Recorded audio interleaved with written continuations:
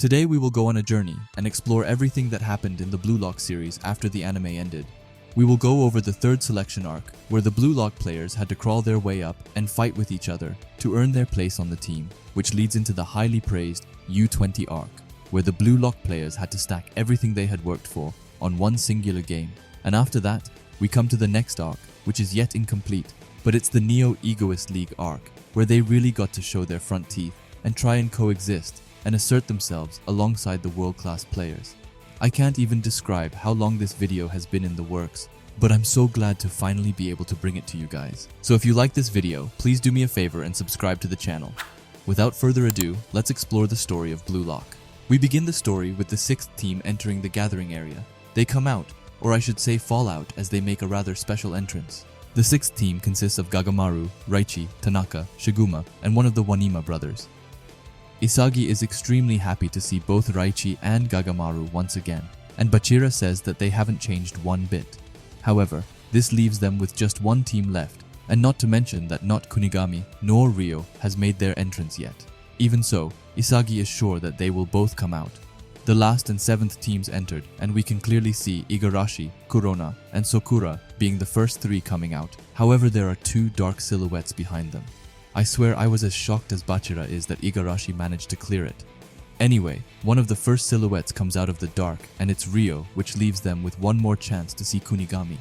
However, the one to come out isn't Kunigami, but unfortunately, Shidu. Isagi is stunned, saying that there's no way that Kunigami didn't make it. He looks over to Ryo and asks him why they aren't together. However, Ryo isn't responding. So Isagi screams out of anger that there's no way that Kunigami would let things end like this. However, after that comes Shidu, who tells Isagi that it did really happen, and that he was the one who sent him to hell. Shidu adds oil to the fire as he says that he admits that Kunigami was pretty well built, and that he had a graceful heart. However, they were out on the field. He doesn't give a damn about how good a person is, saying that a shitty hero like Kunigami with his purity and seriousness was just a slime who couldn't even give him enough exp to level up. Isagi only gets angrier after that as he tells Shidu that he knows nothing about Kunigami.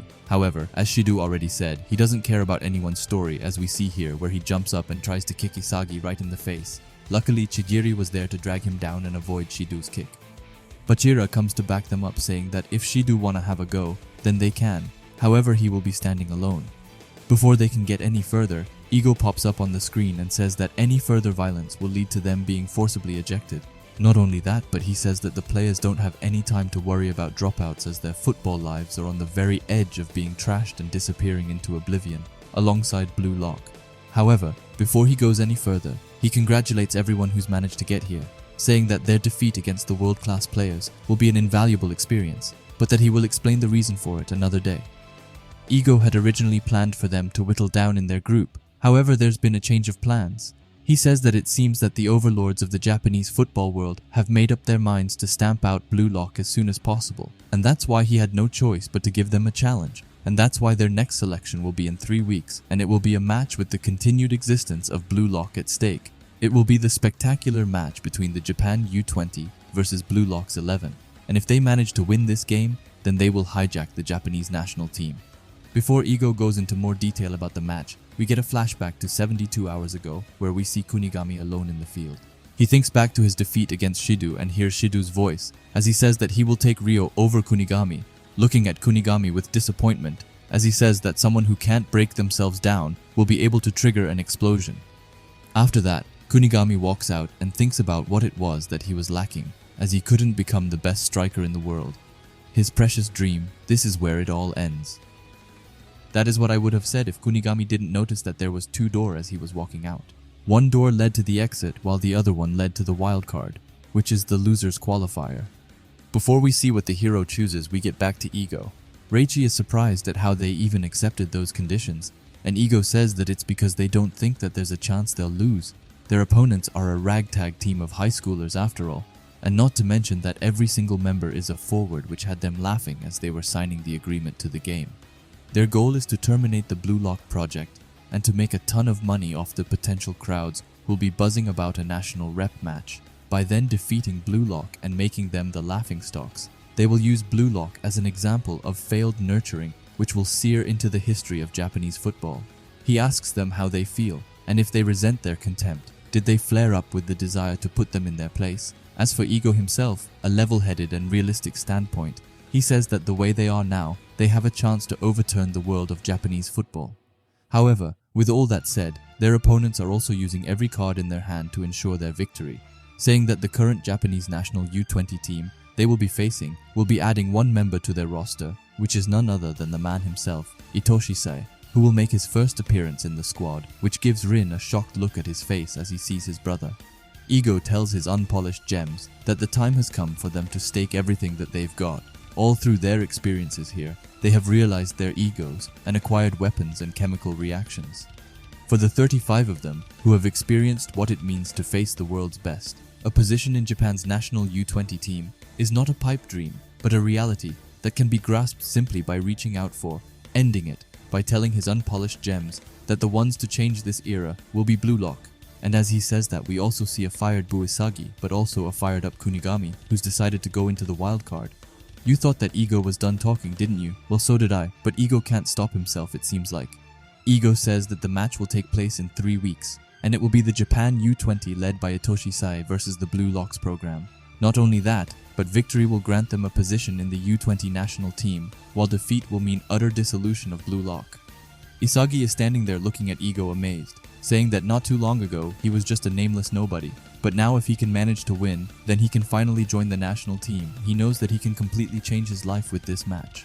However, Raichi quickly catches on and asks Ego how he will determine the members that get to play, and Gagamaru asks if they will have to play as midfielders and defenders. Ego says that that goes with saying, and that they can't forget the goalkeeper. Other than the forwards, they will have to rush to patch together a team. Tokimitsu is scared, as he says that this is too much as the U20 will have actual defenders and suches. However, before he can say any more, Ego tells everyone to shut up and says that he isn't some moron. The formation of the Blue Lock team will center around the following 6, whose names he will now call out, given their overall evaluations as of this moment. These individuals rank as the top 6, and with the goal of putting together a team in just 3 weeks short, this will be their best method. The first and best player is to no one's surprise Rin. After Rin comes Shidu on a steadily second place. As Ego is reading out the names, Isagi is thinking to himself that he also wants to be chosen. After that, we get right into third and fourth place, which consists of first Karasu and then Otoya. After then comes the fifth player, which is Yukimiya. Isagi is thinking that there's just one more player, and that the candidates that Ego has chosen to center the team's formation around, he wants to be one of them. However, his dream quickly gets shattered, as Ego calls out Nagi as the 6th player. The 5th player, Yukimiya, asks for Ego's reason for putting him in 5th place, asking what the difference between him and the first is. Ego tells him that it's simple, and that among the 35 of them, the only ones able to score a goal against the world-class players were Rin and Shidu. After that, he took into consideration how many goals they scored in the first selection, and the world-class players' personal evaluations, and lastly, he used his own judgment. After that, Ego starts explaining the next election, saying that the top 6 will be separated into pairs in descending order, and will be assigned A, B, and C rank, which will make 3 separate teams. Next, the remaining 29 players will decide at their own discretion which team they want to join, and they will be added to their chosen team in randomized groups of 3 to make a complete team of 5. After that, each team will have the chance to play matches against another team in a 5 versus 5 style. Isagi thinks that this is very well set up, and Ego's goal is to find out which members will suit the top 6's best offensive pattern. Ego gets back to his planning and says that members of the top 6 will be playing in multiple games, while the remaining 29 will have just one chance to play, saying that this is the final task of the revised third selection, and with a position as a regular on Japan's national U20 team on the line, it's time for their tryouts. Also, once the 29 who aren't in the top 6 have divided into groups of 3, it makes 3 times 9, which equals 27, which means that one team will be a member short, making them a team of 2. So as an exception, just one more person will have the chance to play in 2 matches, and that honor will go to the runner-up to the top 6, which is the number 7th player, Bachira. Bachira is happy to be chosen, while Isagi is a bit jealous, saying that up until now they had been playing side by side. However, now all of his teammates are above him. Ego tells the top 6 players to proceed to a different room, which only they will enter. While they are doing so, Ego continues, and says that these rankings are merely reflected in their current evaluations. And even if you're in the top 6 now, by the end of the tryouts, these rankings could be turned completely upside down, so go in with that mindset as they face the upcoming battle.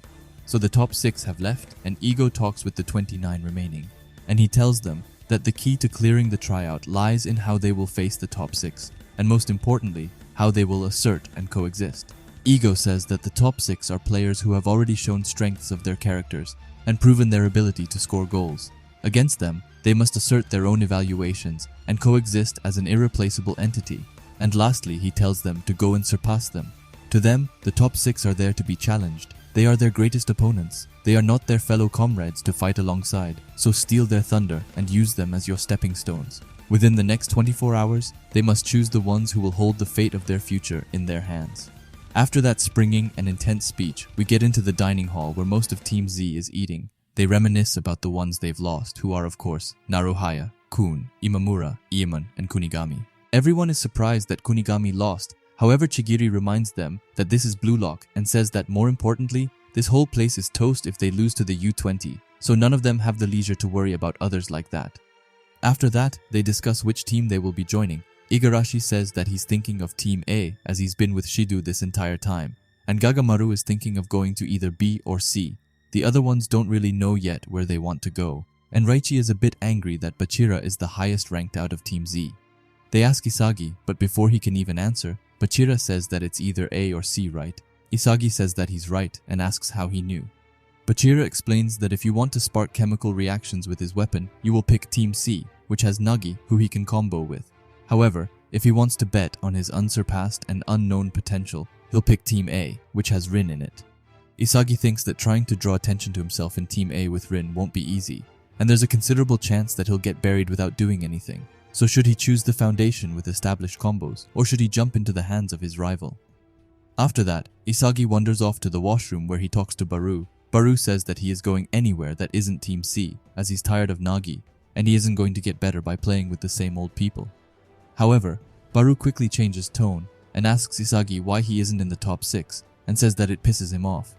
Baru tells him that he's planning to crush him and to not let himself get buried in a place like this.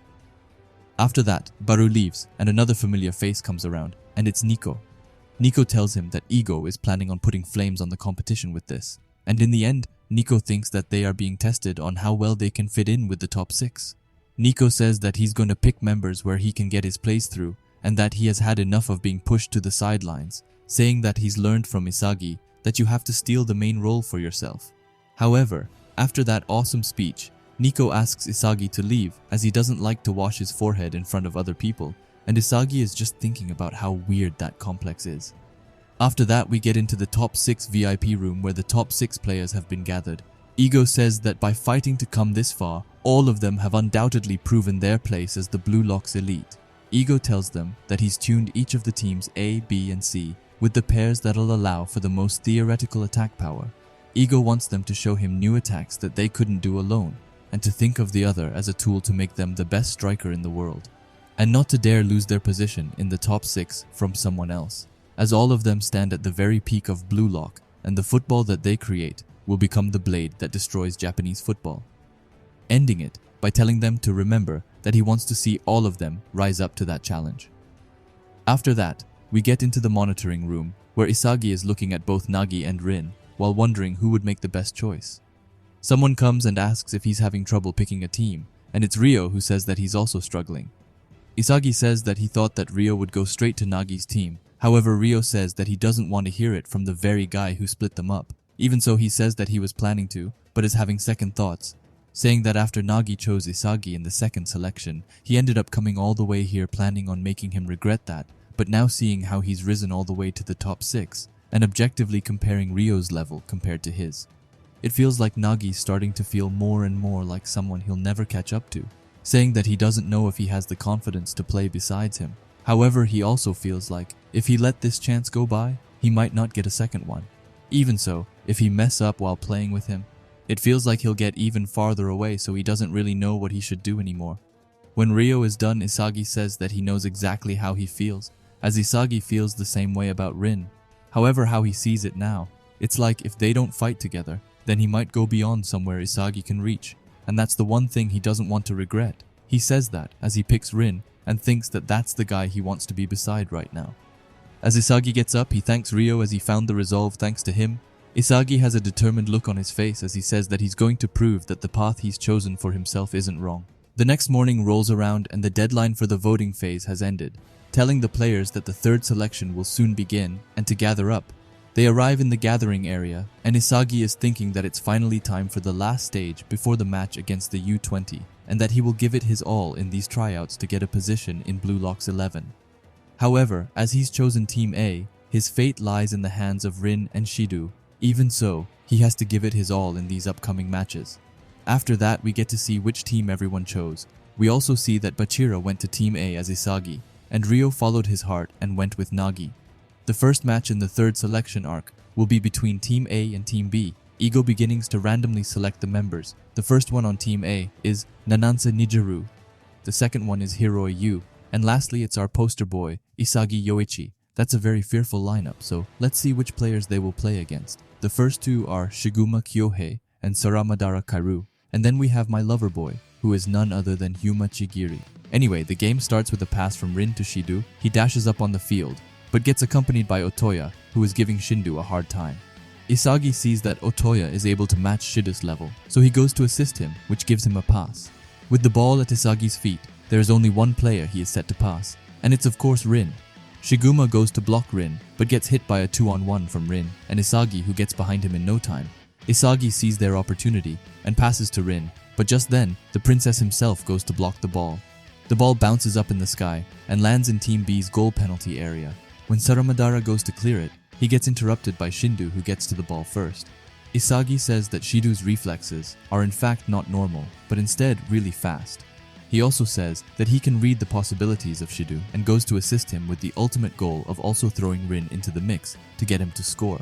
But just then, Shido reaches the ball and kicks it from behind right into the goal, giving Team A a 1-goal lead. Isagi is shocked at Shido's ability to score without even looking at the goal and understands that this is the true power of the second best player in Blue Lock, Ryusei Shido. But with Shido's goal, he also woke up another furious player on the field. After that, Team B started with the ball and Otoya passes it on to Karasu. Isagi goes to block him, and when he sees Karasu looking away, he sees his opportunity to take the ball, but Karasu had already anticipated that and gets around him. But Isagi is still at the back of his tail.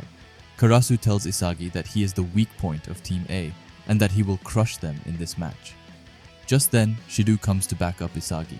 But Karasu uses his knowledge of gravity and uses it to shift both Shido's and Isagi's center points, which lets him get behind them with a feint. After that, he scores with ease, making it even. Hiroi tells Isagi that Karasu uses his sharp analytical ability to pinpoint the weak link in the opposing team and crushes them, and tells Isagi that he is Karasu's prey. Hiroi knows Karasu since their time in the youth team in Kanzai, and advises Isagi to not hide his weakness, but instead to fight with his strengths. Shido passes the ball to Isagi and tells him to do the same thing as before, basically making Isagi do all the dirty work. Karasu goes to block Isagi, and also blocks his way of passing to Rin, making it a 1-on-1.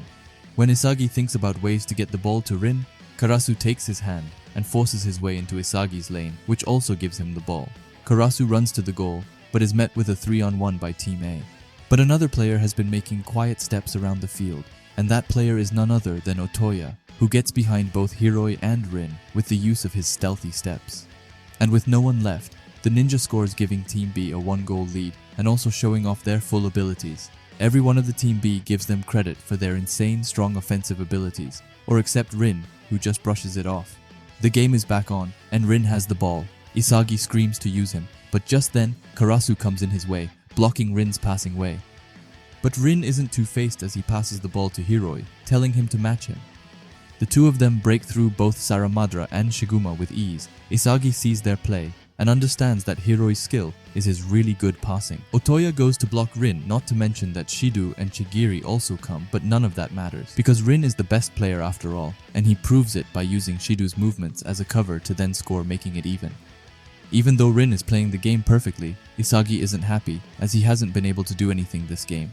He knows that this might be his most important match to prove himself, and thinks about what it is he can do to stand out. Chigiri is also having the same thoughts as Isagi has, and knows that to the top 6, they are all replaceable. But even then, he is determined to do all he can to prove himself. The game is back on, and Karasu starts with the ball. Chigiri tries to analyze the field to find out what he can do. He sees that Otoya is always sticking close to Karasu, and that it's useless to get between them. To be useful, he has to do what he is best at, which is running. So he goes to the right side. Isagi tries to stop him, but Chigiri just bursts through him. Karasu sees Chigiri and decides to give him a chance, so he passes. Rin goes to block Chigiri's passing ways, but it's useless because Otoya has already entered the penalty area, and Chigiri sees it as he makes his pass, and tells him that Chigiri's speed hypes him up as he scores another goal. With that, Chigiri finally proved himself to both Karasu and Otoya. The game is back on, and Rin passes to Hiroi without even thinking about Isagi. Isagi realizes that he can't do anything about that, and instead goes to wait in front of the goal for a chance. But Isagi is quickly accompanied by Karasu, who isn't letting him go. Hiroi sees Rin and passes, but just as the ball is going down, both Rin and Shido go for it, making them collide with each other.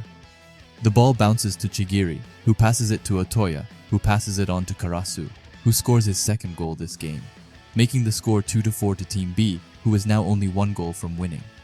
With that mistake, Rin and Shido start going off at each other before Nanase breaks it up. The game starts with Rin being in control of the ball before passing it on to Hiroi, but it gets intercepted by Otoya, who breaks their 1-2 pass. Isagi screams to use him, but it's useless as Karasu is still marking him down. But then for the first time in this match, Nanase calls for a pass which he gets from Hiroi. This also benefits Isagi, because when Karasu looks over at Nanase, that's when Isagi uses Karasu's blind spot to break through him. Isagi now has the ball, and he looks for an opening for Rin. He sees one, but just when he's about to shoot the ball, Shido comes running to him, telling him to pass him. Isagi thinks that Shido will pass the ball to Rin after receiving it, so he passes. But instead of passing, Shido turns around to shoot the ball himself, making an amazing goal. Isagi now knows that what's left for him is to score his own goal, and to really mark his presence in this game. Team B starts with the ball, and Karasu is set on breaking Isagi. Just when they are about to meet, Rin comes in their way, telling Isagi to go away. The duel between Karasu and Rin is fairly even, but Karasu sees it as meaningless as he isn't getting past him. So instead he decides to pass to Otoya, but when he passes the ball, that's when Isagi strikes and comes from behind both of their blind spot and intercepts the pass and gains control of the ball. He makes a 1-2 with Hiroi to get behind Saramadara, but behind him waits Otoya, who tells him that the roads are closed. But it doesn't stay closed for long as Nanase comes asking for a pass from Isagi, which he receives. The three of them completely break Team B's midfield, but back in defense lies Chigiri, who tries to stop their breakthrough, but just then, Shido comes running, asking for a pass, telling them that he can score. So Hiroi passes, but he doesn't pass to Shido, no, he passes to Isagi, who is running freely on the field. But unfortunately, Isagi misses the ball with just the tip of his shoe. Team B clears the ball, but the cleared ball falls to both Rin and Karasu, who is in a fearful battle with each other. Rin luckily reaches the ball first and makes an incredible goal, making it even. Isagi knows that the final step couldn't be reached by him, but by Rin. When Karasu and Rin fall to the ground, Karasu compliments Isagi and says that he has awakened into a better player than he was before. Isagi says that the three of them have finally become useful to Shido and Rin, but even with that, Isagi is frustrated because this isn't the type of football he wants to play. Hiroi goes forward to Isagi to apologize for the pass he sent, but Isagi denies that and tells Hiroi that his pass was perfect and that it was his body that couldn't keep up. But that's when Hiroi explains to Isagi that if he starts to move after he has thought about it, it will be too late. Hiroi tells Isagi that up till this point, he has made plays by seeing, thinking then moving, but that it won't keep up anymore. And to become a stronger and a better player, he has to do it in reverse and move before even thinking. With that, the game is back on. Karasu has the ball, but is being marked down by both Rin and Isagi, so he decides to pass to Chigiri and tells him to burst past them. But just as the pass is going down, Shido intercepts it and steals it from Chigiri and says that the star has now entered the stage. The loose ball falls to Nanase, who passes it on to Isagi. Isagi and Hiroi link and passes each other before Karasu comes and blocks his passing way to Hiroi. But just then, Rin comes and tells Isagi to pass him. Isagi also sees Nanase on the side and creates a triangular formation to break through Team B, with Karasu and Otoya left in the dust. Isagi passes the ball onto Hiroi, but Hiroi is getting into some real trouble with Chigiri, who isn't letting him pass. Isagi knows that whoever takes control of the middle area of the goal will be the one who scores the final goal. He thinks about where he should position himself to score, but he can't find anywhere. After that, he gives up to try and think about where to position himself, and instead does as Hiroi told him, and to move before thinking, so Isagi stops thinking and is now moving by feeling. Hiroi finally shakes off Chigiri and passes the ball into the middle where both Rin and Shidu are headed to. Both of them are about to hit the ball, but just then another player enters. And that player is none other than Isagi Yoichi, who goes in between both of them and reaches the ball first. So he shoots a killer ball right into the net, which gives Team A the win. Isagi doesn't understand it, but what he does understand is that in that moment, he definitely surpassed both Rin and Shidu. Nanase jumps on top of Isagi out of happiness and tells him that he was unbelievable in that moment. Even Shidu says that he quite liked it when Isagi exploded. And to top it all off, Rin comes and tells him that he made a super goal before ending it with calling it luck and telling him that he pisses him off. After that, Shidu and Rin get into a fight like they always do. And I love how Otoya is just spectating as he says that he loves seeing these kind of brawls. However, the brawl doesn't last long as Ego tells them to break it up immediately and prepare for the next match. After that, we get into the monitor room, where Isagi and Nanase are watching the replays of his fantastic goal. Nanase asks Isagi if he had it all planned out ahead of time. However, Isagi tells him that it was like he was thinking as he was moving, and then as he was reacting. And at the end, while avoiding the space between Rin and Shidu, he broke free. Nanase is amazed, saying that it was like Isagi was sensing that moment. Hiroi comes by and says that he didn't expect Isagi to score. He made that pass thinking that either Shidu or Rin would pick it up. Even so, Hiroi tells him that right now, reflecting and analyzing his own plays is a really important thing to do. Isagi thanks him, but asks him why he gave Isagi the advice about thinking by reflex, which was what led Isagi to that goal. Hiroi asks him if he's big into games and starts saying that he's a huge gamer, and brings up tile matching games like Tetris, saying that in those games you start out slow, so you have time to make your moves, but by the end, they're way too fast, which makes it hard to even think. A play speed required to coexist with Shidu and Rin is about as difficult as that. While playing Tetris, everyone is thinking about how many pieces are piled up right now, which block they have now, and which will come next, saying that you understand, think, and then act. The best gamers can process that information at a high speed and are able to press the buttons to get the best course of action, which is a way of reflex. Even so, this can also be applied to football. Isagi finally gets it, and Nanase, I'm not too sure, but whatever.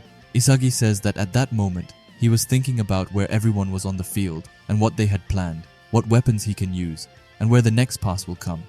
Processing all of his abilities simultaneously at top speed, he was able to arrive at the best point before anyone else. Hiyori tells him that that's correct, and that it was the result of everything he's built up until now. It may look like he got incredible out of nowhere when in reality, everything that he can do came together in that moment. Isagi's puzzle pieces start floating wild as always, as he says that this is the truth behind this sensation, something that almost makes him forget about himself. Even though he's gotten praise a lot now, he's still our humble king, as he says that he was only able to pull this off because of the right conditions came together. Rin and Shidu fighting amongst themselves was what allowed him to move easily. And above all, if the two of them weren't there, this all would have impossible. And with that, he thanks them. Nanase tells him that, to be honest, he was the only one he could really catch up to. He apologizes if he sounds rude, but Rin and Shidu's movements felt like they were in a different dimension, so he couldn't really figure them out. But in Isagi's case, it felt like he could understand a bit what was going on. After that, we get a really sweet moment where they all celebrate their result for the tryouts. Isagi is thinking that he's managed to acquire a new sensation, but that he hasn't mastered it yet. He needs to be able to reproduce it, and if he can learn to use it freely, he will be able to go even higher. Before he can dream any longer, Hiroi tells them that the second match is about to start, which is none other than Team C against Team A. As they are beginning, Ryo goes to Nagi and says that he better watch him closely. After that, the kickoff begins. Ryo has the ball and is thinking to himself, saying that after Nagi left him, he's become stronger. He has given everything he had to win so that he could reach him. But even so, Nagi is so far ahead of him, and that's why in this match he will prove to Nagi that he's the only one who should be by his side. They get behind Shidu by trading passes with each other, and then Ryo sees a perfect cross opportunity.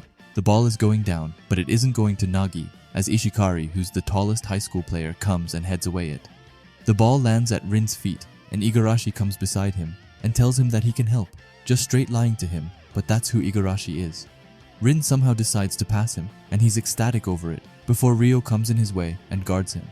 Igarashi sees both Rin and Shido awaiting a pass, and he thinks about who to pass to. However, suddenly he hears Shido screaming at him and asking him if he wants to have his head smashed in, which leads to Igarashi passes him out of fear.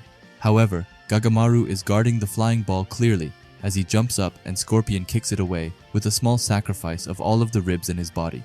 The ball goes to the number 5th player, Yukimiya Kenyu, who's right off the bat facing trouble with Rin. However, he deals with those problems by doing drag scissors, which catches Rin off guard. Even so, behind Rin lies Shido, and I don't know how he does it, but he doesn't only break Rin's ankles, as Shido joins in on that list, after getting dumb fooled by Yukimiya. But once again his problems just keep piling up, as Ishikari and half a brain are behind. Ryo comes by telling Yukimiya to use him, however that's not how Yukimiya does things, as he goes into a shooting stance and shoots the ball even though the goal is more than 30 meters away, and not to mention that he's got no opening. The ball is going way over the goal, and Igarashi thinks that he's smart, as he laughs at Yukimiya's shot.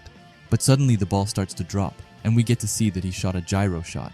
However, even though it's a great shot, it's not over just yet as Ryu is heading for it, but so is someone else, and that someone else is our beloved Nagi Seishiro, who traps the ball just outside the goal, and then shoots a pretty outstanding shot into the goal, making their first goal of the match. However, something is more important to Nagi, as he apologizes for stealing Yukimiya's goal. Ryo is looking from afar, saying that he isn't capable of scoring a goal like the one Nagi did. Everything from Yukimiya's dribble to his gyro shot, and Nagi's decision to trap the ball, saying that they aren't linking up but rather bringing out their super plays. They're enhancing one another, and to Ryo, it feels like he will never reach them. He isn't enough to satisfy Nagi anymore, not to mention that it looks like Nagi is having so much fun now. Ryo thinks back to the old days when he was looking bored while receiving his passes.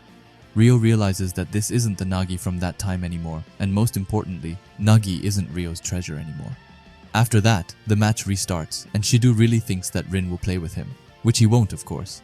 Ryo is going to stop Rin while thinking that the top 6 really are in a class of their own.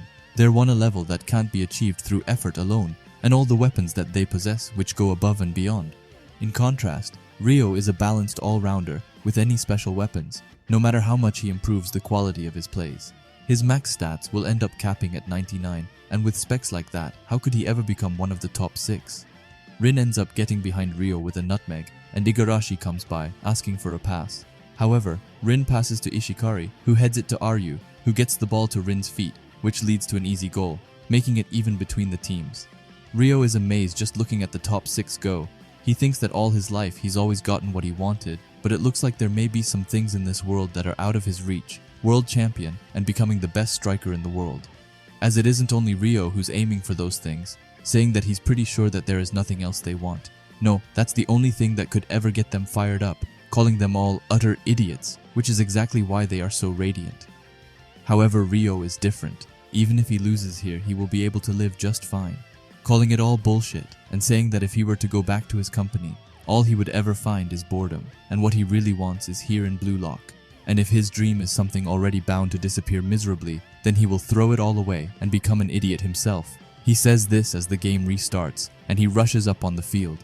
Yukimiya has the ball and gets behind Igarashi easily, but fails when Rin comes. The lost ball falls to Ryo.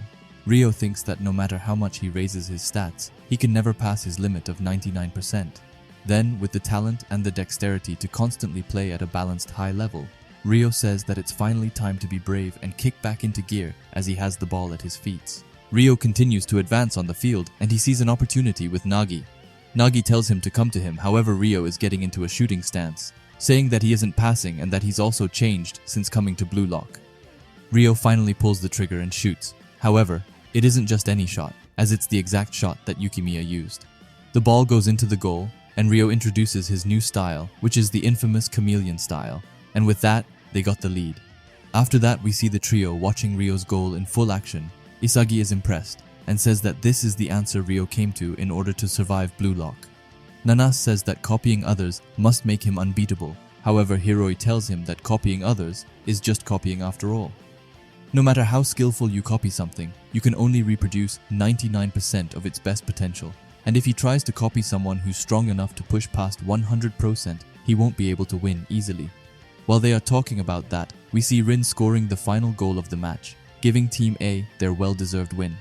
After that, Rio sits down on the ground saying that his new style isn't something that can beat the top 6 yet. However, he's definitely caught sight of the path he needs to take toward his evolution. Nagi comes by complimenting Rio's goal. However, Rio looks at him with a rather sad look and says that it's still not enough and not the football that Nagi wants to play. Nagi says that he's right, and then Rio tells him not to bother with him and keep waiting for him from above, thinking that he will become someone who Nagi wants to chase after and that he won't rest until he gets what he wants. After that, we get into the Football Association top secret meeting room, where Japan's team coach and the president of the football union are talking. However, they are so boring, so let's skip their speech. Because the real deal happens when Serie barges into the room. He tells them that he's watched the videos of all the Japan U20 players and says that they are all shit, especially the forwards. He tells them that he agreed to join the team because he heard that he would get to play against Blue Lock. However, if this is the kind of school team level trash they are gonna throw at him, then he's backing out. The football coach gets really mad, but the other guy knows how to strike a deal, as he tells Serie that he can nominate anyone to play in that match, as long as they are from Japan. Serie tells them that there is one striker that he would like to play with, and that striker is in Blue Lock. After that, we get to the third selection waiting room. Isagi wakes up and goes to check up on the last game of the selection, and he's greeted to a bunch of players, having a watch party to the matches. Nanas tells him that he tried to wake him up, but that it was impossible. Even so, he tells Isagi that he can watch the recordings, and that he can see all of the member that scored over at the board. He takes a quick look and sees that both Bachira and Baru has managed to score, but that's not all, as the last match is in its last stages. Both Rin and Shidu are headed for the ball. However, as they get away the ball to the goal, they kinda crash with each other.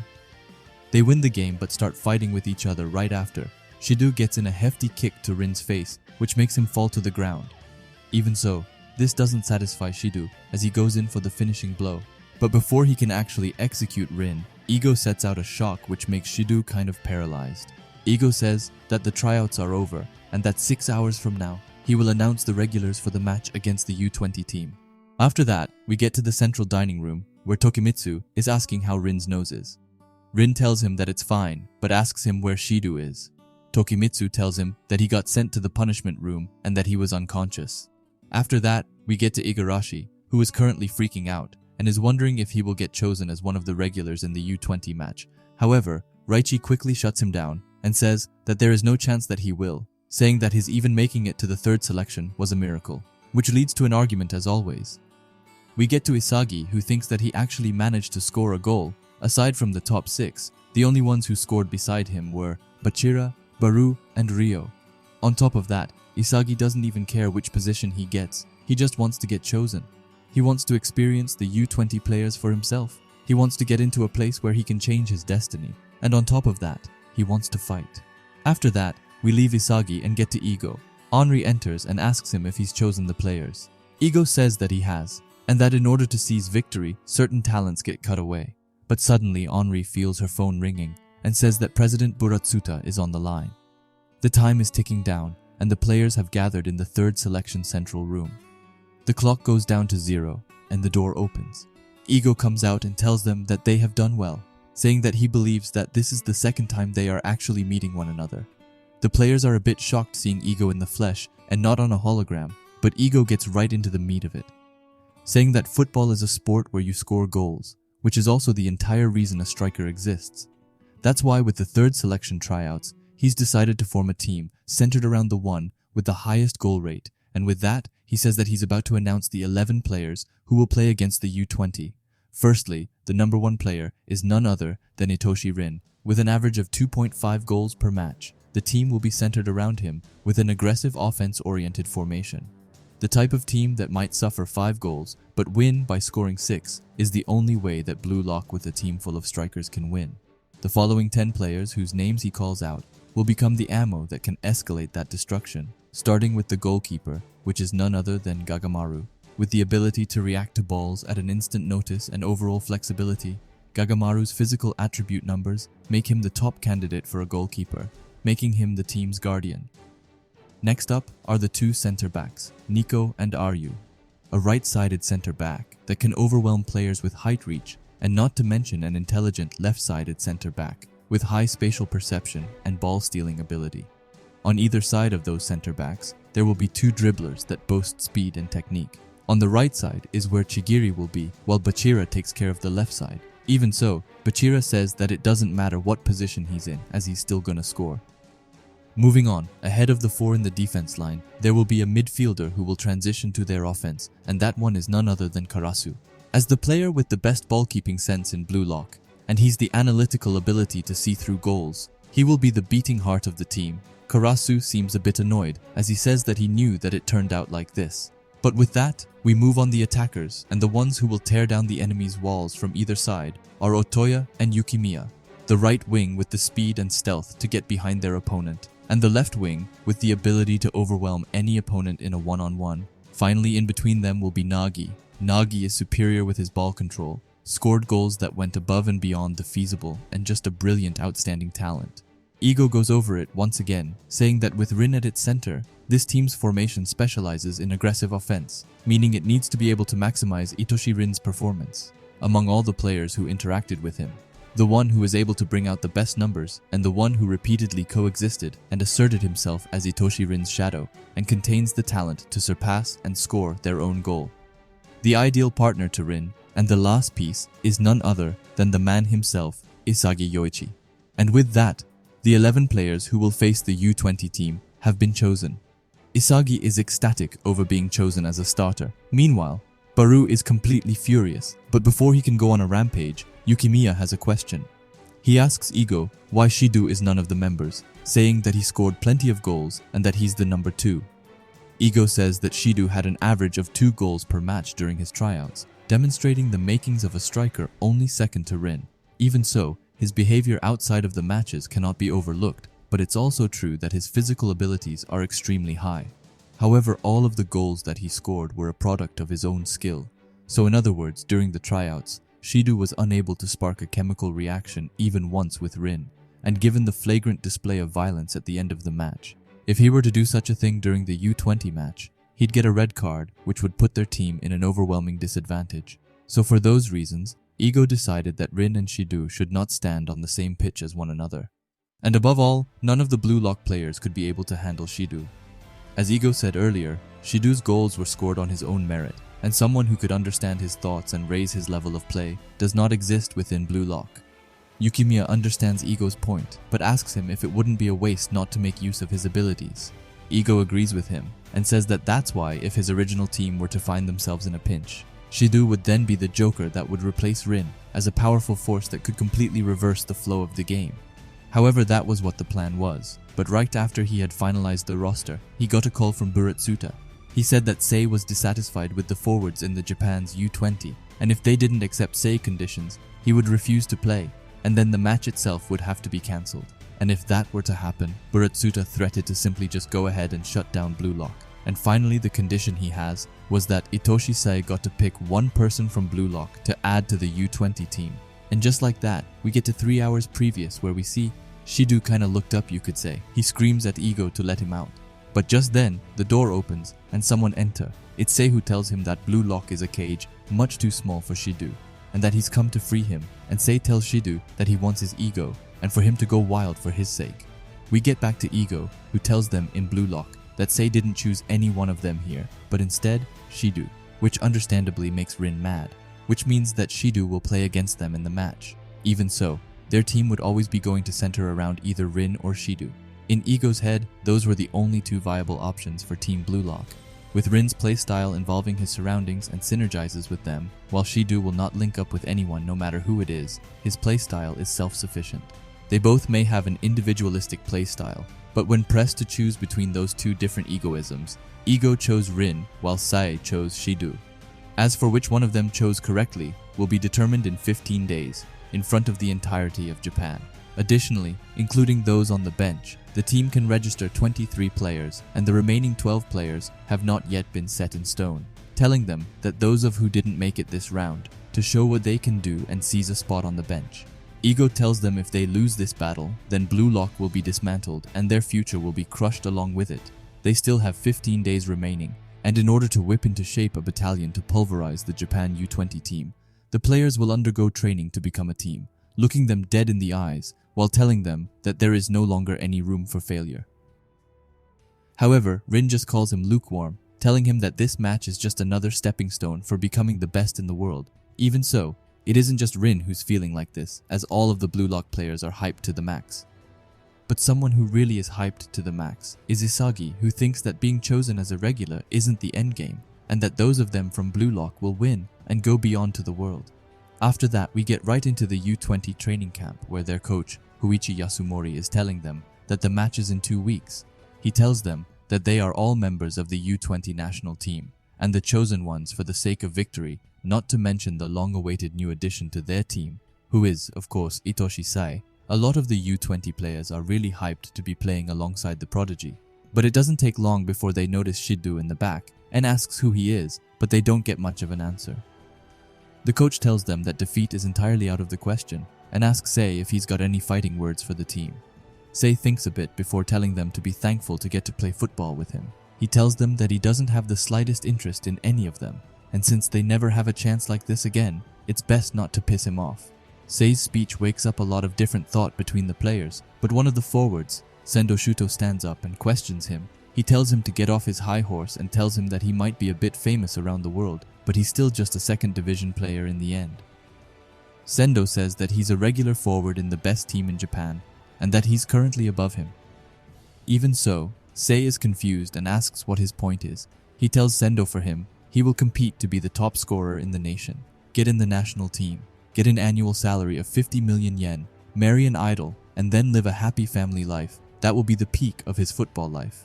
Meanwhile, Sei's singular interest is in becoming the best in the world, telling him that there is a fundamentally different depth to their greed, and says that just now, the things he listed didn't sound so bad, which is how he knows that Sendo will never be the best in the world. Sendo is just about to say a comeback when Shidu comes out of nowhere and slams him down to the table. Everyone gets mad at Shiodu, however he just takes it as a challenge. Sendo gets up, or kinda. He tells Shidu that Itoshi Sai aside, Shidu is a nobody from who knows where, and someone like him doesn't get to talk to him like that. And he goes for the attack. However, he misses, and Shidu goes in for round 2 right after. But before he actually hits Sendo, Aiku comes in between and shields him. Shidu keeps on trying, but that just ends up with him down at the ground. Aiku tells him that he likes his spirit, but that it's out on the field where you need to show off. He tells Sei that it goes for him too, and that if you want their confidence, you won't get it by talking a big game, but by actually playing, because it's them defenders that will have his back. As he says that, we get this really cool looking panel where we can see all of their defenders and Aiku just manhandling Shidu. Right after that, we jump into the first day of Blue Lock's last training camp. Chigiri is showing the U20 defensive lineup to Bachira and Isagi. He says that according to Ego's info, there's a huge 19-year-old defender who's already got an offer to play for a Serie A Italian team. Not to mention that it looks like the team is centered around him, with a focus on a strong defense and quick counters. Chigiri says that it will be tough, however Bachira just keeps on saying that they will just have to break through them, and even Isagi is starting to get annoyed. Not long after, Ego's voice comes on from the speakers where he tells them that it's time for their break. Isagi is thinking about his crazy play during the 3rd selection before he stumbles across Rin. He goes in and tells Rin that it's break time, but Rin just tells him not to lump him in with them and that he can go away. Isagi tries again to warn him that if he trains too hard he might, and before he can finish his sentence, Rin tells him that if I break down from this, then that just means that it was all he was ever going to amount to. Rin says that he can finally fight him, his brother, he can finally crush him and surpass him. He has a furious look on him as he says that he's longed for this very moment a while now. When he's finished, Isagi gives him a water bottle. However, Rin again doesn't want it, but this time Isagi tells him that if Rin gets hurt, then Blue Lock's done, which would present a problem for Isagi, which makes him finally accept it, but even so, he says that it's lukewarm, which is quite funny.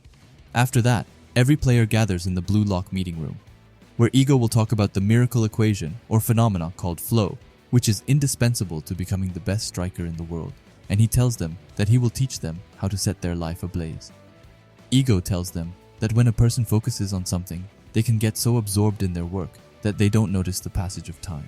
Taking enjoyment in the process, their brain then enters a state of excitement, which is basically just called flow. It's possible for a shogi player to experience it during a match, also for a lady working the register on her part-time job. Everyone from programming, mountain climbing, musical performances, and other artistic expressions. Regardless of the scale of activity, it is something that can occur to anyone. And for football, it's not an exception. Ego asks them to think back to the moment they broke out of their shells after coming here, saying that they must have experienced it, a moment in which they put everything into their play. Isagi thinks that this is the first time he's heard about it, but that he definitely gets what he's talking about, thinking back to a couple of moments where it was in a trance, and says that flow was the key to all of it. After that, Ego gets to the million questions as he asks them how one enters the state of flow, saying that there are several conditions, but the one that he most discussed is the challenge-centered focus. This involves attempting an objective at a suitable level of difficulty. They ask them to take a look at the scale that he's showing to them, saying that this shows the balance between challenge and skill, which is necessary to enter flow. If someone challenges something at a lower level than their skill level, they will be unable to find any enjoyment in the task, which will lead to them becoming bored. On the other hand, if they challenge something at a level too far above their skill level, convinced of their imminent failure and unable to concentrate, they will become anxious.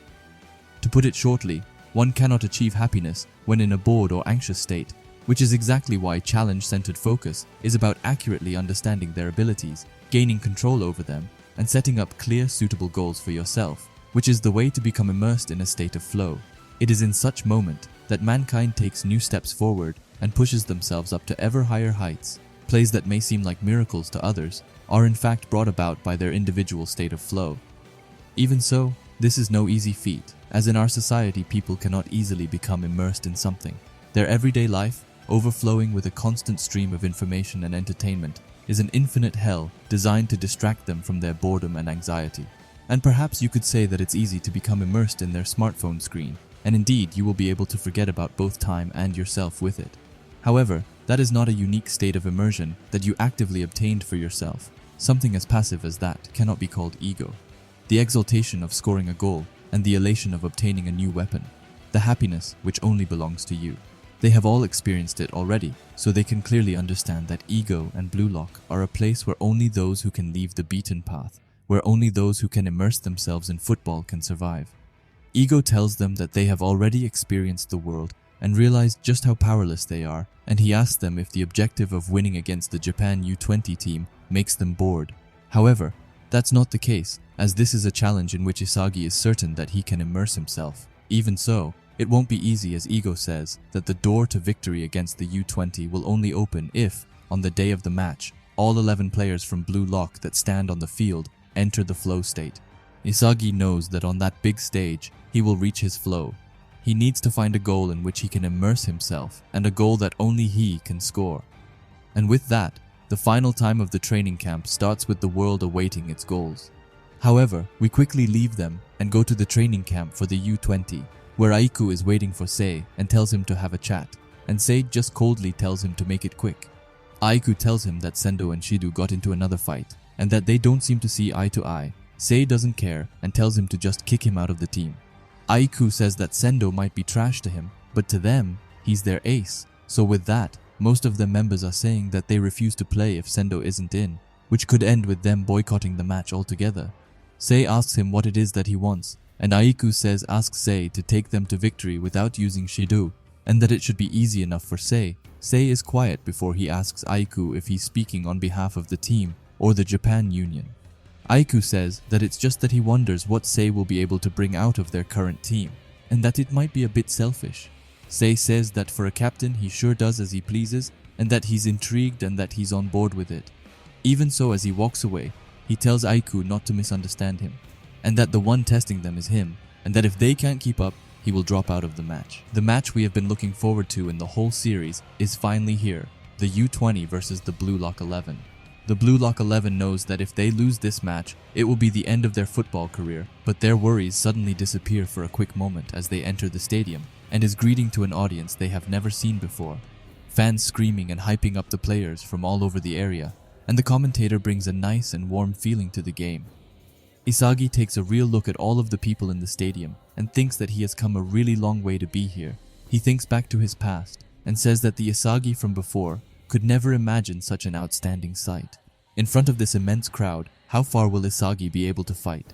He suddenly stops himself and says that that's not it. It doesn't matter who else is there. Isagi needs to focus on himself. He has to become immersed in this fight. Just as Isagi is in his little bubble, Rin comes and slams him on his back. Calling him lukewarm, he asks Isagi what he is getting nervous for. But Isagi tells him that it's called being excited, and with that the game starts. The Blue Lock 11 starts with the ball, and Rin passes to Isagi. But right off the bat, the prodigy himself, Itoshi-sai, goes to block Isagi.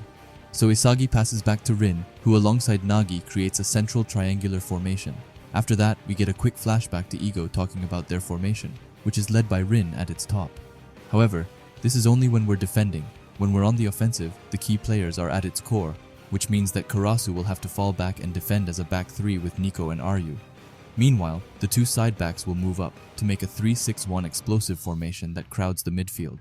This is only made possible because this is a team formed of only strikers, as a variable formation that allows for goals to be scored from everywhere. So with all that, Chigiri and Bachira move up on the field, starting the super aggressive Blue Lock system. The U20 quickly sees that the Blue Lock 11 has raised their numbers, so Isagi has to quickly make his play, while the U20 players are still reacting. So he passes to Blue Lock's own little monster Bachira, who goes up against Einstein. I mean, you can't tell me he doesn't look like him. Bachira starts with his fierce double-touch feint. He gets closer to Hayate and finishes off with an aerial rush turn. Bachira tries to find the best position to pass to. He thinks about giving it straight to the goal zone, but quickly throws that idea to the side, as he sees the only person linking up perfectly to his best move, which to no one's surprise, is Isagi. He quickly confesses his love to Isagi before saying that both the U20 team and this field will fall to the two of them, as he passes to Isagi.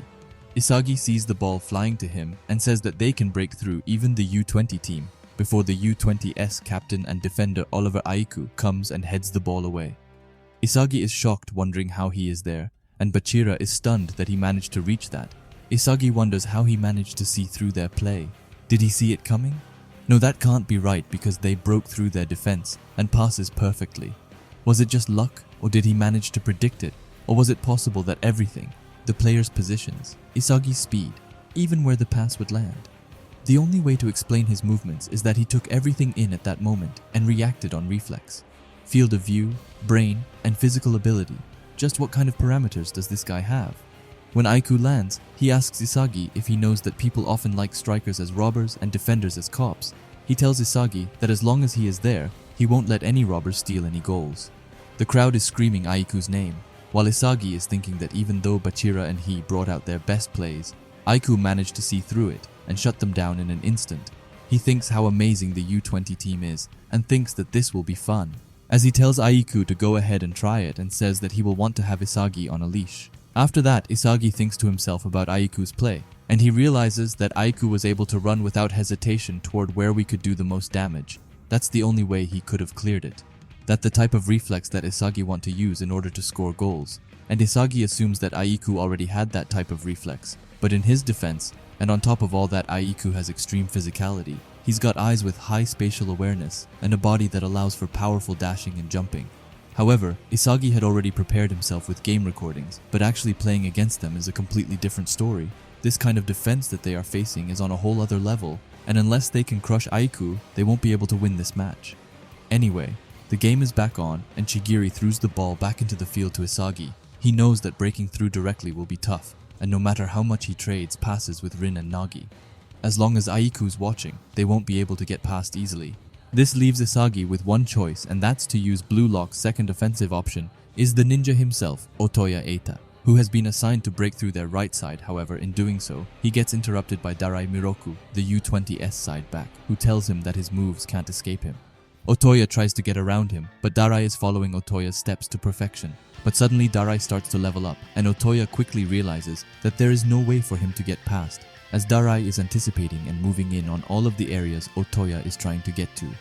Isagi is shocked that Otoya is unable to get behind him and thinks that he can't afford to pass there. But just then, Rin tells Isagi to change up his train of thought and passes him. So Isagi goes for his second option, which is Yukimiya on the opposite side. Yukimiya goes up against Neru Tepe, the other side back of the U20 team, and Yukimiya absolutely crushes him with his La Boba.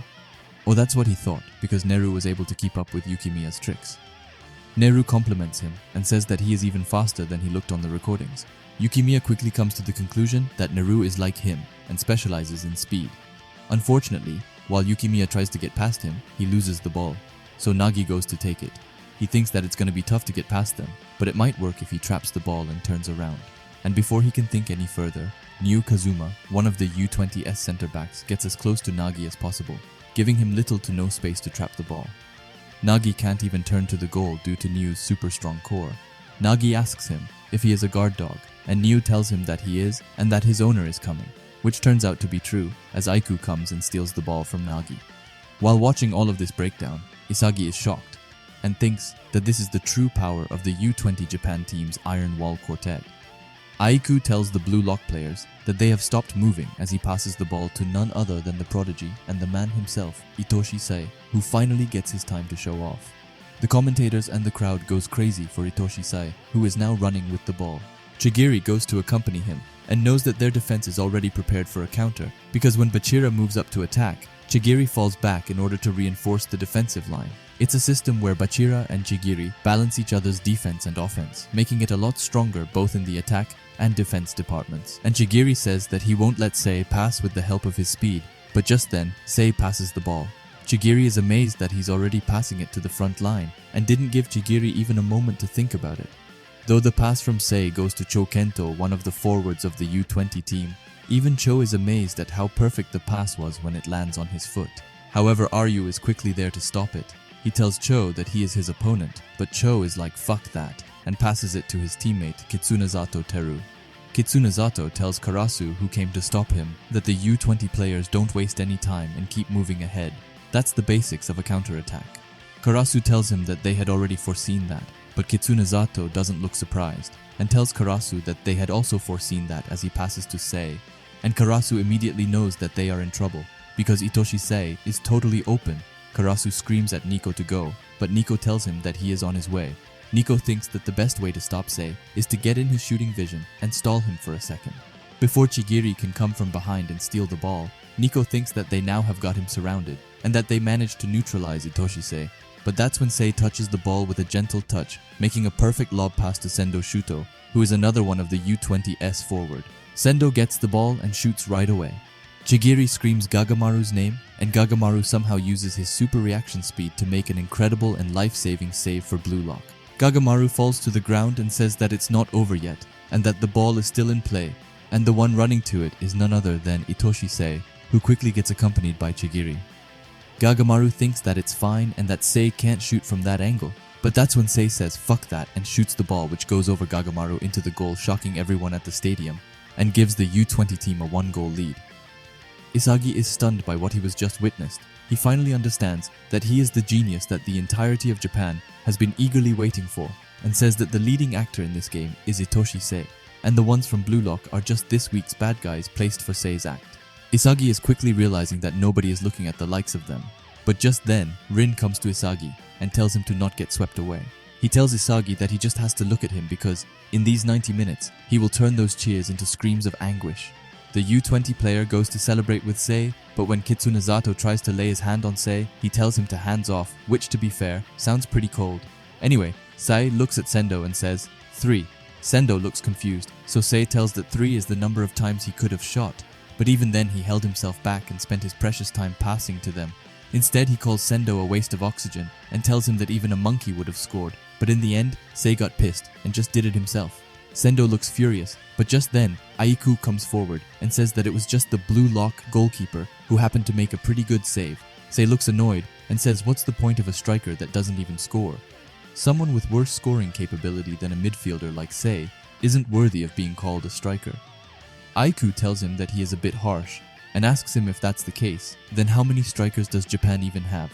Which Sei coldly responds that the point of the match is to figure it out. Aiku tells Sendo to not miss the next one, and he tells Aiku that he knows, and that the U20 is his team. Back to the Blue Lock side of things, we can see Gagamaru being really hyped that he blocked the first one. Nico tells Isagi that with a perfect defense followed by a quick counterattack with Itoshi Sei there, their team's strategy has gotten considerably stronger, and Isagi agrees. Back at the benches, Henri tells Ego that the plays that they practiced in the training camp aren't working at all, and asks Ego if they are gonna be okay. Ego looks unbothered, and says that he didn't expect any better, which gives Henri a surprised look. But Ego continues and says that practice is just practice. When you're practicing, all you're really doing is demonstrating your technical skills in a no-stress environment. It happens in all fields of performance. Some people perform well in practice, but fall short when it comes to the real thing. The decisive difference between practice and the real deal is the presence of stress, the setting, your opponent, your own body condition, changes in your mental state, your muscles tensing up, and your thoughts coming to a stop when it comes to the real deal. There are plenty of factors that can lead you into a downward spiral. Nothing goes like in practice, and the only way to overcome that stress is by improvising. After that, Henri asks Ego if he isn't going to give them any directions, and that if they don't do anything, they will. Before Henri can finish her sentence, Ego tells her to shut up and to trust them, because when it comes to the real deal, our egoists always deliver. The game is back on, and Isagi has the ball. He knows that he is still missing a piece to crack their defense line. He says that the only thing he can do in the meantime is to discard all unnecessary thoughts and concentrate on what he is doing right now. Isagi is now going to use everything he's got and focus only on building his plays with Rin. While they are trading passes, Wakatsuki Itsuki, the U20's defensive midfielder, comes forward, and that's when just trading passes isn't gonna cut it. But Rin and Isagi don't care, and start trading closer distance passes with each other. Hayate quickly comes to help out, but it's little to no help, as both Isagi and Rin are keeping a close distance and are able to help each other, and Isagi is even moving in a calculated way which drastically broadens that of Rin's range of options. But just then, they make something unexpected. They make a heel pass to Bachira, who is right behind them. Isagi says that they have the advantage in numbers, and Nagi got 2 center backs behind him. If only they can get past Aiku and Nyu, it will be their chance to score. And if that wasn't enough, Isagi now says that from here on out, he will follow his own ego. However, Aiku is quickly on Isagi's tail, which lets Bachira makes an easy pass to Rin, who traps it perfectly. Ego says that Rin's awakening will pave the road to victory. Rin is in the perfect position to shoot, but instead of shooting, he goes forward. Isagi looks at him and wonders why he's worsening his shooting angle on top of that. He's kicking with his non-dominant left leg, but as Rin shoots the ball, Isagi understands. Rin is trying to repeat Sei's goal from just now. The ball goes over the goalkeeper, but just in the last second, the goalkeeper manages to touch the ball with the edge of his hand, making the ball hit the post. The second ball goes to Yukimiya, who is in the perfect position to dribble to the left, but it won't be that easy as Naru comes right away. Or will it? Because Isagi says that this is an attacking pattern that they have practiced. While Yukimiya takes them on in a one-on-one, Isagi gets within visible range of the defense line, and by opening up the possibility of him receiving a pass, their split-second hesitation will jam their movements, and it works exactly as they predicted because Neru's movements suddenly stop when Isagi runs up, which gives Yukimiya a chance to step aside with the ball and shot an amazing shot, which unfortunately gets blocked in the last second by none other than Oliver Aiku. Nyu tells Darai to get the lost ball, but he gets accompanied by Otoya, who runs beside him, and the first one to reach it is Otoya, who shoots it at the goal. However, the shot gets blocked by Nyu, who uses his face as a shield. The ball goes once again up in the sky, and Isagi screams at Nagi to take it. Nagi knows that this is his chance, but it will be tough, as both Hayate and Wakatsuki are there with him. So when the ball lands on Nagi's feet, he doesn't shoot right away, but instead brings the ball with him into the air using a lift trap. And then, when he is in a perfect position, he shoots the ball into the net, making an incredible goal and making it even between the teams. The crowd goes silent for a second before they burst out in excitement. The U20 players are annoyed that the crowd is supporting them, but Aiku has finally realized what all of the Blue Lock players have in common, which is that the only thing on their minds is scoring, as he kind of compliments them and says, "So this is Blue Lock if you get drawn in. It's destructive indeed." Back to Nagi, who sits on the ground with his fist in the air, which he later says is cringe. Isagi and Jigiri are over the moon and runs to Nagi and jump on top of him, creating one of my favorite panels of the series. But it's not just them that are happy, as we can see most of the Blue Lock players smiling. On the bench we can see Henri, who is also extremely happy, and says that they are now caught up with each other. However, she wonders why their offense strategy suddenly worked, and she says that it makes her wonder why they had so much trouble in the first place. But Ego tells her to not get carried away by a goal and calls her errand girl. Ego says that if they can create a situation where they've got a 50-50 chance at scoring, the Blue Lock forwards are expected to do that much. Henri is a bit annoyed at getting called errand girl, but asks Ego if that means that the play before that was the critical one. Ego tells her that she is right, and that Itoshi Rin's improvisation was the origin of that goal. He tells Henri that their players are strong, and that all the selections he put them through have trained their capacity to improvise. Henri asks if that's the thing he is always talking about, chemical reactions between players. He tells her that it's also a form of improvisation as he starts telling a story. He says that when one moves toward an objective, things rarely ever go according to plan. Whatever is written in textbooks and manuals may be textually correct, but out in the reality of the field, it's nothing more than abstract theory. And when one's strategy doesn't go as planned, your average guy will start to panic. They'll find comfort in locating the source of their failure and then waste time revising their approach. However, a winner sees a challenge. He asks Henri what the objective of this match is, and Henri tells him that it's to win, and she is right. Whether they can get into that mindset quickly will be crucial, even if your plans fall apart, even if the path you take is not ideal. As long as you don't lose sight of your objective, your situation just becomes another challenge. Henri says that that's the mindset necessary for improvising. After that, Ego says that Blue Lock doesn't need an average guy who waits around for orders. What he wants are egoists who can discover their own challenges. Itoshi Rin moved toward that challenge faster than anyone else, and Isagi responded to that. Ego ends it by saying that Isagi might be the key to Itoshi Rin's awakening. Isagi goes forward to Rin and tells him that it was too bad he didn't manage to score. But Rin takes it in a bad way and asks if he is making fun of him, and tells Isagi that there is no point unless you score. However, Isagi still says that it was a great play, but Rin says that who cares, and tells Isagi that he was also trying to score. Isagi asks Rin if that's bad, but Rin tells him that it's the opposite, and that they are devouring each other to achieve their objectives. He ends it by saying that this distorted relationship is how he and Isagi are supposed to be. Isagi understands that he and Rin poses a threat to the opponent, and says that there is no need to play nice and to fight for the sake of his own goals. With 15 minutes left in the first half, the game restarts at 1-1. Sei has the ball, and Rin goes to block him. Rin tells him that it has now been 30 minutes since the game started, and asks him if he isn't even going to say hello. When it has been this long, calling Sei a shitty brother, Rin tells Sei that this game isn't for him, but for Rin to surpass him. Rin and Sei goes into a furious duel with each other, and challenges each other in a different type of ways, but Kitsune Zato and Isagi goes to back up. Rin tells Isagi to not get in the way, and that this is a fight between brothers. The battle between Sei and Rin is close, however Sei has a slight edge, with Sei hitting Rin with a great should block which basically reverses his center of gravity in response to Rin's tackle. Sei is able to hit Rin with multiple techniques, but hasn't quite lost him yet, as Rin is still on his tail, but that's when Sei separates himself from Rin, and says, "So long as you're still hung up on being my brother, you'll never be able to surpass me," as he makes a nutmeg and a cross elastico to finally get behind Rin. The crowd and the commentators are astonished by Sei's play. As he is now headed to the back line, Karasu and Aryu are waiting for Sei to make his move, and Aryu tells Nico to stay vigilant on the defense line. After that, we get a flashback to when Ego talked to Nico about his match appearance. Ego tells Nico that he is average in both height and speed, and asks Nico if he knows why he was chosen as a starter in the center-back position. Nico asks if it was for his vision, and Ego tells him that it's correct. He tells him that someone as capable of accurately grasping the state of the field will serve as the Blue Lock's watchtower. Nico quickly grasps the situation and knows that he has to detect every player who is currently trying to link up with Sei, not focusing on the one who currently has the ball, but rather on the others squirming around him, and after that quickly and accurately locate the most dangerous trespasser and exterminate them. Nico is running to the ball, which is headed to Sendo. While running to the ball, Nico sees that the pass has a backspin to it, making it easier to trap, and he knows that even if he runs at full speed, he will be half a step behind. Sei's idea with this brilliant pass was to drag Nico out and break their formation, to then be able to easily get past their defensive line. However, that's not nearly enough to fool Nico, who goes in and pretends to fall for the trap.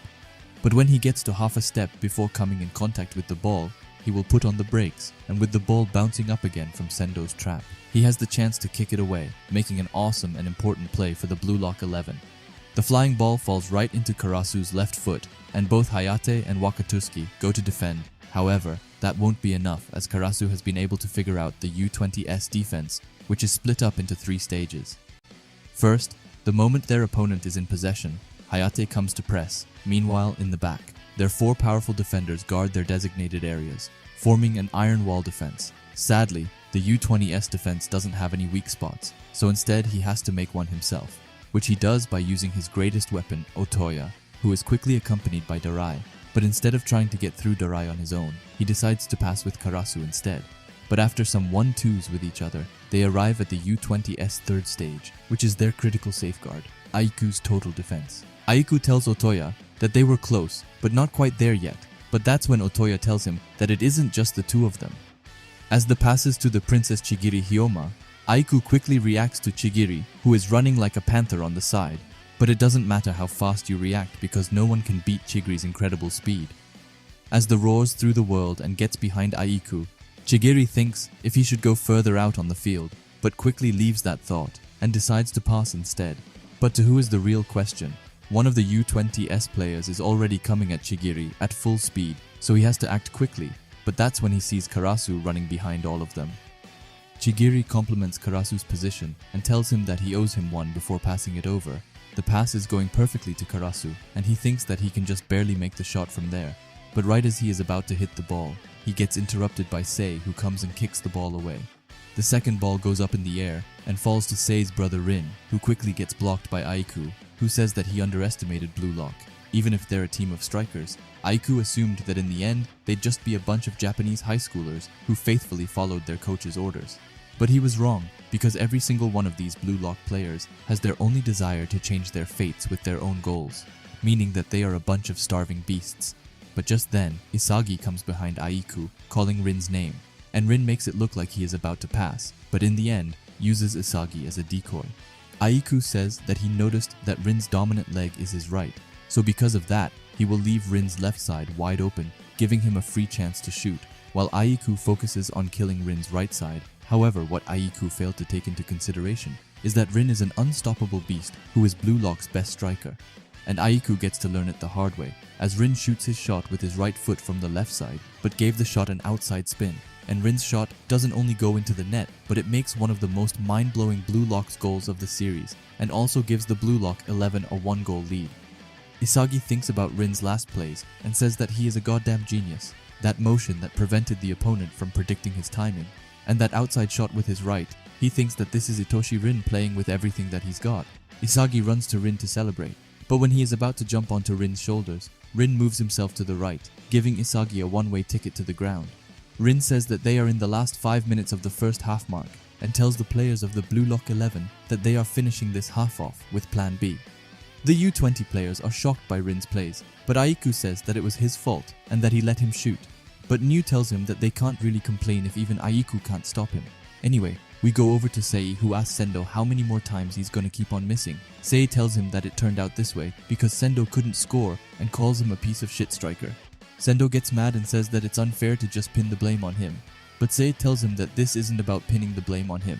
However, when someone creates an opportunity for you, it's like they're saying score a goal. Sei continues and says that if the U20s were to lose this match, their positions in the team would be hijacked by Blue Lock.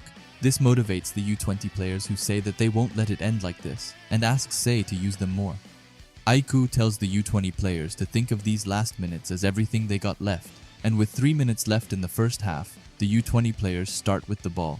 Isagi quickly notices that the U20 has increased their numbers up top, and with Sei at their center, they're pushing forward while trading short passes. Isagi thinks that they're completely different from before and that they're desperate now.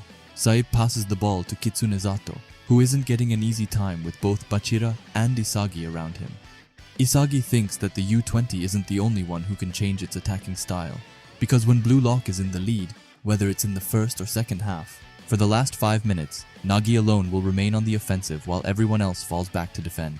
It's a system in which they change formation to protect their lead. This is Blue Lock's answer to the holes in their defense, the plan B for seizing victory. When Isagi and Bachira get closer to Kitsune Zato, he has no choice but to pass to his teammate running on the side. However, he won't have it easy either, as Nico is there to stop him.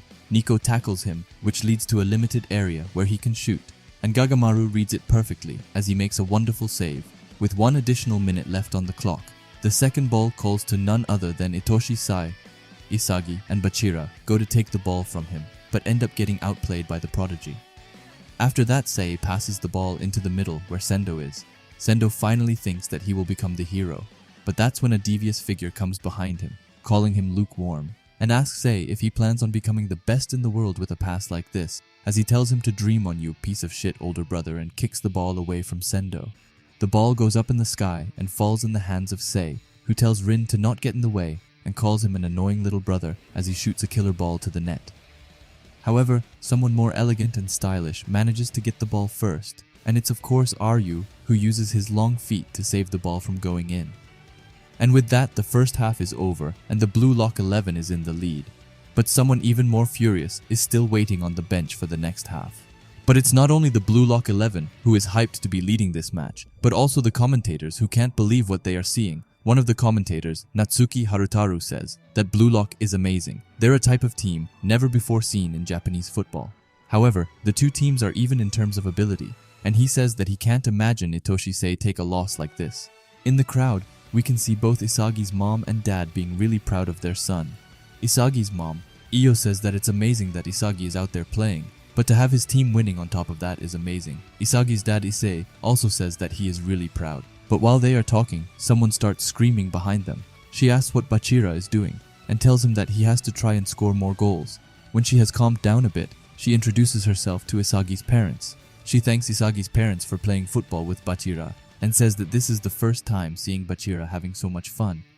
But it's not only Isagi's and Bachira's parents watching the game, because as Chigiri is walking to the changing rooms, he hears someone calling his name. It's his mom and sister who have come to watch him play. But the embarrassment doesn't stop there for Chigiri, as Otoya and Karasu comes to him and makes fun of him.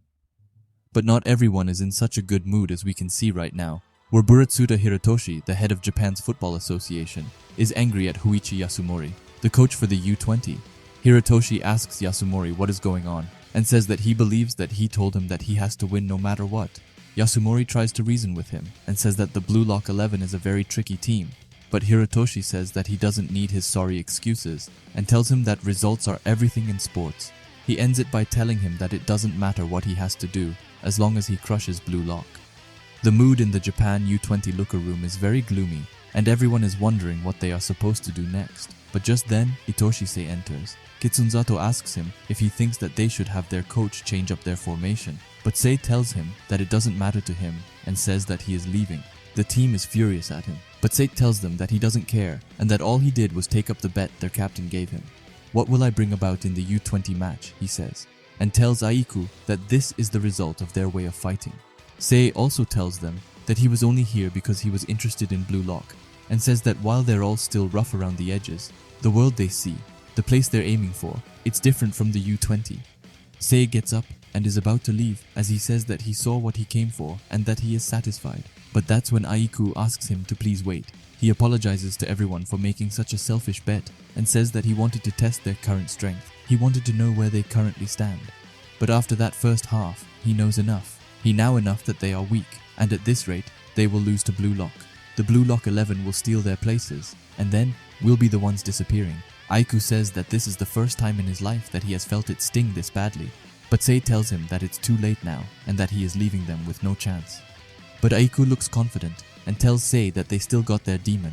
Sei looks over at Shidu, and Shidu asks him if his life form isn't a good enough reason for Sei to fight. And with that, Sei drops his bag and tells him Little Demon to go wild, and that they will be the headliners in this game. The mood is a bit different in the Blue Lock 11 looker room, as all of them are celebrating their well-deserved lead.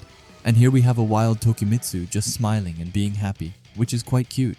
I just really like how the players talk to each other and care about each other, as we can see here where Hiroi is complimenting Chigiri's sprinting and asks how his leg is doing.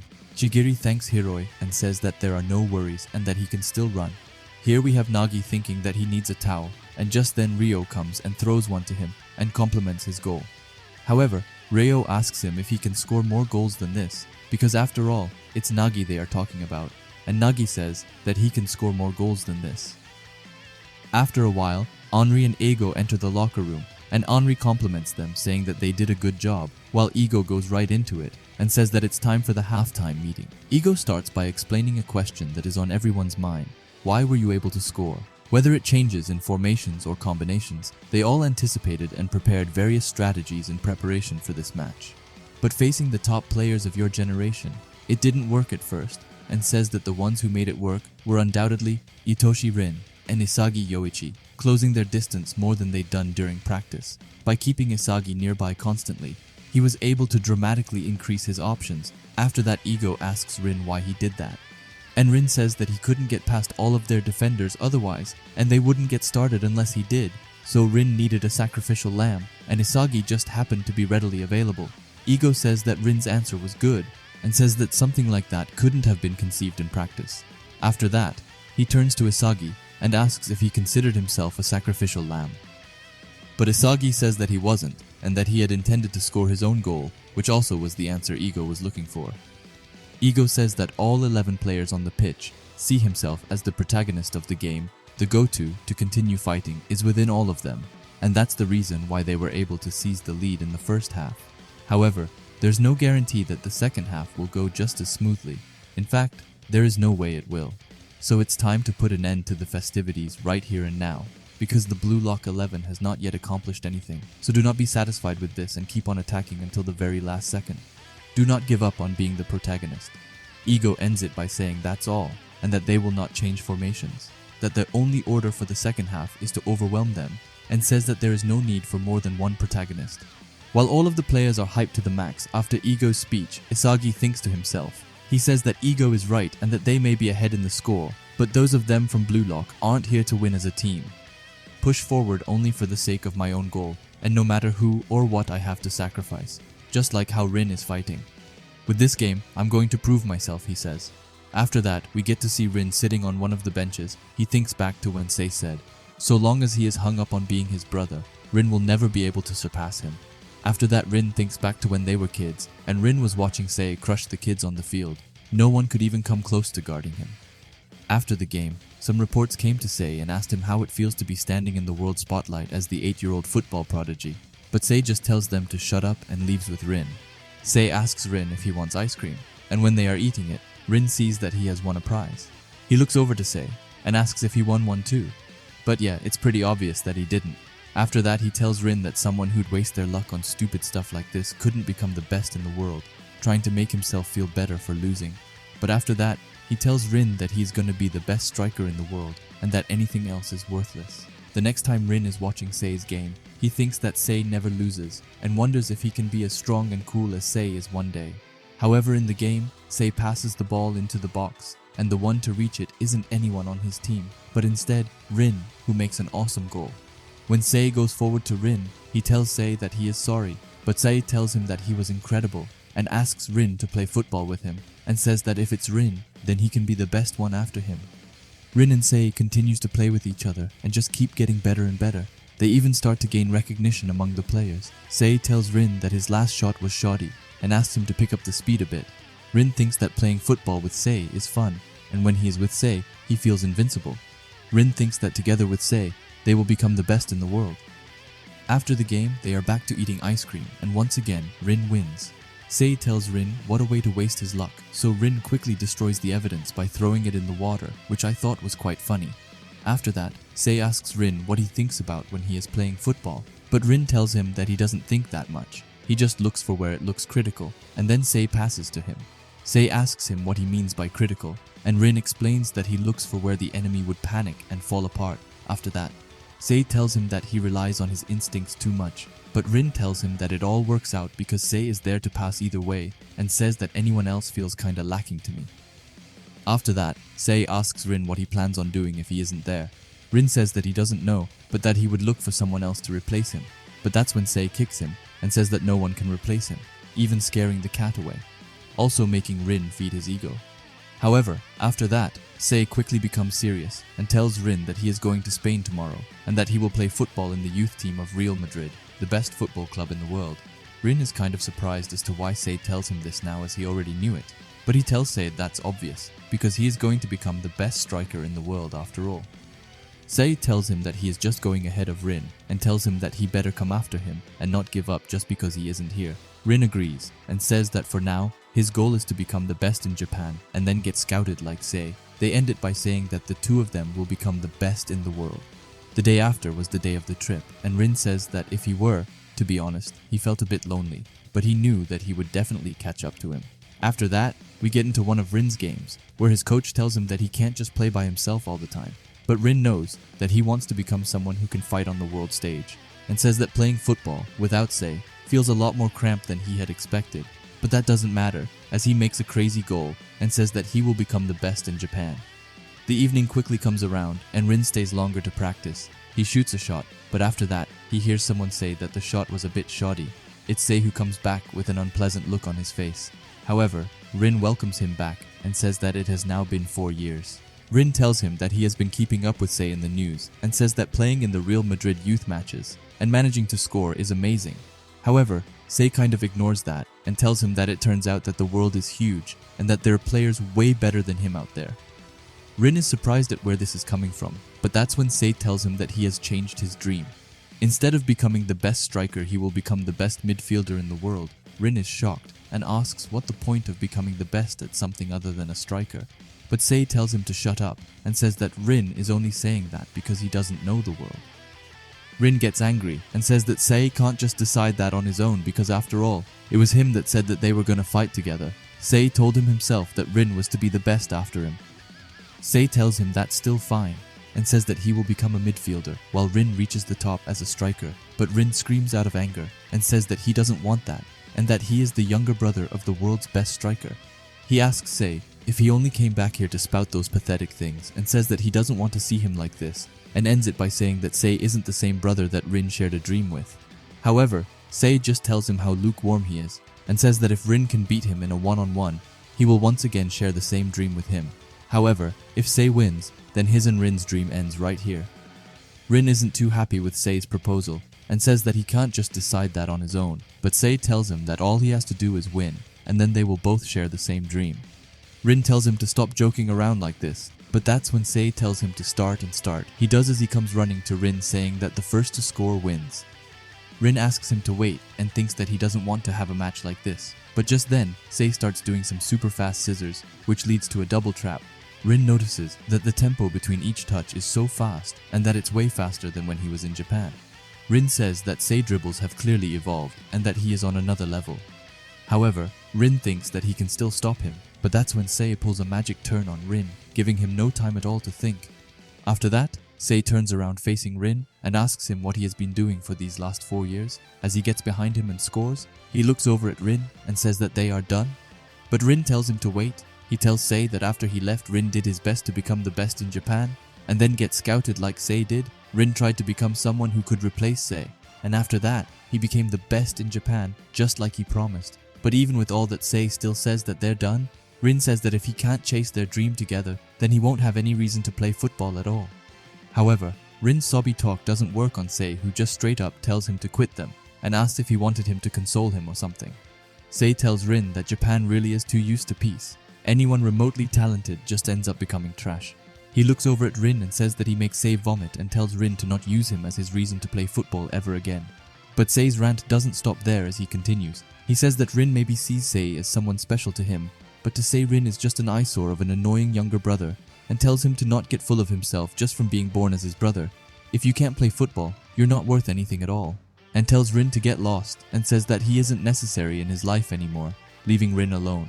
When Rin is home, he watches his brother play and thinks that Sei might be right. Rin thinks that he has had enough of football and that he just wants to be by Sei's side. However, Sei only thought of Rin as a training partner. He needed to become the best in the world, and now that Rin has lost his value, he's just become unnecessary. However, Rin starts thinking through and wonders if it means that Sei being nice to him was just a lie that he constructed because Rin was worth using. He wonders if the brother he saw was all just a lie. Rin starts saying that he wished that they shared a dream as he destroys all of their stuff together. Rin is so furious now and says that this feeling and the time they spent together, they're not something he can just wish away. It wasn't all just a lie. Rin is now set on breaking Sei. And with that, we are back to real time where Isagi comes and tells Rin that the second half is about to start. When Isagi and Rin enter the field, they see someone new in the U20 team. It's of course Ryusei Shido, or as Rin calls him, Antennae Bastard. Shido sees them and gets closer. He tells Rin to make it clear which one of them is the real number one. Isagi tries to stop Shido, but Rin agrees. Back on the benches, we can see Anri talking to Ego. She tells him that the U20 team has changed their formation and asks Ego how he is going to respond to this. But Ego tells her that they won't be changing anything and says that they have already practiced for the possibility of facing Shido. Ego says that the Blue Lock 11 won't fall apart this easily, and it's not like the coach of the U20 can use Shido properly. After that, Ego says that this match is finally getting started, and with that, the game is back on. Nico says that Shido's weapon is his overwhelming scoring ability in the goal zone and knows that he can't let him out of his sight. But Nico knows that the moment of truth will be when Shido gets the ball near the goal, and then Nico will hunt him as the last line of defense. However, Shido is completely destroying the field, ignoring both the opponent and his teammates' formation, making their practice worthless. Because to Shido, it's not 11 versus 11 but 1 versus 21, and Shido plans on destroying the whole field by himself, and the one to help him with that is Sei, who is able to link up with him, passing the ball to Shido in such a narrow route that even Nico didn't see. However, Shido won't have it so easy anymore as Chigiri comes to attack him, but just then, Sendo comes forward telling Shido to pass. However, Sendo isn't like he was in the first half, because now he's acting to support Shido. As a decoy, Sendo passes to Itoshi Sei, who is already in the penalty area. Sei makes it look like he's going to take his shot, but just as he shoots, it's revealed that it's a cross to Shido. Isagi thinks that just by Shido being there, their offense dramatically improved. However, just as Shido is going to shoot the ball, he gets interrupted by Nico, who saves it and kicks it away. Shido is pissed and says that Nico is as good as dead, but Sei stops him and asks if he wants to throw away his dream by getting a red card here. Sei tells Shido that he can prove his worth by scoring and to not discourage him anymore. However, Nico didn't get away with anything as he gets a yellow card. Nico talks with Gagamaru and Isagi and says that he couldn't stop Shido without fouling, even though he was able to see it clearly. He tells them that he was simultaneously watching where the ball was coming from and where it was going, by taking in Itoshi Sai's kicking motion and Shido's off-the-ball movements. With that, Nico was able to predict the most dangerous spot with pinpoint accuracy. Isagi tells Nico that that's amazing, but Nico denies that and says that Sendo messed him up because he kept following Shido's movements and running to weak points in the defense line. Nico couldn't help but pay attention to him, which led to his momentary hesitation, which in turn led to Nico getting a yellow card. Nico says that with Shido thrown in the mix, Sendo's presence, while playing, has become an annoying distraction. Isagi is shocked that Nico was able to see all of that, but just Nico feels some kind of pain in his foot, and Isagi asks if he is okay. Nico tells Isagi not to mind and that he wants to continue playing. Nico says that even though he is frustrated that he wasn't chosen to play as a striker, using his eyes he realizes something, and that is how fun it is to play defense and crush the forwards. Because of that, they are gonna win no matter what. Nico also thanks Isagi because now he isn't afraid of changing anymore.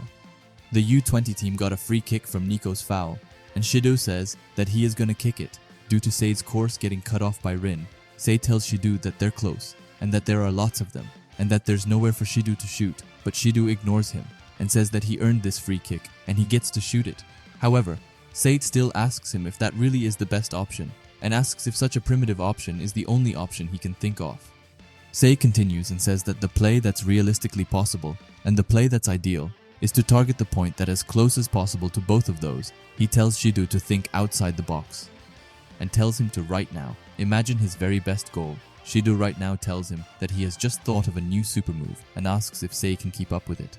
Anyway, Shiodu gets ready to take the free kick, but just as he is about to shoot it, he runs past it, which leaves Sei to take it. Chigiri quickly catches on and thinks that it has to be a pass. Chigiri understands that Shido is heading for where he will be free and will await a pass from there, but Chigiri is determined to stop Shido from doing so.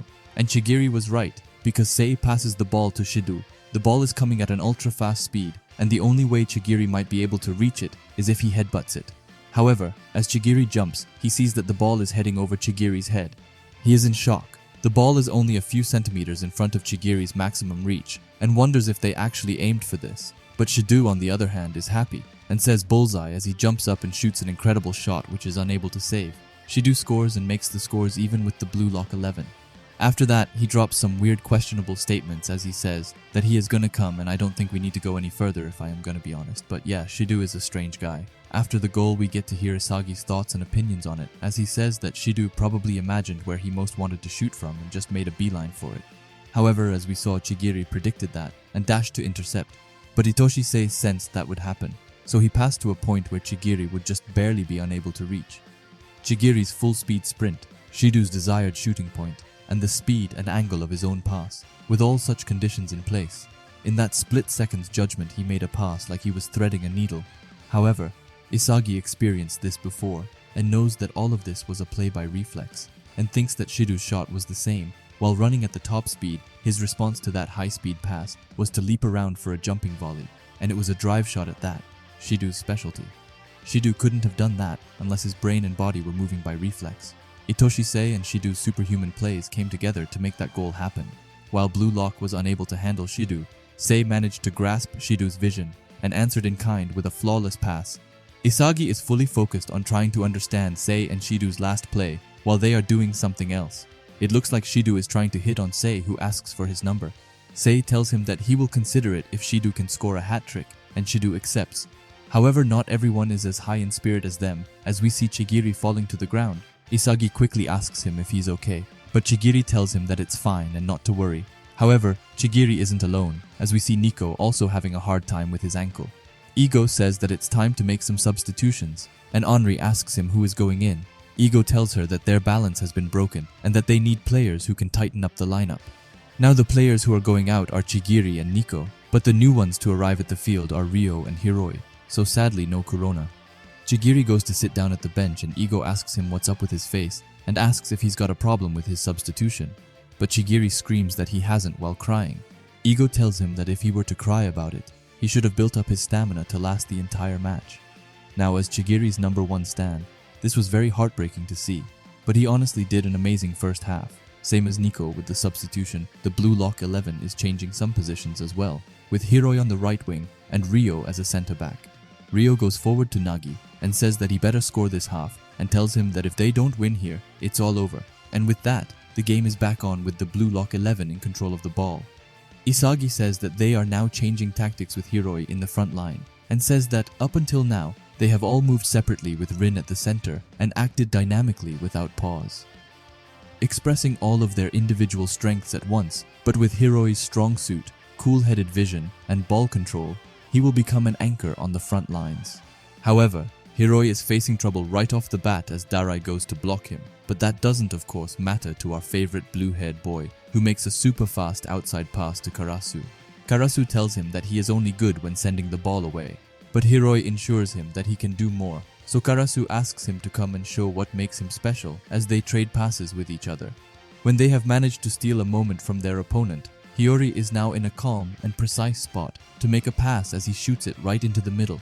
Even Sendo admits that Hiroi's pass has the same level of speed and curvature as Itoshi Sei. The ball goes behind the other Itoshi and into the hands of Nagi. However, Nagi isn't able to do much with it as he is blocked by Niu once again. With no choice left, he sends it to Isagi, who is running behind Rin. He gets the ball and has the perfect opportunity to score, but just as he is about to shoot, Aiku comes and kicks it away. Isagi is in disbelief over how much space Aiku is able to cover. The second the ball falls into Hayate, who passes it right onto Sei. As they are starting their counterattack, we get a flashback to when Ego subbed Ryo in. Ego tells Ryo that the only reason he is being subbed in is to stop Shido. Now in the game, Ryo sees both Shido and Sei running, and knows that he can't let either one of them out of his sight. Ryo watches Sei toy with the Blue Lock 11 before passing it to Shido. But Ryo comes in and sets a stop for the attack, and uses his chameleon style to copy Aiku's defense ability to get the ball away from Shido. Ryo knows that as long as he is moving according to his body's limits, he can copy any move with 99% accuracy. Ryo says that he will win this match no matter what, and then work towards becoming a striker again. Ryo isn't the only one who is impressed by his ability. As Isagi calls it amazing, he says that Ryo marked Shido with his chameleon defense, and that Hiroi's anchor allowed for their attack formation to be more varied. Once they were subbed in, the Blue Lock 11 were able to rebalance the game, and they took the offensive again. Isagi knows that now that the substitution worked, he has to score, but unless he is able to break through Aiku, he won't be able to. Shido goes forward to Sei and compliments his pass, and tells Sei that playing football is pretty fun with him. It's like electricity pulsing through his brain. Sei is confused and asks what it means, but not even Shido knows. He says that this is the first time his freedom was understood by someone, and compares it to a big bang coming. Sei is somewhat happy for him, but says that he still needs to score, and after that, the match continues with a hand-in from the U20. Shido thinks that the world still doesn't know him. Things like passes and tactics will get you the win, but it's still pathetic. Football isn't a sport, but instead a biological phenomenon. Shido says that his weapon is the ability to steal a goal and live on this field. He will use everything he can for the sake of penalty area perfection. As long as Shido is inside the penalty area, even with his back to it, he is able to find a way to score without even seeing it. Sei passes the ball to Shidu, but Ryo is right behind him and tells him that he is not letting Shidu shoot. However, that doesn't stop Shidu from trying to score as he shoots anyway. But the shot is pretty easy for Gotamaru to catch. Now here Shidu actually says something I think that many people feel like. He says that every human on the planet wants to leave proof of their own existence behind them. The act of passing on their own genes has been programmed into all living beings. They will connect with others, even wound others, and do things that make them persist in the memories of others. Those who create something, those who want to become something, and of course those who make children. They're doing something that leaves behind proof that they existed. It just happened for Shidu that his thing was football. Gotamaru kicks out the ball and the ball falls right to Sei's chest, who passes it back to Shidu right off the bat. None of the Blue Lock players expected this, but someone who did was Shidu, who moved on reflex to Sei's pass, and with that, he was able to break free. Leading him into a one-on-one with Gotamaru, Gotamaru doesn't get tricked that easily, as he gets out and heads the ball away from Shidu. The ball is now up in the sky, but Shidu feels something. He feels a strange kind of sensation. He knows that it's still way too far, but even then he can feel his goal. And with that, all of his cells are telling him to score a super goal. While this is happening, we get to see Ego saying that Shidu has now entered the stage of the flow. Anyway, let's get away from that bowl-cut head and focus on the main actor, Shidu, who jumps back and does a crazy cycle kick right into the net, which still blows my mind to this day. However, Shidu manages to now give the U20 players the lead. The U20 players run to congratulate him, but he just runs past them and instead jumps on Sei's back and basically confesses his love once again to Sei. However, Sei isn't as into that as Shidu is, so he slams Shidu into the ground and says that he still needs to get a hat trick. Shiodu is still on game with that, and asks if he can move in with Sei if he gets 10 goals, which is pretty funny. However, on the other hand, we have Isagi, who is blown away by Shidu's unbelievable goal. He says that while no one in Blue Lock could handle Shidu, Itoshi Sei continued to challenge him with his passes, and it was by Shidu surpassing those trials that an ultra goal was born. And states that Shidu is currently in a state of flow, the thing that Isagi wanted to reach. With the help of Sei's guidance, Shidu has completely taken over this match, even though all of the Blue Lock 11 has been playing nothing short of their best. If they continue at this rate, they will lose, and then it will be all over. Henri goes over to Ego and asks what they should do about this. She says that Shidu's goal shouldn't have been possible according to the date they had on Shidu, which means that he is in an awakened state. She tells him that if they don't think and do something, they will lose, but Ego straight up tells her that he's got nothing, no plans beyond this. This shocks Henri before making her angry. Blue Lock 11 is about to lose this match, and then Blue Lock is going to have to shut down.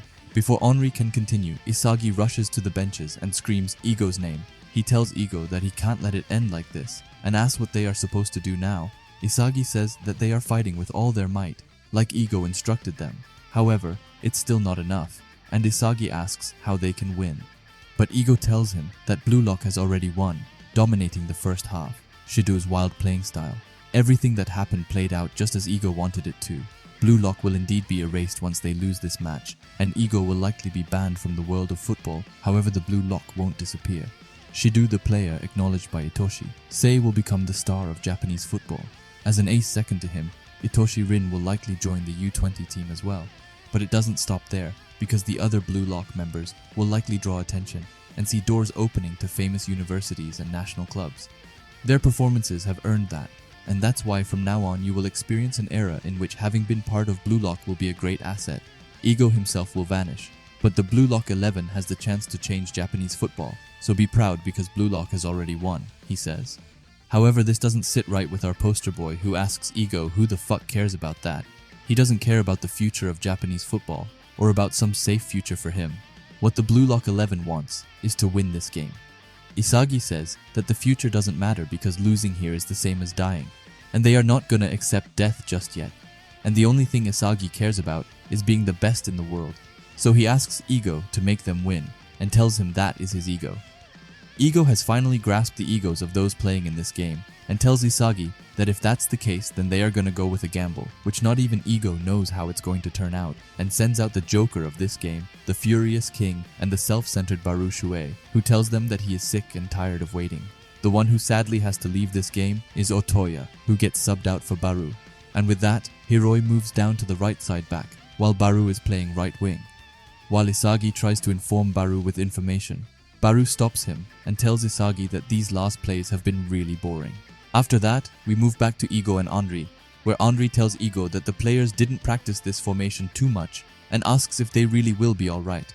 Ego tells her that he planned on using Barou from the start and that he has no intention of throwing this match. He tells Henri that the match has unfolded exactly as he wanted it to.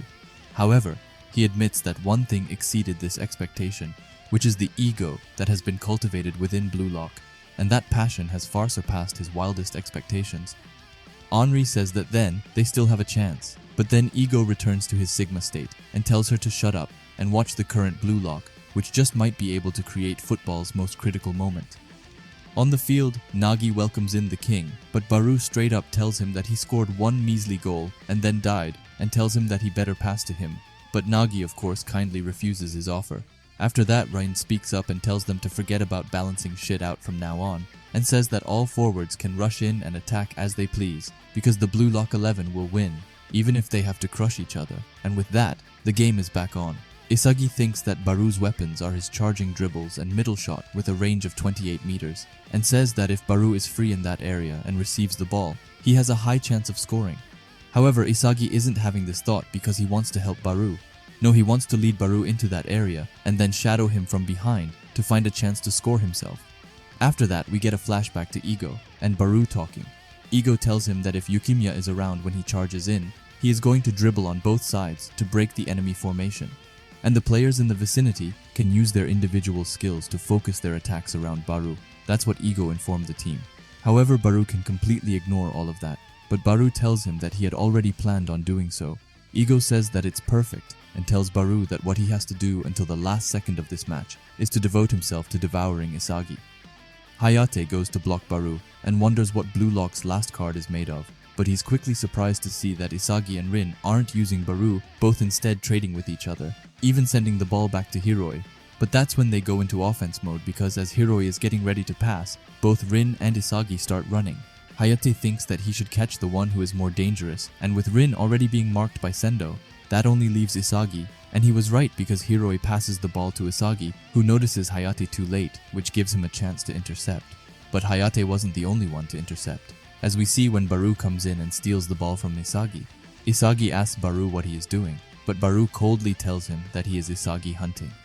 Hayate thinks that this is absurd and wonders how he was supposed to predict this. After that, Ego says that Barou's style doesn't care about any rationality, and says that the more knowledgeable about football you are, the more likely you are to fall for it. And that's why Barou is the Joker card, because he can wreak havoc among both friends and foes on the battlefield, making him a completely self-centered king, which leaves even Ego wondering what will happen in these last 30 minutes. Barou gets behind Hayate, but is right away faced with a new threat as Darai comes and blocks him. Darai notices that Barou glanced at the inside of the penalty area and wonders what he is up to.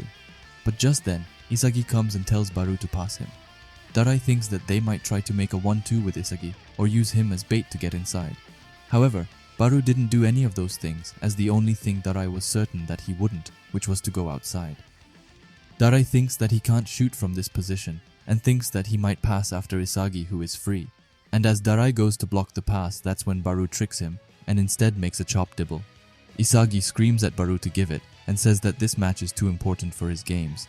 But Barou says that even if the sky falls down, he will never pass to Isagi, and says that he is going to devour Isagi alongside this match as he shoots the ball, which sadly hits the post. The second ball falls to Yukimiya, who sees that the enemy formation has crumbled due to Barou's existence. Yukimiya is now set on creating the optimal goal, but just then, Neru comes in his way. But that's when Yukimiya tries to enter the flow state and looks for the best path with his next step. First, he tricks Neru by doing a cut-in, then he follows his route, which doing Las Croquetas full speed, with his movements being more precise than before. Yukimiya is finally showing his dribble style from his street football.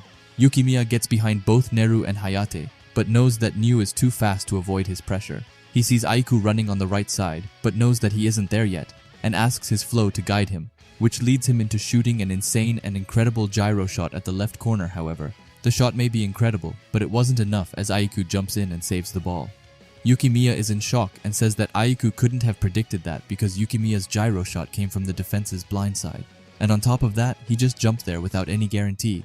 Aiku's playstyle to react accordingly after watching each play. That kind of gamble is clearly unlike him. However, if we take a look at Aiku, we can see that he is feeling amazing and feels this crazy feeling. Aiku was able to see the most critical point in their defense and protect it. And with Aiku's save, the thing on everybody's mind is if Aiku has reached flow state. But we will have to hold on to that thought as we get introduced to Aiku's earlier years of playing football. Aiku says that at first, even though he wanted to be a striker, everyone around complimented him and said that if he is around, then the other attackers can also work. However, when he went to talk to his coach about his wish of becoming the best striker in the world, he asked the coach to let him try and play the football he wanted to play. However, his coach denied him and said that football is a team sport, and says that if Aiku doesn't follow his rules, then he won't get to play in matches. Aiku says that all the adults only give water to buds that are acceptable, and only the flowers under their control are allowed to bloom. They even decided where you'll be allowed to bloom. And by the time you notice it, everyone has turned into the same flower, and Aiku was no exception. By the time he noticed he had forgotten how to bloom, after that Aiku once again goes to his coach. He tells him that lately, football hasn't been fun. The coach asks where this is coming from, and tells him that he's a regular forward on the team that even got every middle school title. Aiku may not score as much, but his assists are nothing to sneeze at. The coach continues and says that Aiku has a bright future ahead of him, and that going pro is just an arm's length away. Aiku thinks about going pro, then getting rich, marrying some girl from TV, and being happy, but Aiku won't ever be satisfied with that. He asks the coach if he thinks that Aiku can become the best striker in the world, and the coach says that he can, but Aiku tells him that he seriously doubts it. The Aiku who thought that he could do it has been dead for some time now.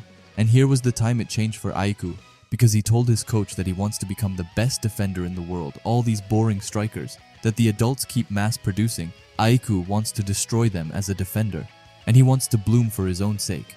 However, if one day a true striker appears to be struggling to bloom in this country, Aiku swears to never allow it to be plucked because he wants to become someone who can tell them to bloom.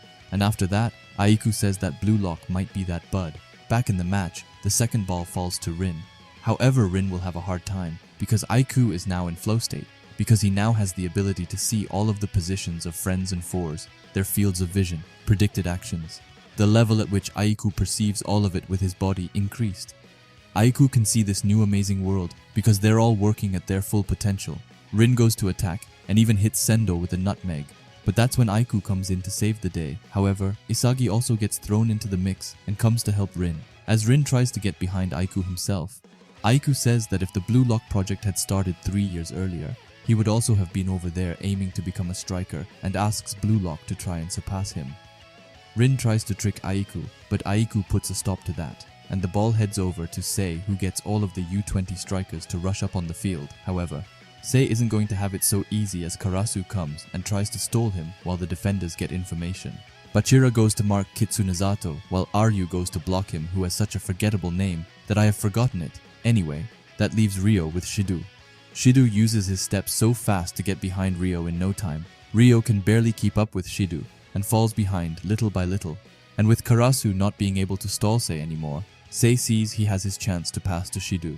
Gagamaru knows that with someone like Ryo blocking Shidu, his options are limited, which leaves Gagamaru with 2 choices. Shidu can shoot at, Gagamaru has to bet on it, and use his instinct. Gagamaru prays that Shidu shoots bottom, but as he jumps he sees that Shidu shoots at the top.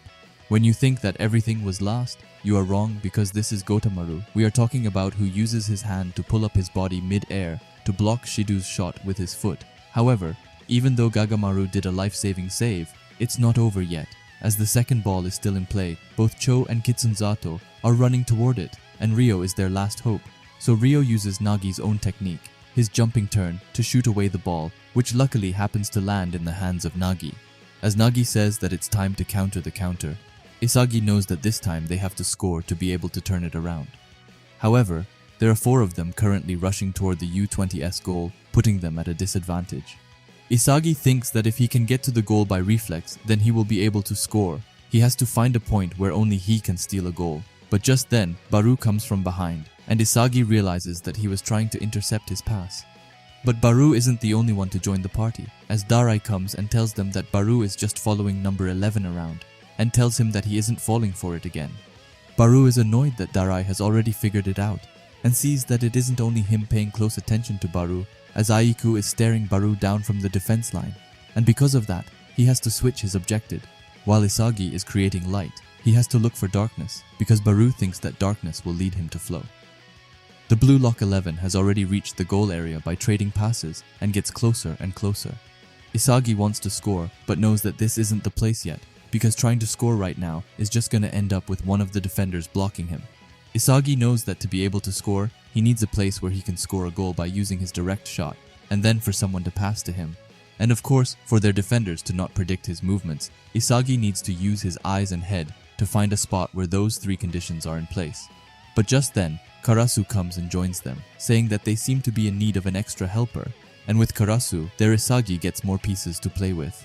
Isagi knows that the flow of the ball is changing, and that the turning point is here, as he gets a pass from Karasu, which he sends over to Nagi right away. With Nagi so close to the goal, their defenders don't have a choice but to pay attention to him, and Nagi tells Isagi that it's not fair for him to use him as bait as he passes to the wild Isagi running past him. Everything went exactly as Isagi had planned it to, well except for one thing, a very big thing, which is Itoshi-sei, who comes in and tells Isagi that it was unexpected that he was the heart of the Blue Lock. Sei tells Isagi that he's got a good brain in there.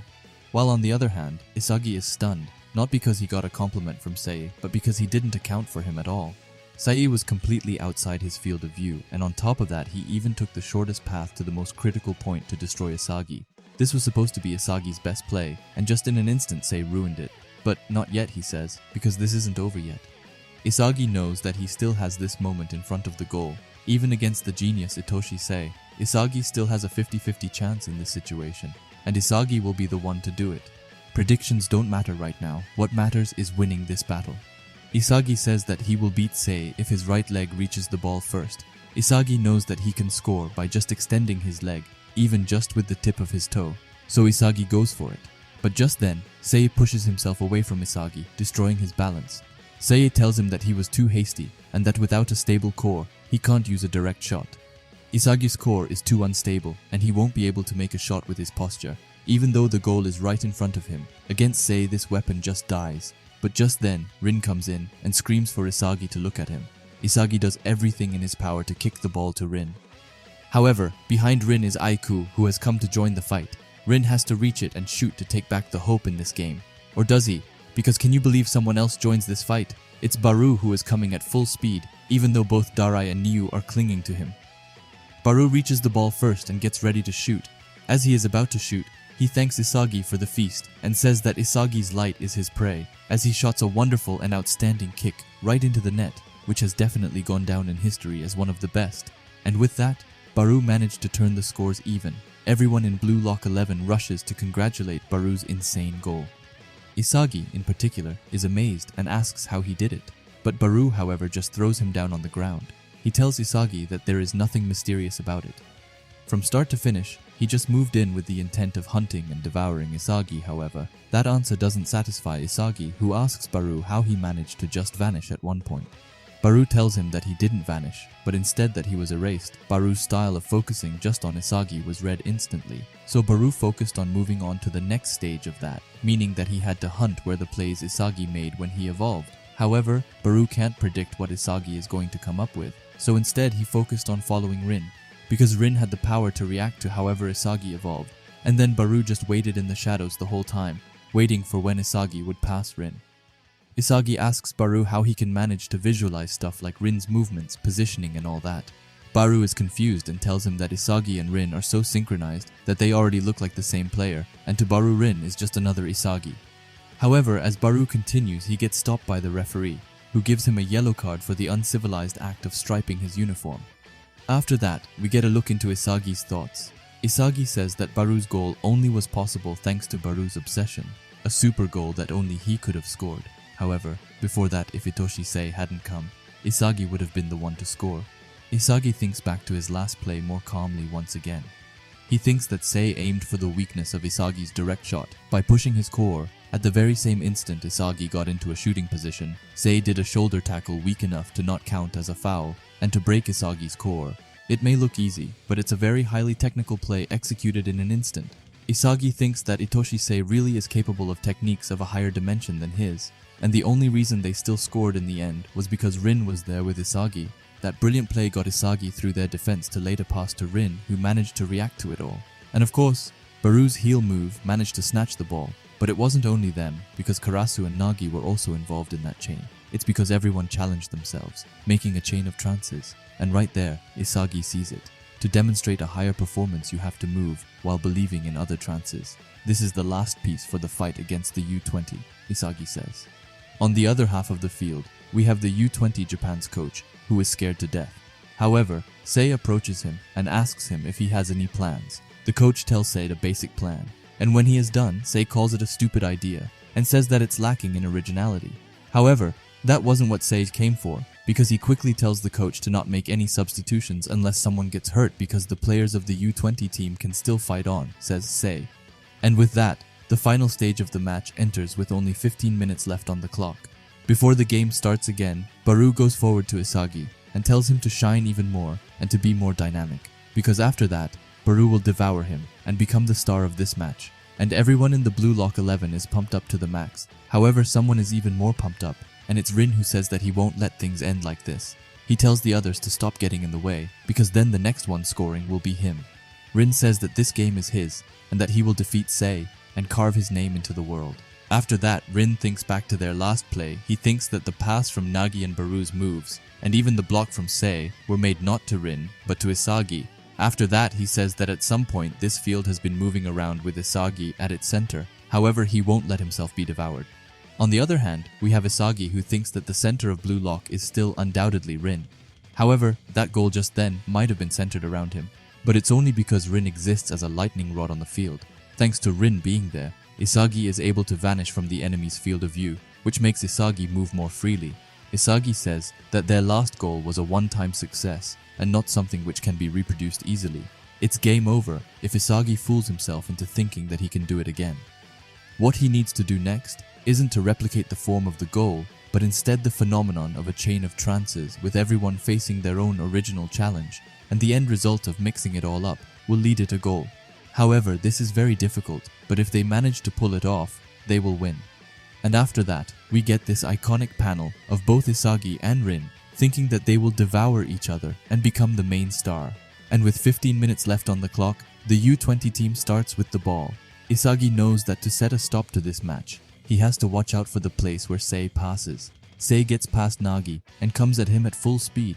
Sei tells them that he will increase the game level and starts looking really menacing. Sei uses an Elatisco nutmeg to get behind Isagi, who wasn't even ready to react.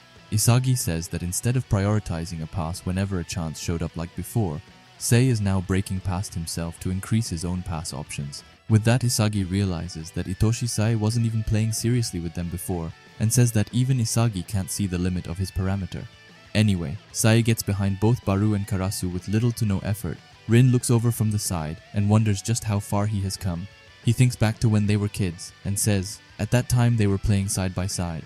Rin asks Sei just how far he is gonna go while leaving him behind as he does a slide tackle on Sei, who is able to get over it. Suddenly Rin starts feeling like he is drowning as he did before. However, this time he is tired of feeling like that and says that he will destroy Sei's and change this match.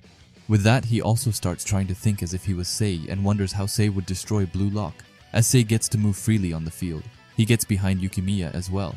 While looking at Sei destroying the Blue Lock, 11 Rin says that natural-born dribblers have their own individual style, and they actively move past defenders. However, Sei is passive, and he specializes in moving after observing the opponent's rhythm and motions. Then he just flows past them with a counter dribble. However, Rin says that it's not over yet. Before Rin started playing football, he simply admired it. The football philosophy which Sei had. It's the most efficient, it crushes the opponents quickly, and it's a playstyle that calculates the most optimal way to score. The essence of Sei's football lies in destroying beautifully, and that's exactly why he wanted an egoist outside formulas, someone who is a problem that nobody else can solve, and that player is of course Shidu. Anyway, Sei gets to Ryu, however this time he doesn't try to get past him, because this time he does a cross into to the middle, and there in the middle is the demon himself, Shidu. The cross from Sei is so perfectly calculated that the ball will hit a perfect spot that only Shidu can reach. However, someone comes to interrupt them. It's Rin, who tells Sei that he knew that he would pass here as he puts his head in front of the ball, getting a hefty kick from Shidu but saving another goal. Karasu tries his best to demand that Shidu gets a card from that kick, however it doesn't go his way. Isagi looks at Rin and thinks that Rin's last play was nothing like him. Every move Rin makes is to score for himself, and all of Rin's plays are always self-centered. However, this time it was the opposite, because Rin moved with the intention of defending, which means that Rin switched style this late in the game, just to be able to seal Sei. Isagi is really impressed with Rin's determination, but wonders how he managed to do it. Isagi says that he could have never done the same, and that there's something that only Rin can see. This match's level increased after each player reached flow, and because of that, Sei had to raise the levels once again, which in turn woke something up in Rin who now exists to kill Sei. Anyway, Ryo sees that all of the players are a bit distracted, so he starts the game by himself, and passes a long pass to Nagi in the midfield, who is accompanied by Isagi. Isagi says that Rin erasing Sei changes everything. Isagi's combinations, his vision, the scenery, it's all completely different. And if Isagi also changes, then all of his surroundings will follow him. Isagi thanks Rin and says that Blue Lock can still evolve. He also says that right now, he has to find a chain of trances that will lead to an attack only the current Blue Lock can create. But just then, someone appears on Isagi's side. It's Bachira, who tells Isagi that his last piece could only be him. However, he says that he didn't come for Isagi's sake, and that he is there to score his own goal, which starts the competition for the last goal between the two, who are both looking more furious than ever. Nagi passes the ball to Isagi and Bachira, and he makes a 1-2 to get behind Hayate. However, it won't be as easy as Isagi thinks as Baru comes out of nowhere and tries to steal Isagi's ball. Baru tells Isagi that he left himself wide open, and asks if he didn't think that Baru would come and steal the ball away from him. They go back and forth for a bit, acting like a married couple, but Bachira puts a stop to it, as he goes to steal the ball instead, and says that it's finally time to dance. Bachira is going to play with purely his instinct, and throw away any thoughts he has. He makes some crazy fast scissors before he gets behind Neru by lifting the ball over him. Niu comes and tells Neru to pincer him, but he clearly forgot who they are dealing with, as Bachira makes a feint into a roulette to get behind Niu. However, the boss fight still awaits him, as Aiku is coming closer and closer. Both Nagi and Isagi scream to Bachira to pass them, however Bachira is now in the zone. He gets behind Niu and starts with some insane scissors. Aiku thinks that there is a 2% that Bachira will pass, and 98% that he is gonna dribble. Just then, Bachira lifts the ball and goes into a shooting chance, but instead of shooting, he smashes the ball into the ground and makes it bounce over Aiku. Aiku screams for the goalkeeper to come out, but just as he is about to catch the ball, Bachira lifts it even more. The ball is headed to the goal, but so is Sendo, and unfortunately for the Blue Lock, 11 Sendo is able to save the goal just in time. The ball falls to Aiku, who tells Sendo to get up and asks if he is only good for defending. Sendo gets up right away and says that he isn't going to hand over his throne to some dumb Blue Lock players who just came out, who knows where Sendo also says that he is going to change Japanese football and that he doesn't care about some idol anymore and that he only wants to be the best in the world and of course marry a Hollywood actress instead. With that, Aiku passes the ball to Sei, who joins the whole U20 in their counterattack. Aiku says that Blue Lock's heart didn't only affect him, but everyone on the U20 team. A single striker was able to awaken the middle fielder and made the defenders evolve, and also guided a goalkeeper to the next stage. This is a fight that lies beyond his desires, because with this match, Japanese football will change forever. Both Yukimiya and Karasu go to stop Sei. They know that Sei is waiting for a chance to pass to Shido. However, they get surprised when they realize that Sei isn't waiting for Shido anymore. Sei now says that he treats all proper strikers equally, and that the person with more heat toward the goal right now gets their chance as he passes the ball to Kitsunezato and Cho, who go up against Hiyori and Aryu. However, the two strikers of the U20 team get behind them pretty easily, and after that, Kitsunezato gets his chance to shoot, so he takes it only to get interrupted by Ryo's head. The second ball falls to Sendo, as he says that he is the ace and shoots the ball, but once again gets interrupted by two, this time Baru and Nagi. Now I don't know if you can believe it, but the ball falls once again to one of the players from the U20 team, and it's Sei who gets hold of it. Isagi goes to block it, but Sei wasn't here to shoot, as he sees him pass to Aiku, who comes in full speed. Aiku shoots a real powerhouse of a shot, which luckily gets stopped by Rin's majestic leg, and the ball falls over the net. Aiku tells Rin that he can't believe that he was able to reach it, and calls Rin a self-centered captain. However, Rin tells him that he is the little brother of someone self-centered too. And with that, there are only 5 more minutes until the match ends. However, the U20 team is given a corner kick. Rin thinks that he has to overlap his thoughts with Sei so that he can see the critical points in their defense. Just like Rin did as a child when he was simply admiring the way Sei played. Even if Sei learned new techniques, even if he went out in the world, he still kept sharpening his own senses. However, If this goes on, and even if Rin manages to stop him, he won't be able to score his own goals. Rin thinks about what to do, because if he doesn't defend, then this match will be over. But is that really okay? Of course not, because it's game over if they score now. And the only one to stop him is Rin, because right at this moment, Rin is going to surpass his older brother, as Sei shoots the corner kick. Rin looks around for the most dangerous and beautiful spot for Sei to pass to. Rin decides that Sei is going to pass Aiku, so he jumps on top of Aiku to reach the ball first. However, the pass wasn't for Aiku, but for Shidu, who is running behind them. But the one to save the day isn't Rin, but Isagi Yoichi, who says that he knew it would be here as he kicks the ball away. Isagi said that when he watched both Rin and Sei, and then included Shidu in the prediction, he somehow got here by reflex. The second ball falls in the hands of Hiroi, who says that it's time to end this match. Rin looks back at Isagi, who is running to the counter and tells him to stop getting in his way. Rin just wanted to fight Sai alone, but the whole of the Blue Lock 11 kept biting back at Rin's football. Rin says that the Blue Lock doesn't let him be alone and wonders what this feeling of not being alone is, before saying that it's disgusting and says that he will crush them to pieces. With only 2 more minutes, the Blue Lock 11 starts their counterattack. Hiroi thinks about if he should pass Nagi or Baru, but before he can decide, Rin comes from behind him with a menacing look to him as he steals the ball from Hiroi. Rin says that Sei doesn't matter anymore. Revenge doesn't matter. Rivals don't matter. Sei, Isagi, and even the Blue Lock 11, anything that ties Rin down is disgusting. Rin was only feeling tied down because he was expecting answers from someone other than himself. And with that, Rin finally understands what Sei was trying to tell him when he called him lukewarm. Sei tried to tell him that he is disgusting, and that the one who needs to be crushed and broken to pieces is Rin himself. Isagi goes to Rin and says that they should play together. However, Rin is not listening to Isagi anymore. Rin starts running outside, and Isagi thinks that if he keeps this up, they will only lose time. Neru goes to block Rin. However, Rin is ready. Rin knows that Neru's weapon is speed, and he goes to crush him. Another one goes to try his luck on Rin, and this time it's Darai, who once again gets bodied by this new savage version of Rin. Neo rushes in to overwhelm Rin with his physical strength. However, Rin completely destroys him and flips him upside down. After that, we see Ego looking at Rin very closely, as he says that Rin brings out the opponent's strongest weapon, and focuses on a play that destroys that, and says that Rin is now in flow state. After that, we get to see how Isagi views this new version of Rin. Isagi says that this is a Rin that he doesn't know existed, if Sei's style is to seek and calculate everything perfectly, and then destroy it beautifully. Then Rin's disposition is the opposite of that. Rin lets the opponent bring out their best, a football style that destroys hideously. And after that, Rin goes to his final enemy Aiku, who is left to defend Rin. Aiku says that Rin's concentration is out of this world, and that he doesn't even notice that he is drooling.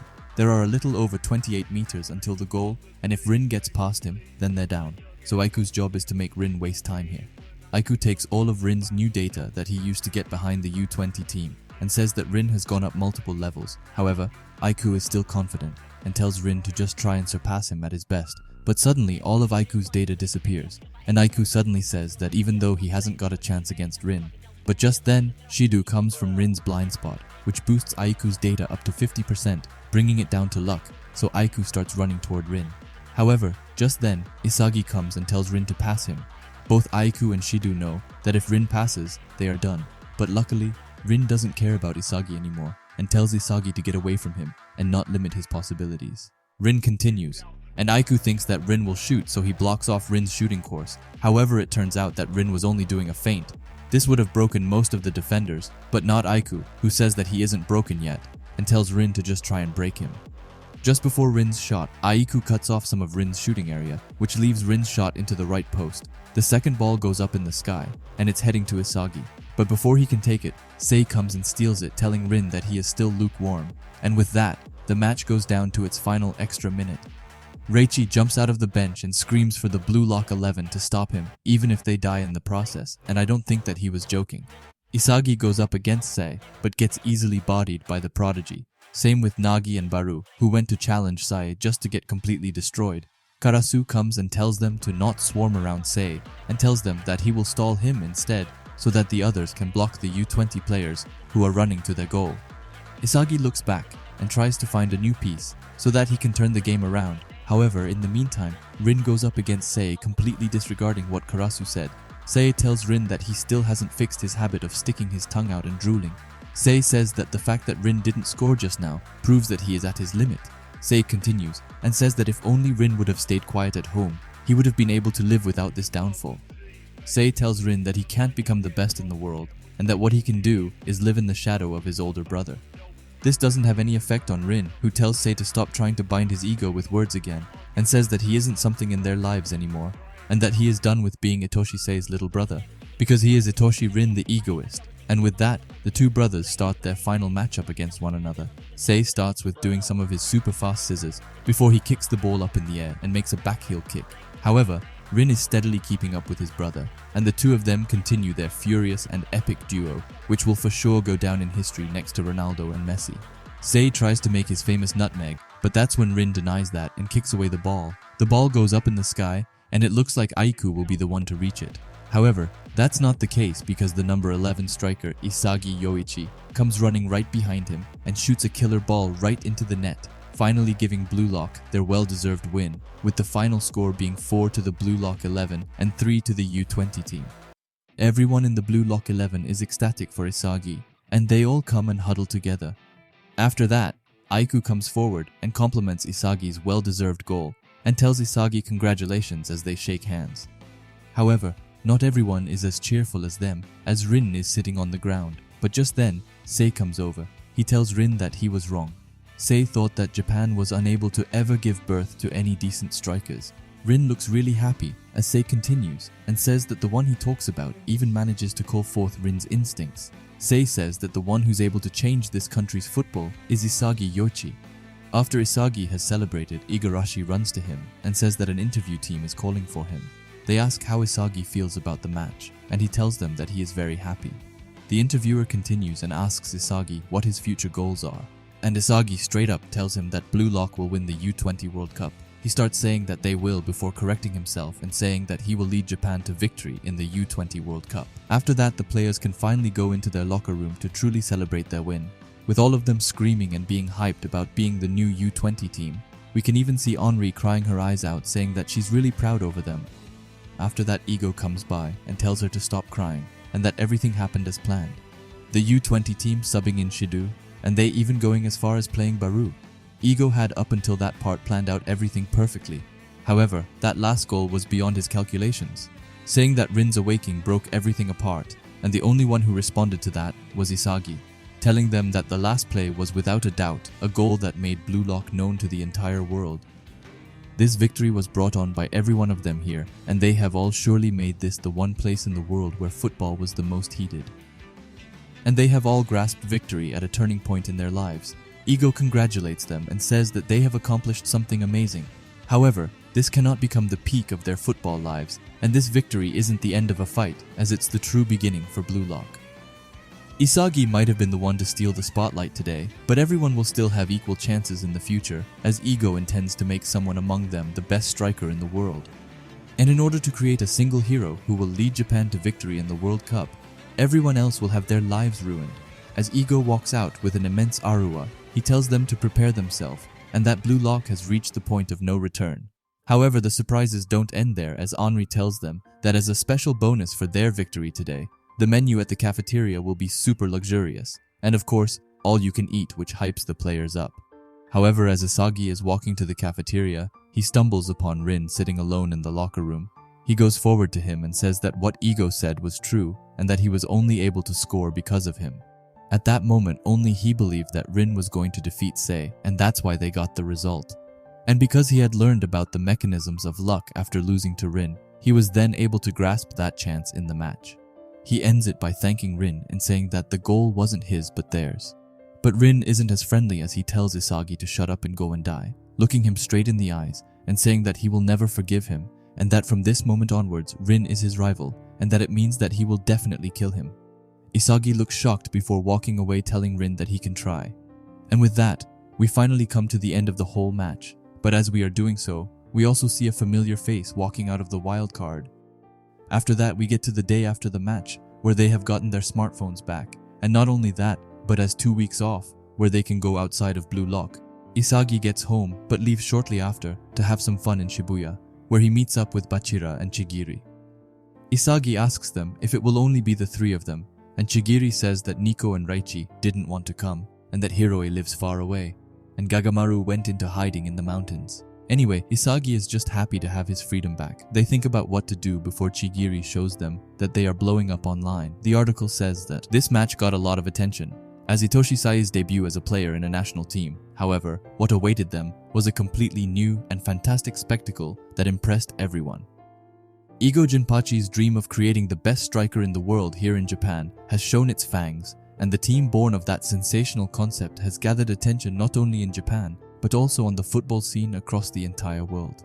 In response to that, Buratsuta from Japan Union said that Blue Lock is the future of Japanese football, and that he simply opened the door of a path that he believed in. They trash talk Buratsuta for a while before they say that they truly did something amazing. After that, Chigiri spots the other guys at a different table and they decide to go over. Isagi asks them what they are doing here, and they have such grown-up and fascinating discussions, which is just like them. And of course, Tokimitsu is just there to listen, and Otoya is checking out another type of system. They decided to team up and do something fun altogether. However, while Isagi checks his phone, he sees that Nagi has gotten distracted by an arcade along the way, so they decided to go and jump him as said by Bachira. Nagi is completely crushing it in the arcade before they go and hijack him. And while they are there, they decided to have some fun by playing some of the different games. While they are going to check out the karaoke, they stumble across some women being angry in a karaoke booth. We later learned that it was thanks to Aiku who wanted to have some fun, I guess you could say. They later learned that it isn't just Aiku who's here, as their whole team is there, and they decided to do the only responsible thing, which is of course to challenge each other in an intense and fearsome bowling match. But before they start, they see someone who's absolutely crushing it and says that he seems rather familiar. They go forward and see that it's Baru, and that bowling is his personal sanctuary, which honestly caught me so off guard. Anyway, they go back and forth a bit before it's Nagi's turn, and when he's about to walk and throw the ball, he stumbles. However, it's not lost just yet, as the ball still goes in a straight line and gives them a strike somehow.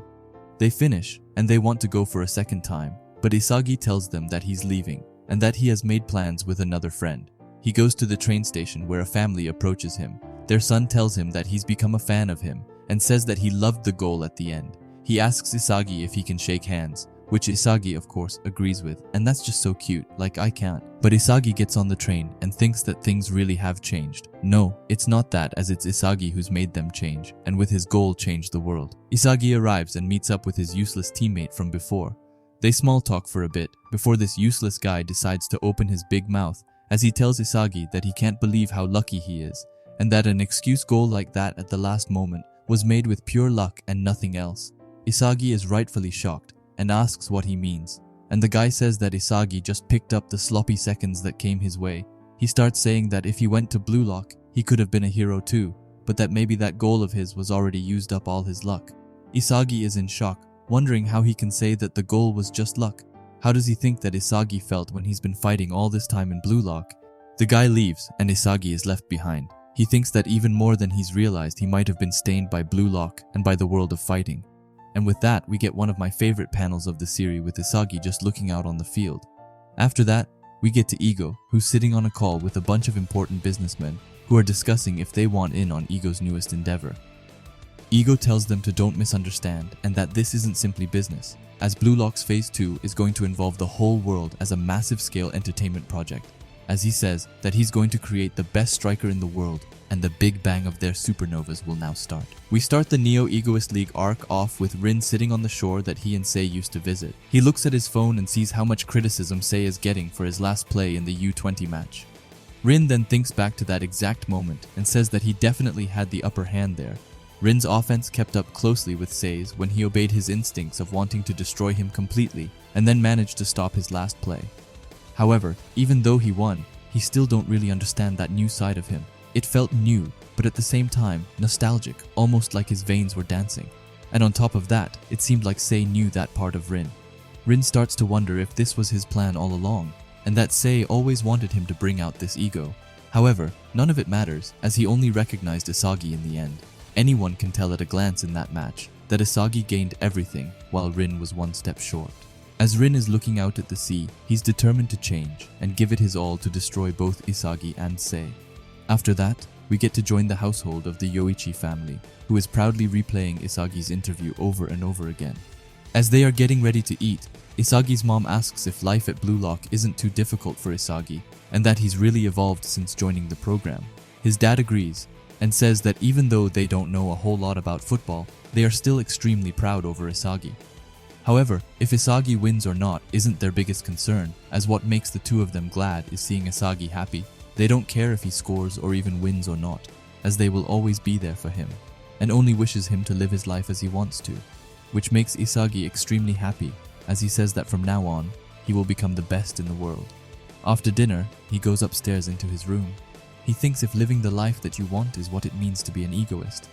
Even though Blue Lock helped him become something that he could never imagine, he still had to leave behind plenty of things and people. In Blue Lock, Isagi was able to learn the excitement of victory and the pleasure of scoring, the happiness of changing the world with his own hands. He sits up in his bed and says that he will do whatever to stay in Blue Lock. Just then, he gets a notification from Blue Lock, telling everyone to get back and to let the next act begin. We can also see Gagamaru just chilling in the woods as he gets his invitations, which is just so hilarious. The next day, all of the players arrive and lets the Blue Lock Project Phase 2 start. As they walked into the building, they are greeted by a bunch of players, kind of like how they were greeted in the first selection arc. But this time, it isn't just the Blue Lock players, as the former U20 players are here too. Isagi asks Aiku why they are here, and Aiku tells him that Ego asked them to. And I love how the first thing Naru and Bachira do is greet each other really happily. It's so cute. After that, Isagi spots Rin against the wall. He goes forward to greet him and says that it wouldn't be Blue Lock if he wasn't there. However, Rin tells him to stop talking to him and asks if he wants to get stabbed. However, before they can go any longer, the bowl cut himself pops up on the screen. He says that from now on, he holds the power of deciding every member of Japan's U20 team. And since he figured that even the losers might have their uses, he decided to invite them as well. Ego says that there are 100 days left before the U20 World Cup, and if they were to take part in it now, it would be simply impossible.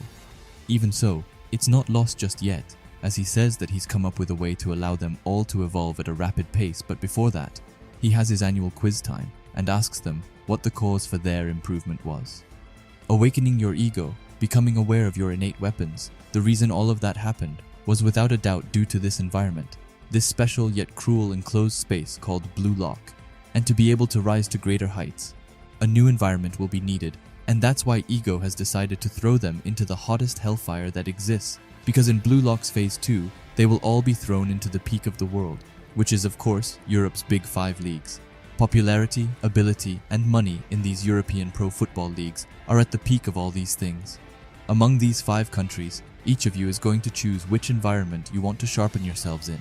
But before they can start choosing their league, Ego will give his judgment regarding each league, starting with England.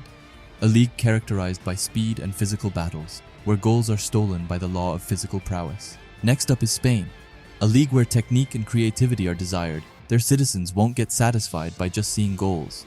It's a place that gathers footballers who want to express creativity and playfulness. After Spain, we have Italy, a league that favors slyness and tactics. They hold history in being able to win 1-0 while holding their defense. A playstyle that fuses individual strength with robust team organization was born here. After them comes France, which is a league that acts as a gateway to success for newcomers and young players. In recent years, their market has received a grand lot of investments, so the money flows constantly. They're currently in a great spot in becoming the greatest league in the world.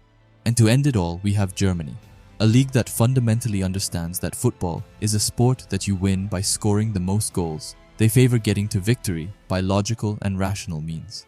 And on top of that, the player who currently holds the title of the best striker in the world, and Isagi's idol Noel Noah, is here. After that, Ego tells them that the survival battle in the new environment you select will double as the final selection for the U20 World Cup as well. And with such an environment being the highest peak of the world, the one thing that will be the key to winning your place among the best will be demonstrated using your uniqueness. Their talents and weapons may have stood out here in Japan, but they will fall to the average level when compared to the world. So what you felt then and what you believe in will serve as a test, and if even then you're still able to show you have value that no one else does, then the world will be waiting for you. This next step they are about to take is a rite of passage to becoming a professional. Therefore, they must accurately visualize what they want to become and then choose the best environment for themselves. For better or worse, this choice is guaranteed to completely derail your life. And then, with 90 minutes left, it was time for them to make a choice that will completely change their life. Igarashi has decided that he wants to go to Germany, Otoya is going to Spain, Ryu is headed to Italy, and Zantetsu has decided on France, and I really hope that we get to see more from him in this arc because I feel like he's a really underrated character who deserves more love. Chigiri looks over at Isagi and asks if he's decided.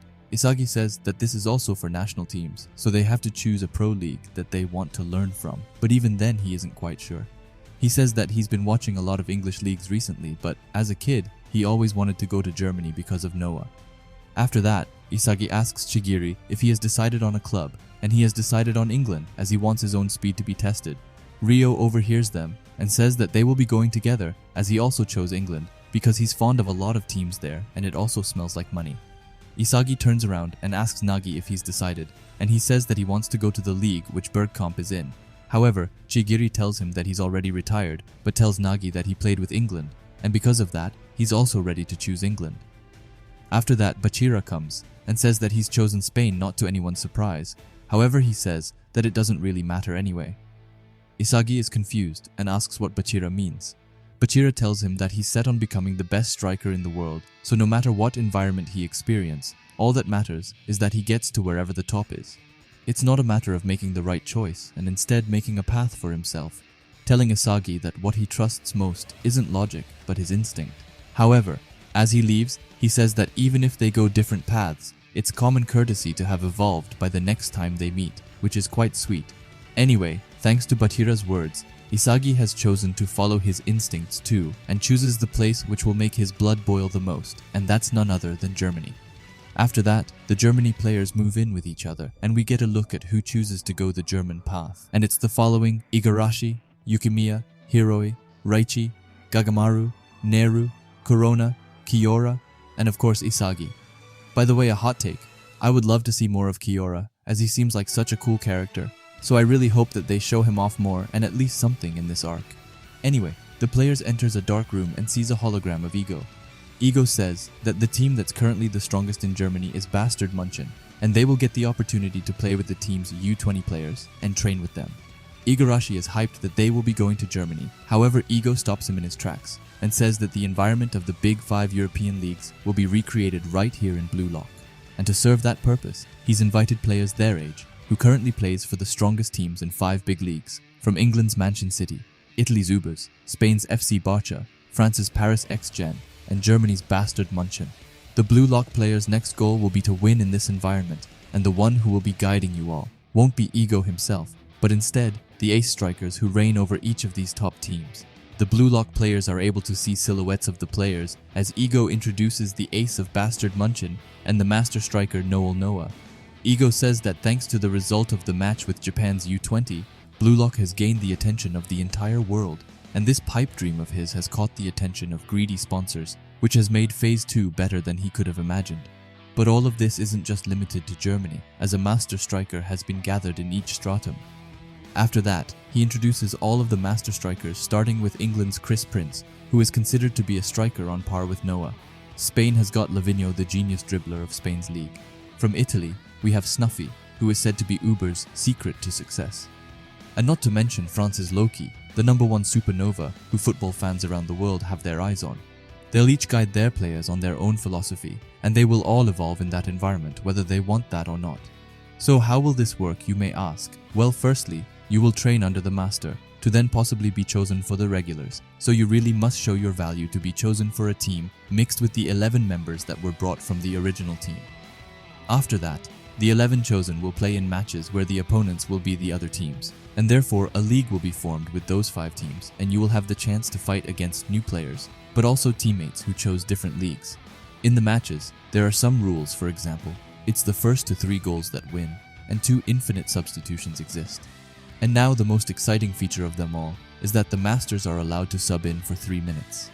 Even though this is extremely hype for the players, they can't forget that this is the final selection for the team that's going to the U20 World Cup, and depending on how the matches go, after each one of them, the ranks could completely change. Ego says that this is exactly what he's been dreaming of, a fight to create the best striker in the world, calling it a battle for survival in the new generation and the creation of a football never seen in history before.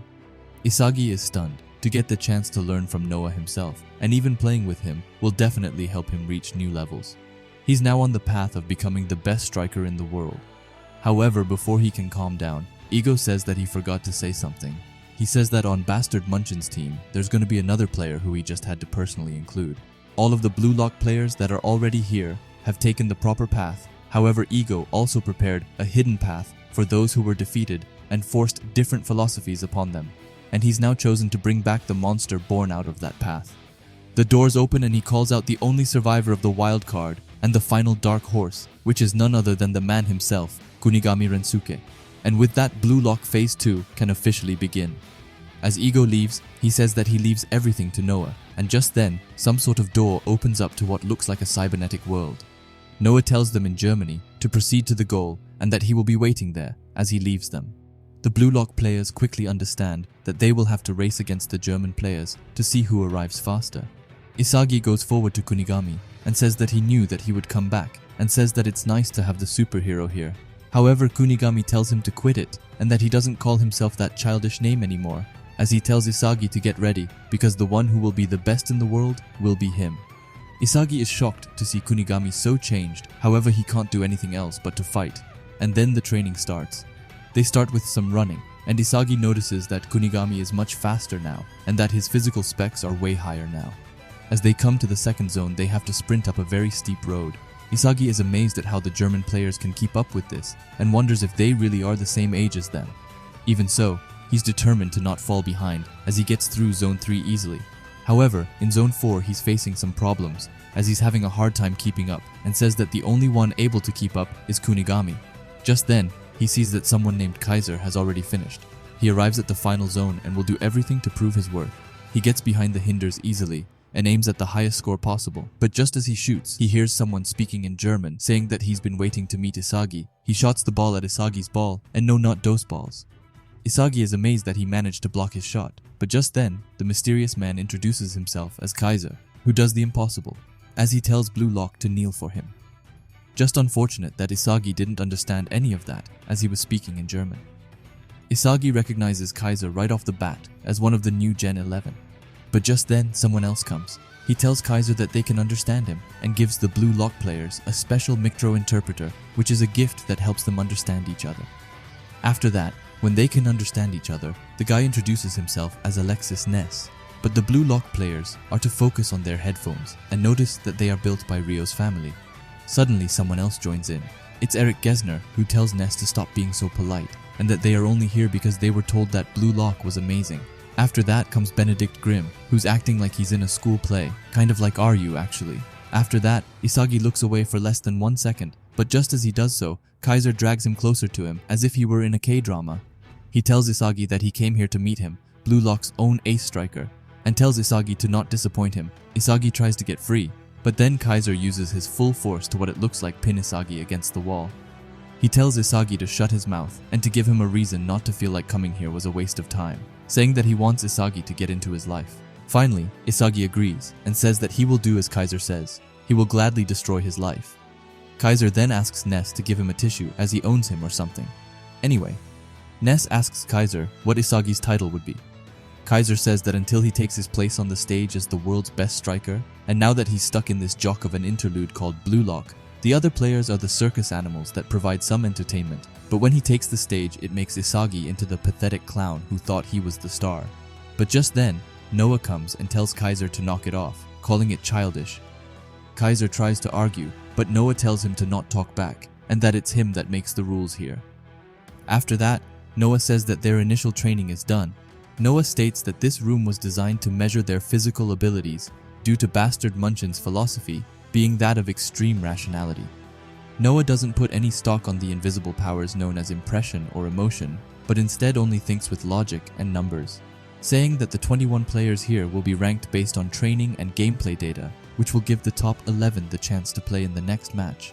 Isagi realizes that this is a game of data survival where numbers are everything.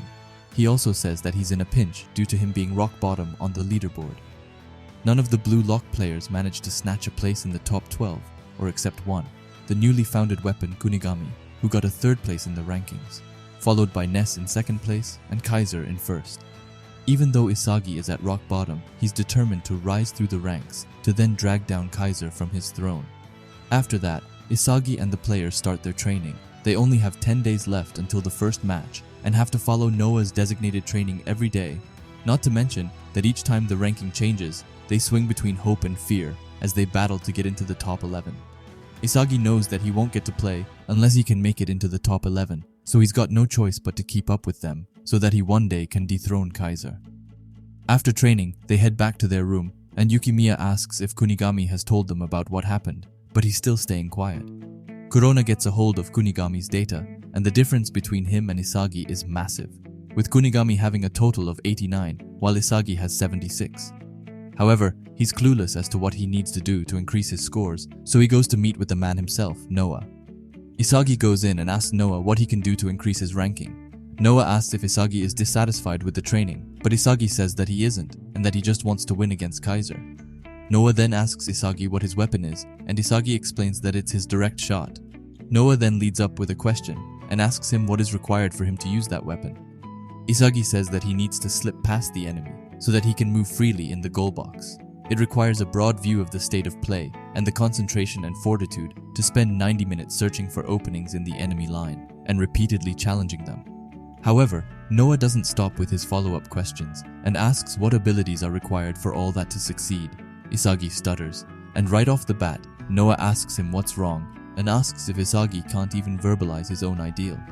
However, Isagi promises that he can and says that what he needs now is the fundamental ability to vary his plays enough that he can respond to any opponent. After that, Noah asks him if hypothetically Isagi had all that, and if he would be able to win against Noah. Isagi looks stunned and says that he doesn't know, and before he can say any more, Noah tells him that he needs to revise his thinking and that he was easily able to crack his logic. Noah says that he can't allow any uncertain components in his plan and that he needs to visualize an ideal that he can verbalize and explain fully. And that saying "I don't know" means that idealistic conjecture is creating noise in his thinking, and that's an irrational mental block. Noah then follows that up and says that he would never choose someone like that for his startup. Isagi then once again asks what it is that he's lacking, but Noah tells him that he's already told him what it is that he's lacking, and asks Isagi what the first thing he does in the morning is, saying that the first step is a step towards being the best in the world. Each minute, each second, each day of the year, are you truly spending your time to become the best in the world? Isagi is stunned, and his puzzle parts are flying everywhere. He's finally able to understand Noah's philosophy. After that, Noah tells Isagi that Blue Lock is the place that's going to create the best striker in the world, and asks Isagi to bring him logic that will defeat even Noah himself. After that, we jump right into the first of many thrilling Neo-Egoist League matches. And we're starting it off with a bang as FC Barcha is facing off against Bastard Munchen. As the FC Barcha players enter the field, Otoya and Bachira spots Isagi on the bench, and Bachira says that he's going ahead. Isagi thinks back to the 10 days of training leading up to this and says that he wasn't able to reach the top 11 regulars, and out of everyone in Blue Lock, the only one who was chosen was the wildcard himself, Kunigami. Isagi is both angry and pissed at every single second he was to spend on the bench. He wants to be on the pitch and burn his presence into the players' minds. And just then, the match starts. Kaiser and Ness begin their honeymoon phase as they pass each other. Ness spots Grim on the other side and passes him a super clean vertical pass right between Barcha's players. Grim uses his brute force to get behind not one, but two players from Barcha, and then when he gets his chance, he passes the ball to the other side, into the legs of Eric Genser. Isagi is stunned as he is looking at their play, saying that Eric is outstanding at trapping, and says that he threads the needle with his delicate dribbling, which is such an over-explained way of saying things. Eric looks into the box and decides to pass Kunigami even though he's being surrounded by defenders. The ball is approaching, and so is Kaiser. Kaiser is in a perfect position to receive a pass from Kunigami. However, he instead decides to trap the ball with his chest to forcibly keep it. He moves forward while he pushes the defenders back, and then shoots an incredible shot with his left leg trademark. The ball is going at an impressive speed, however the Barcha goalkeeper managed to reach it in time and save it. Isagi is still just watching from the sidelines, but he compliments Kunigami, saying that he's evolving at an incredible speed, and that he's drastically boosted all of his physical abilities, which has given him the freedom to be able to score a goal from anywhere on the pitch, calling Kunigami the perfect striker without any weaknesses. The ball is still in play, and Barcha decides to counter, but as Kunigami runs back, Ness stops him. He asks Kunigami what he's trying to do, and that if he had passed to Kaiser, they would have scored. Even so, Kunigami doesn't give a shit and says that he will follow his own way of dominance, telling Ness to go and bark up another tree. This upsets Ness, and he grabs Kunigami, telling him with a smile that a violation of loyalty to Kaiser is his first yellow card. After that, we go into something more interesting, as Blue Lock's own little monster gets the ball and says that it's showtime. He also says that it's time to raise the BPM before thinking about what football he shall dance. However, before that, we go into a flashback and turn back 10 days to when the Blue Lock players first get introduced to Lavinho. Otoya asks him if this is for real, and if Lavinho will teach them football. Lavinho says that he's their master, however he will not teach them football. He laughs and says that this place was built to make the best striker in the world, but he is already the best, so why would he give out any hints? Even so, Barcha asks him if Noel Noah isn't the best striker in the world. This upsets Lavinho, who asks him if he's trying to pick a fight. He then says that he doesn't care what anyone says because he knows that he's the best. Lavinho then goes off and says that he has something inside him. It's something that others can't see, but instead, an image that exists within him alone. He then takes the ball and says that if you want to become the best, then you can't just do as you're told. Back in Brazil, they have a word called ginga, which means something like shaky or swaying. It comes from capoeira, which is a mix between dancing and martial arts. He tells them that you can start out by copying other strong dudes and then try to mix it up and create their own image of the best in the world, saying that their original style starts there. Lavinho himself uses the image of a butterfly as he dances on the field. He ends it by saying that football is all about improvising at the moment. It's about stealing the rhythm to one that pleases you. Then Barcha jumps in and steals the ball, and I love Otoya. He's like Barcha's own hype man. After that, Barcha gets to see how his movements look like. He says that he should try to copy Lavinho's movements and then mix that up with his own image of the world's best. So he begins his training with some hard work and meditation. After that, when Barcha and Lavinho are alone, Barcha tells him that he can also see a thing which he calls his monster. However, Barcha is unsure what to do with it, as he got stronger by overcoming it. But what image should he come up with now? Lavinho asks if the monster is still there, and Barcha says that he can bring it up again if he wants to. Lavinho then says that it's easy, and that Barcha has to evolve that monster to the next level. Barcha's monster is his own guide to his originality, and will lead to him reaching the spot as the world's best.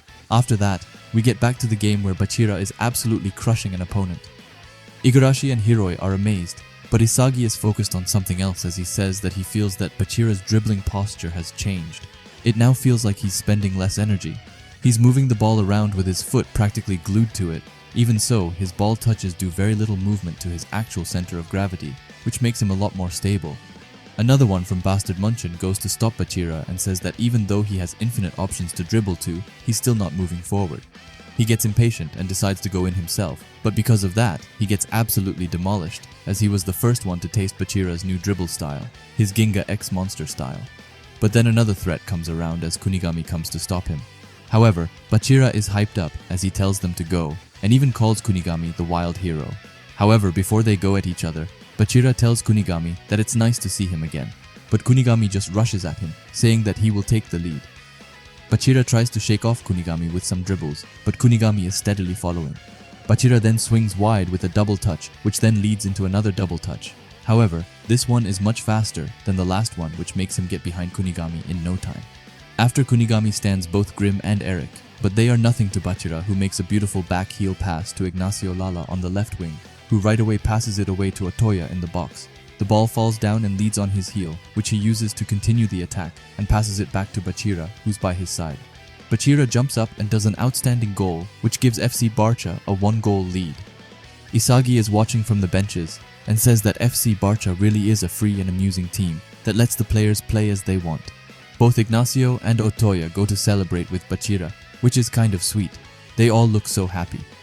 As Isagi was able to analyze Barcha from the bench, he says that Barcha's dribbling has clearly evolved, saying that Barcha is now able to just do what he wants, and says that he attacks like a child, which is also quite sweet.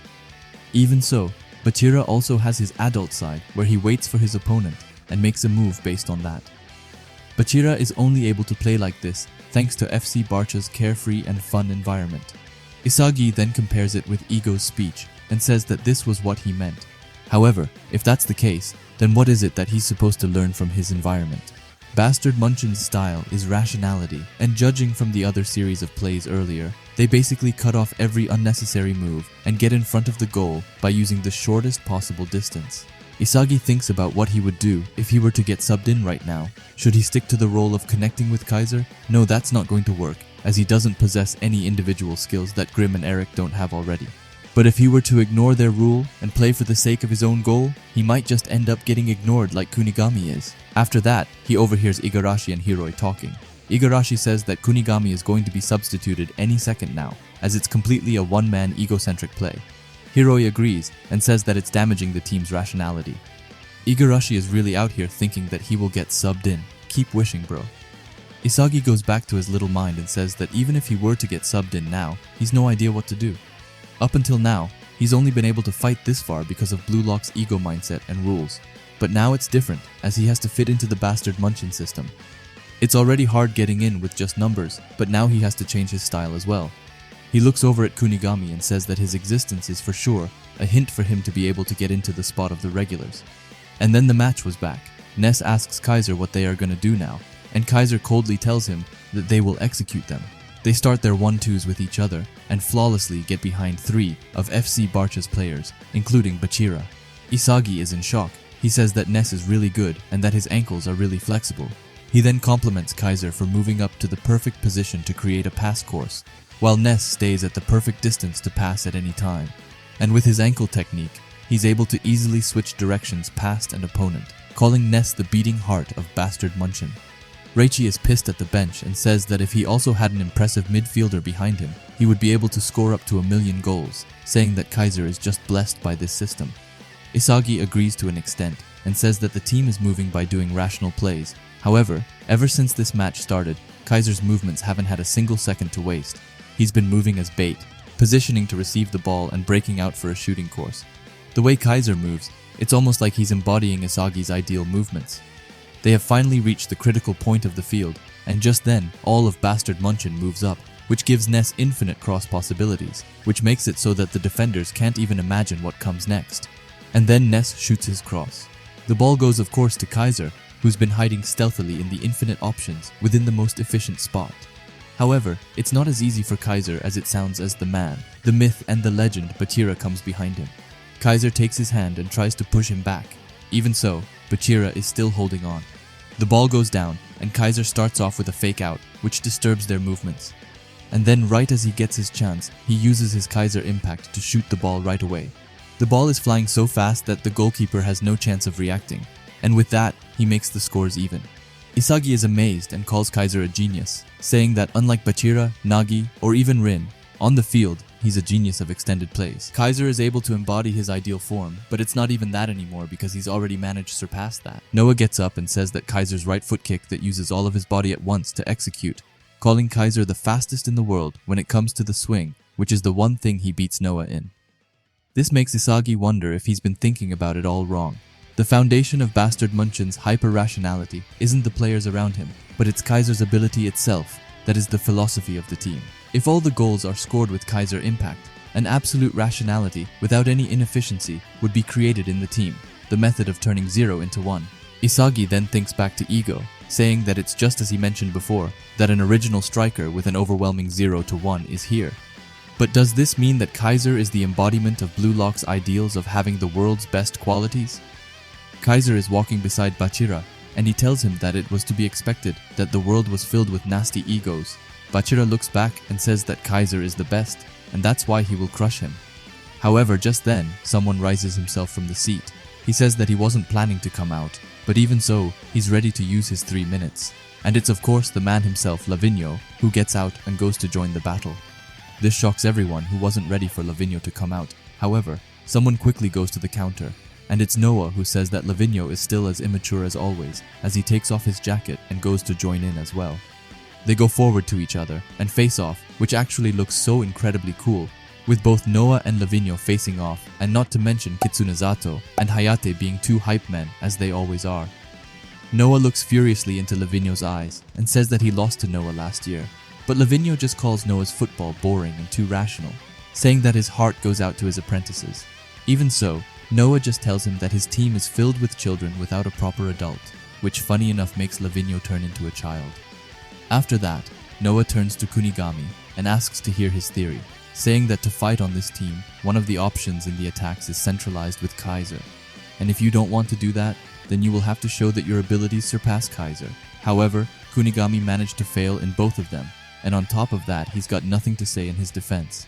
Noah then turns to the players and says that the opposite of chance is a pinch, and if you miss the chance that's in front of you, you will then fall into a pinch, which is equal to a missed opportunity.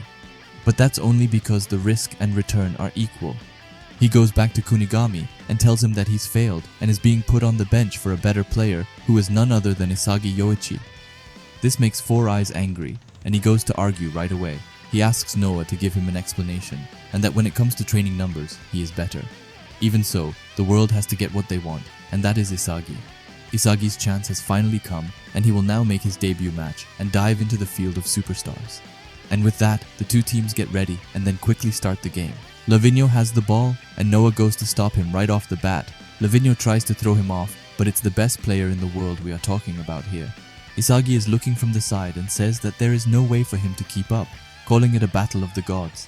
Even so, it's not like he just wants to give up and let them have their fun, because he finds a space that he thinks he can use to help Noah. However, as he gets closer, Lavinho does a rainbow flick, and then uses Isagi as a block to get past Noah. Igarashi is screaming from the bench, but it's not like he could have done any better. Noah quickly asks Isagi if he knows why Lavinho is called the Dance Man. However, Isagi has no idea, so Noah explains that he's the best in the world at taking his opponents by surprise. However, those magnificent steps are not the origin of that name, as the players who are led by his dribbles seem like they're dancing as they topple down.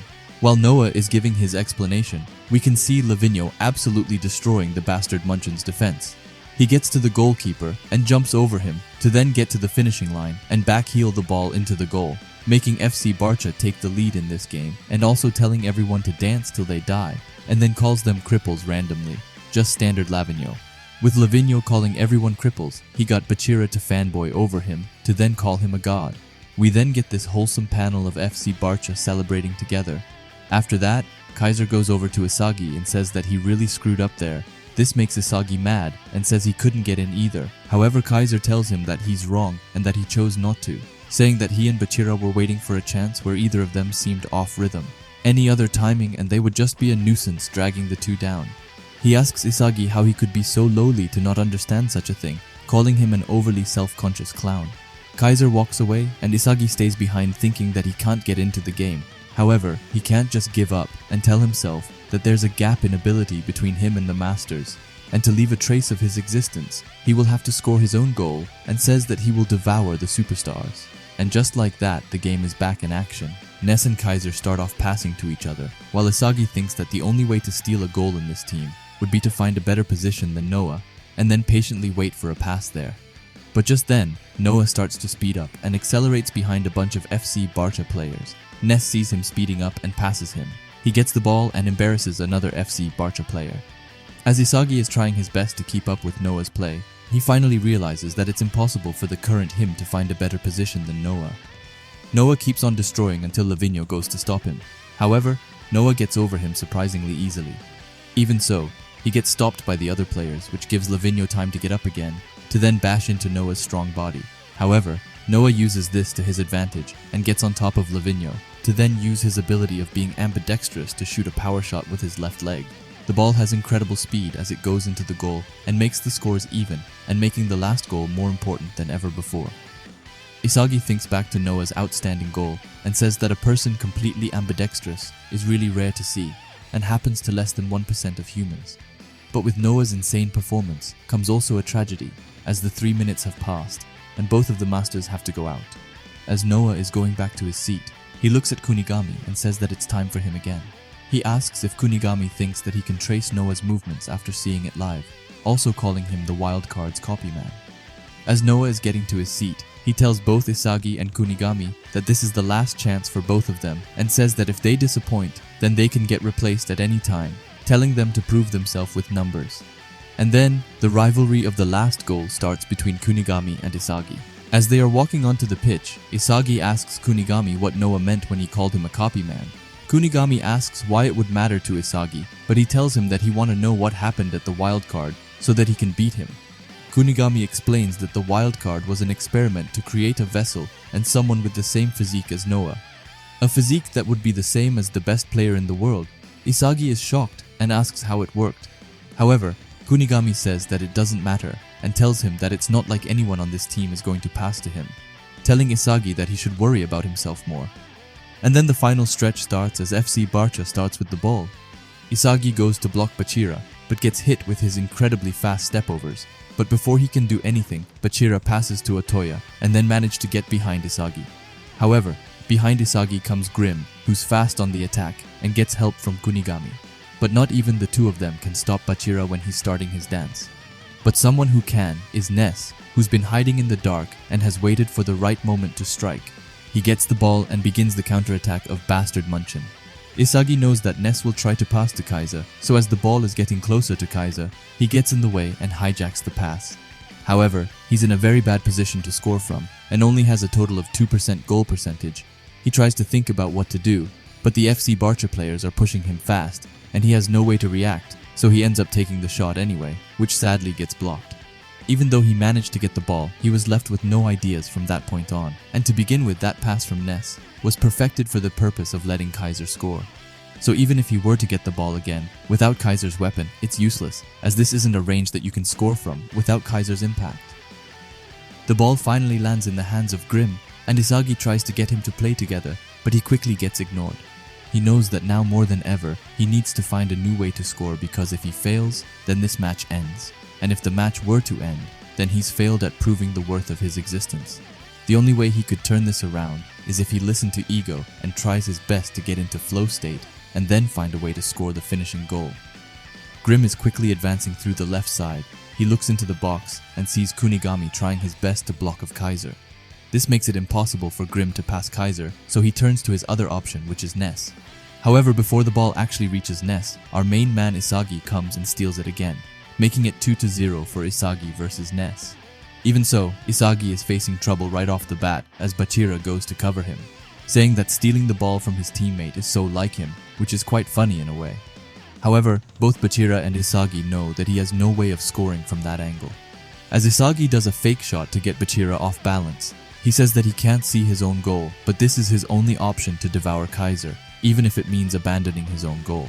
It looks like Isagi is trying to pass Kaiser, and Ness suddenly looks happy, saying that he's finally aiming to assist Kaiser, and Kaiser adds on calling him a good boy. And let me just say that I wish I was Isagi so much right now, for absolutely no reason, of course. Isagi passes the ball into the middle, but as he passes, he tells Kaiser to go fuck himself, and that he would never pass someone like him, because he was instead aiming for the person behind Kaiser, and that person was none other than the edgelord Kunigami. As Kunigami is powering up his shot, he tells Kunigami that the two of them can destroy not just Kaiser, but the whole team. After that, Kunigami understands that if he doesn't shoot soon, then the ball will hit his balls, so he takes his outstanding left shot to shoot an incredible goal, which from the looks of it, even shocks Noah. And with Isagi's and Kunigami's teamwork, it leads to a goal, but not just one goal, but also the honor of winning the whole match. And to end it off, Isagi tells Kunigami that this team is there to take. Kunigami goes forward to Isagi and asks him why he decided to pass him, telling him that there's no reason for him to owe Isagi such a favor. Even so, Isagi says that he just wanted an outcome that he could grasp. He tells Kunigami that he didn't do it for him, but instead to benefit him. Kunigami looks disappointed and says that Isagi's only solution was through an assist. As he walks away, he calls Isagi a fallen striker. After that, Bachira goes forward to Isagi and says that he won't criticize the goal if that was what he intended for, but still hints that he was a bit disappointed at Isagi's decision. But even so, he is curious as to why Isagi passed to Kunigami instead of Kaiser, who was in a much better position. Isagi tells him that he wouldn't want to be Kaiser's pet, and that Kunigami's lefty shot was the only element he knew of.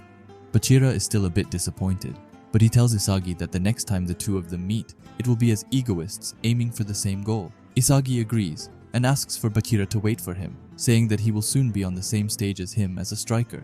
But as they are talking, they can hear someone laughing, and it's none other than Ness. He laughs about the thought of Isagi as a striker and says that Isagi didn't only steal the assisting role from him, but he even ignored Kaiser and passes the ball to Kunigami, who were at a disadvantage. Isagi just tells Ness to shut up and says that at the end of the day, they won with Kunigami's goal and that numbers don't lie. He asks Ness if that isn't the team philosophy. However, Ness is persistent and says that the team just happens to be Kaiser's. And I just love Bachira's little confused face as he's unsure if he should break up the fight or what he's supposed to do. Isagi then coldly tells Ness that the team will soon be his. Before they can start to actually fight, Kaiser comes in between and completely shoves Ness face down. He apologizes and says that he underestimated Isagi. Kaiser says that after the last play, it's time for a revision in their casting, and says that Kunigami is the leader of their Blue Lock squad, while Isagi is the pawn under him. I actually feel sorry for Bachira, who just randomly got dragged into this conversation, and has to listen to them. Anyway, Isagi then gives Kaiser his own role. How kind of him. Isagi gives Kaiser the role of the naked king who had everything stolen from him, which definitely deserves a place in Isagi's top 10 coldest moments. But just then, they get interrupted by Ego, who compliments them on their first game. He then randomly starts talking about how good his drink is, before starting to compare the world of pros to a game of musical chairs, saying that when you get into a team that's already complete, you have to then steal somebody's position, or else you will end up with no job. And every team has its own philosophy with everything from logic, freedom, rules, and that sort.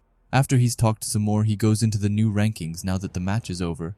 We can see all of the numbers just starting to add up more and more. Reichi asks what the numbers mean, and Ego says that they're yearly salaries for the players, revealing the true purpose of the Egoist League, telling them that all of the matches are under the inspection of football club owners in the whole world.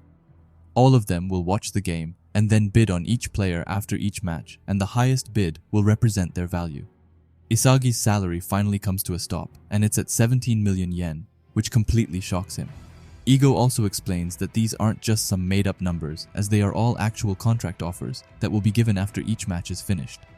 Each bid gives the club the right for negotiating a contract for that annual salary, and it also serves another purpose, as it's their current value.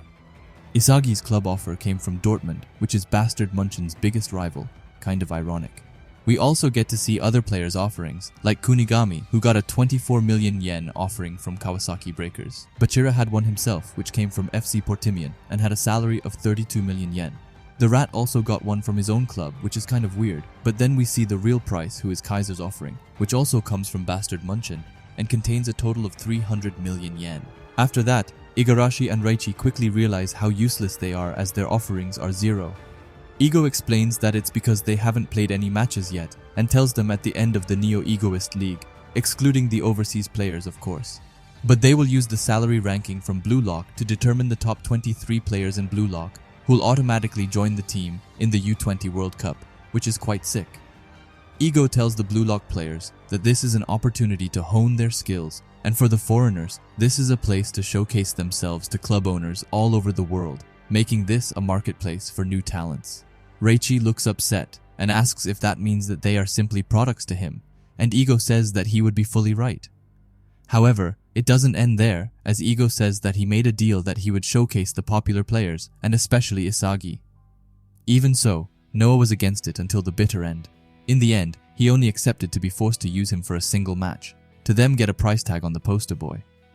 Bachira quickly grasps the situation and says that in the end, it doesn't matter if the team wins or loses as long as they can show off their value. And Bachira is correct, but for a striker to show off their value, they have to score goals, so in the end, they will have to try their hardest to win. Igarashi adds on by saying that this is a big chance for most of the players, but on the flip side, if you fail to get a spotlight here, you will leave an impression on all big teams that you're just some loser. And Ego simply ignores it and says that he loves that they show off their angry faces, telling them that it sells like hotcakes. He asks them if they don't think that it's weird that he managed to get world superstars and top clubs to take part in a project like this. But he then reveals that he's sending a reality show of them. He then shows them a live video from the second match, which is currently going on, which is the Ubers versus PXG. He shows Rin fighting his all on the pitch before saying that the number of people who subscribe to this content has already surpassed 80 million, revealing that it's his own Super Entertainment Blue Lock TV. So all of them Blue Lock players are currently fighting for their lives while it's being streamed to the whole world. We get back to the match where Rin has gone into his shooting stance and makes a wonderful goal, giving PXG the win. Ego tells the Blue Lock players that there is no doubt left that Blue Lock is the most critical place in the current world of football. Isagi is thinking to himself how amazing this is and calls Ego a genius. But it doesn't end there, as Ego reveals the sad truth that if you can't get into matches, you won't get to show off and will end up with no offerings. They may continue to aim for the striker position as they have, or they can try escaping to another position to steal the place of another regular. No matter what they do, they have to prove their worth. And then he ends it by telling them that their next match is in 10 days against England's Manshine City. And with that, we jump right into a flashback to 10 days earlier, when the Blue Lock players first meet Chris Prince. Chris explains that the philosophy of his team is speed and rush, which only a healthy body can harbor. Now that's a very good message and all, but it would help if he actually said it to the Blue Lock players and not to the camera. Anyway, Chris goes up to Chigiri and asks him what exactly he was hoping for when he chose Manshine City. Chigiri doesn't really have a straight answer, but says that he wants his speed to be more powerful. After that, Chris takes the matter into his own hands as he starts analyzing Chigiri's body, and I mean his whole body. But it's not just Chigiri who gets the special service, as both Rio and Nagi also get a taste of it. After Chris is done with his assignment, he says that he understands their talents and that he's able to see how they've managed to get this far. Even so, he tells them that they all rely too much on their talents, and when they don't take care of their talents, it will end up withering. He takes the talent to run fast as an example, and says that it's not something that was taught by someone else, and that they simply acquired that talent naturally thanks to their body's disposition. However, in order to become a better player, that person desired the power to be like a tank. Their own body was previously developed only to be able to run fast, and then the training was like putting on a suit of armor to a body like that. What ended up happening was that they got slower. They managed to lose their balance thanks to the excessive muscles, and became a worse player. If someone lusts for power while not understanding the mechanism of their own talent, they might start training blindly and end up with a body completely unbalanced, which makes your talent useless. Thanks to that, you would end up losing your identity, breaking your mentality, and being completely done as a player, which is quite common in the world. It happens all the time that geniuses vanish completely. And being successful while still not understanding your own mechanism can easily turn into a curse that brings you suffering. Chris reveals that he was just like that in the past. It's extremely important for you to understand what kind of muscles helps you bring out your talent and create plays that you want. But when you figure out how to do it, your body will look as jacked as Chris's does. After Chris's emotional speech, which lasted an eternity, he goes full ad mode and says that that's the reason why water is better than cola and promotes his Prince water. After that quick ad breaks provided by Chris, he reveals what the players will get in joining Manshine City. They will understand all of the mechanisms of their bodies and start to feel their own talents in their body, and only with a perfect body will you be able to use your talents properly. And the reason they are all here is to awaken the unknown talent that still sleeps within them.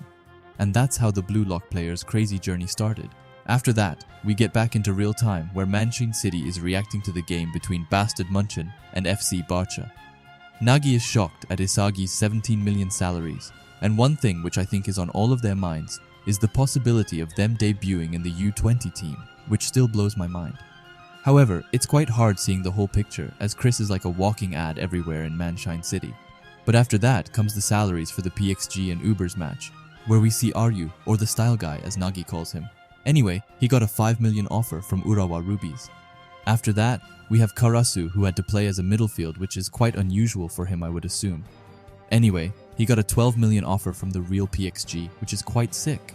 After him, it's Aiku, who got a 15 million offer from Bolos. Shidu also managed to get away with a 20 million offer from Ajax, and Rin with the astonishing 36 million offer from PXG as well.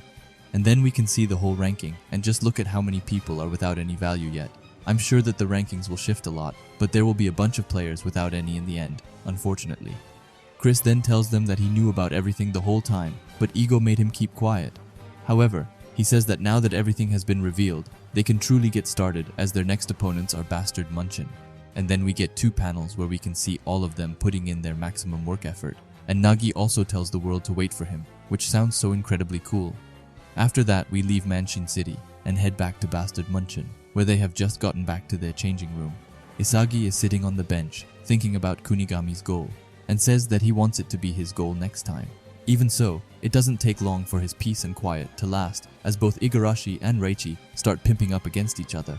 Igarashi walks over to Isagi and says that his new salary is amazing, but even though he's gotten a huge offer, it's more about the club, he says, as he's been a big Dortmund fan.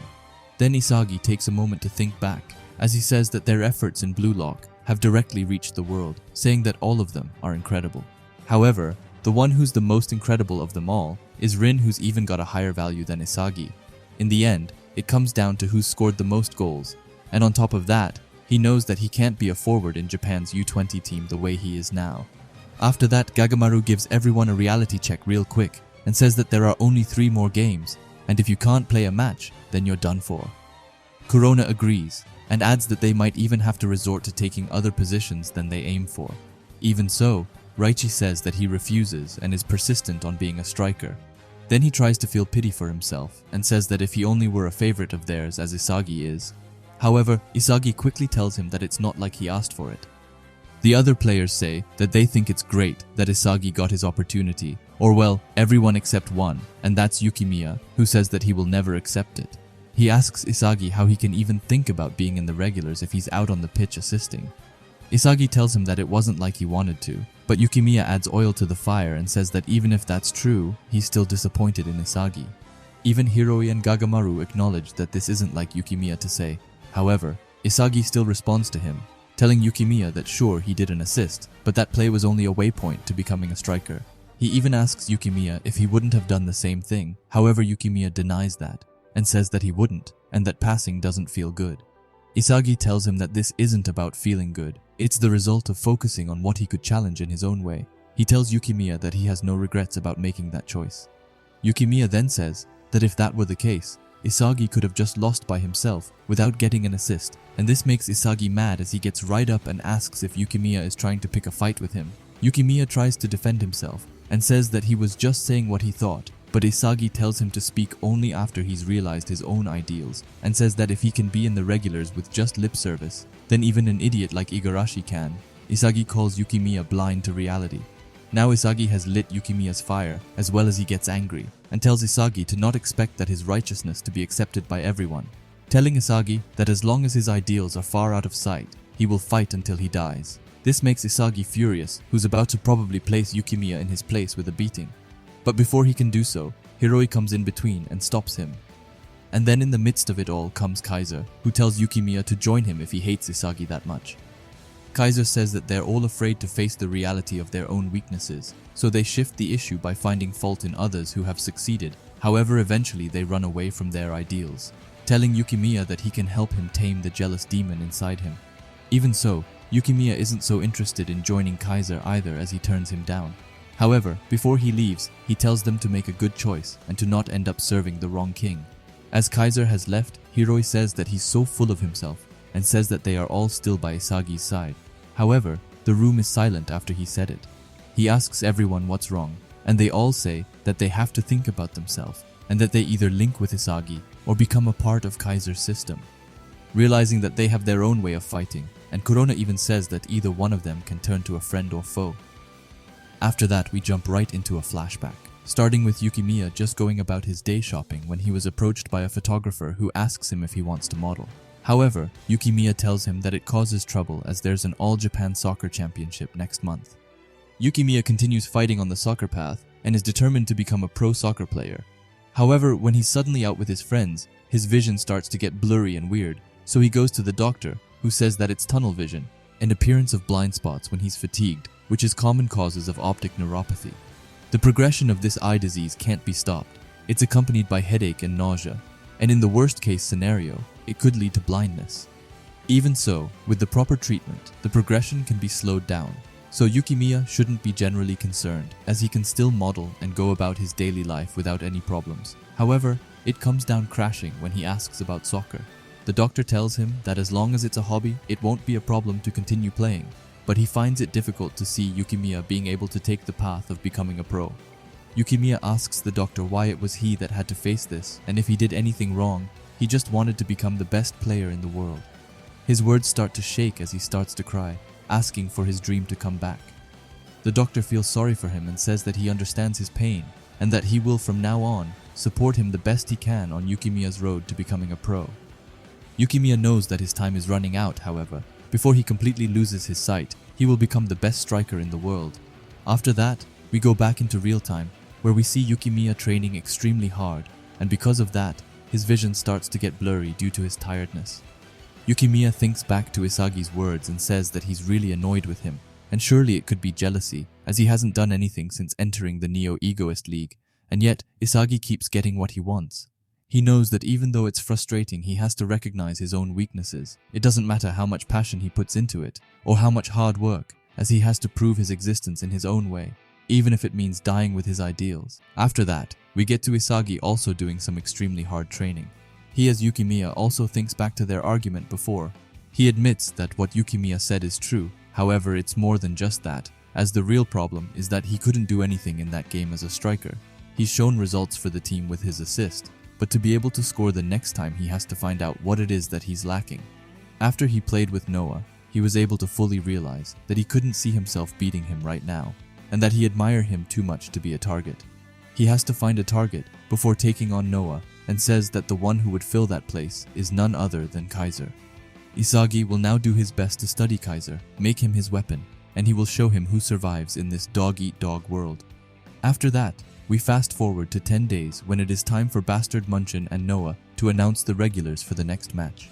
Noah says that he has based the result of their training and match appearance. Every player was then selected for bringing the desired numbers, and without further ado, he reveals the starting squad. The start with the obvious one, which is, of course, Kaiser in the center forward. After Kaiser comes to Kunigami, who's been placed on the same position but on the right side. And then finally he gets to the offensive midfielder position, which luckily Isagi has managed to snatch away, taking Gesner's spot in the team, while Grim takes the other side. On the top center, we have Ness followed by Ali, who will play as a defensive midfielder. Then for the right side back he puts in Kurona, which makes me so happy to finally see him play. Noah says that both Kunigami and Isagi are on the right side, which gives Kurona the chance to link up with them. After that, Kurona looks at Isagi and says that as long as he's in the match, he will take Isagi's side. For the two centers back, we have Menzer and Birkenstock. To follow them up, we get to the left side back, which Yukimiya is given, which will definitely make an interesting match between him and Isagi. After that, Noah gets to the final position, which is the goalkeeper. However, he doesn't want to use their goalkeeper because he chose the man himself, Gagamaru, to get a special position. Noah says that it might not be the position that he had hoped for, but Gagamaru is just happy to be playing. After that, Noah says that this team was formed using only their numbers, but it also serves as an experimental team of 11. Because as they know, the team has two different philosophies. The first one is the efficient football that Kaiser uses, and the other one is the blue lock style, which consists of using chemical reactions among themselves. Noah is interested in seeing how a team that is simply focused on Kaiser scoring goals will mix with blue lock's philosophy. Kaiser quickly gets it and asks Noah if this is a test for him, and Noah tells him that he's right and warns him not to fail.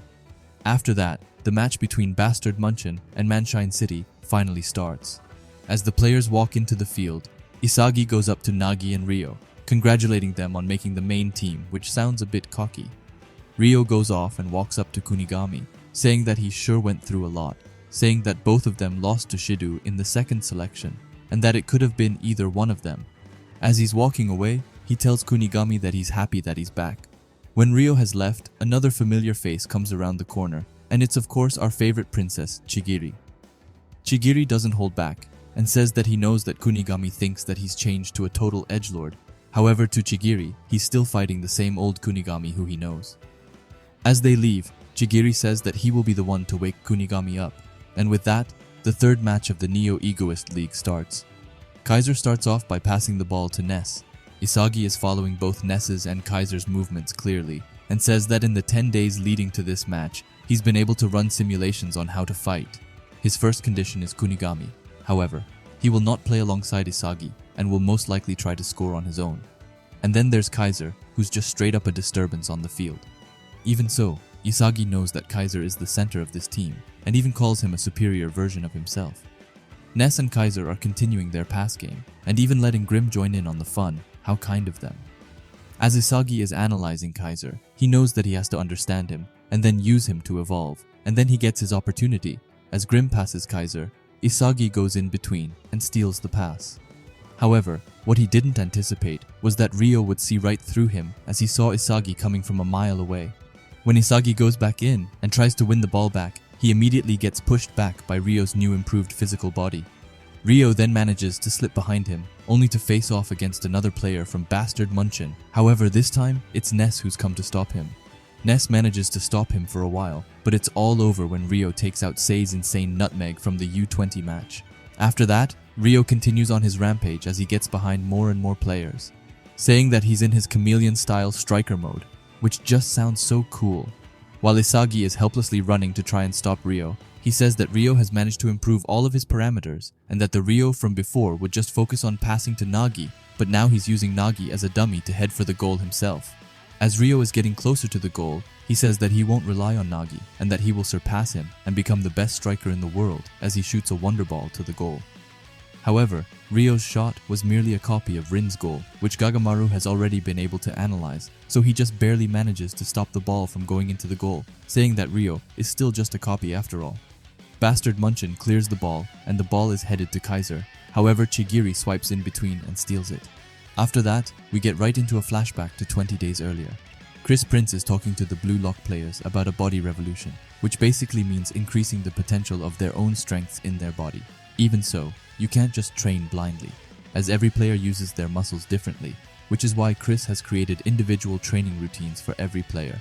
He starts off with Ryo and asks him what type of player he wants to be. Ryo says that he needs to think, but Chris tells him that this isn't something that you should think hard on, asking Ryo how the world's best striker would respond to that question. Ryo then says that he wants to be able to control the field by himself and become a striker who can steal goals. Ryo doesn't want to be a player who's in need of other players anymore. He straight up says that he now wants to have the power to be the best striker in the world. Chris then explains that no matter how talented someone is, it's not like they can stay positive every day. They might feel a sense of negativity and have moments when they lose confidence. And by always being destined for more, he's become unable to forgive himself when he doesn't match his ideal. Chris says that there have been people that have described him as a narcissist and people who think that he's crazy. Even so, he can't just betray the ideal that he's set for himself, telling the Blue Lock players to pursue their ideals and fight against reality, and if they want to become the best striker in the world, then they need a body that can host their ideals. After Chris's pep talk, he goes back to Ryo and asks him if he's able to specifically say what kind of player he sees as his ideal. Ryo smiles and says that Chris is right and that he's forgotten how to live like that. And for Ryo, the best player in the world that he can imagine would be a fusion of Itoshi Rin and Itoshi Sei. After that, Chris gets a feel of Ryo's body. I mean literally. After that, we get back into the game and Chigiri is still in possession of the ball. He has a fierce look in his eyes as he runs towards Bastard Munchen's defense. As he's running, he says that his ideal would be to not pass the ball, as he wants to use his legs to go past all the defenders and then score goals as a striker. And that's basically what he's doing on the field now, as he's gotten behind both Ali and Corona and is now faced with Isagi. Isagi tells him that he won't let Chigiri pass. However, Chigiri coldly tells Isagi that he's the perfect guinea pig. Chigiri then rushes toward Isagi and gives us this outstanding panel, which looks so dope.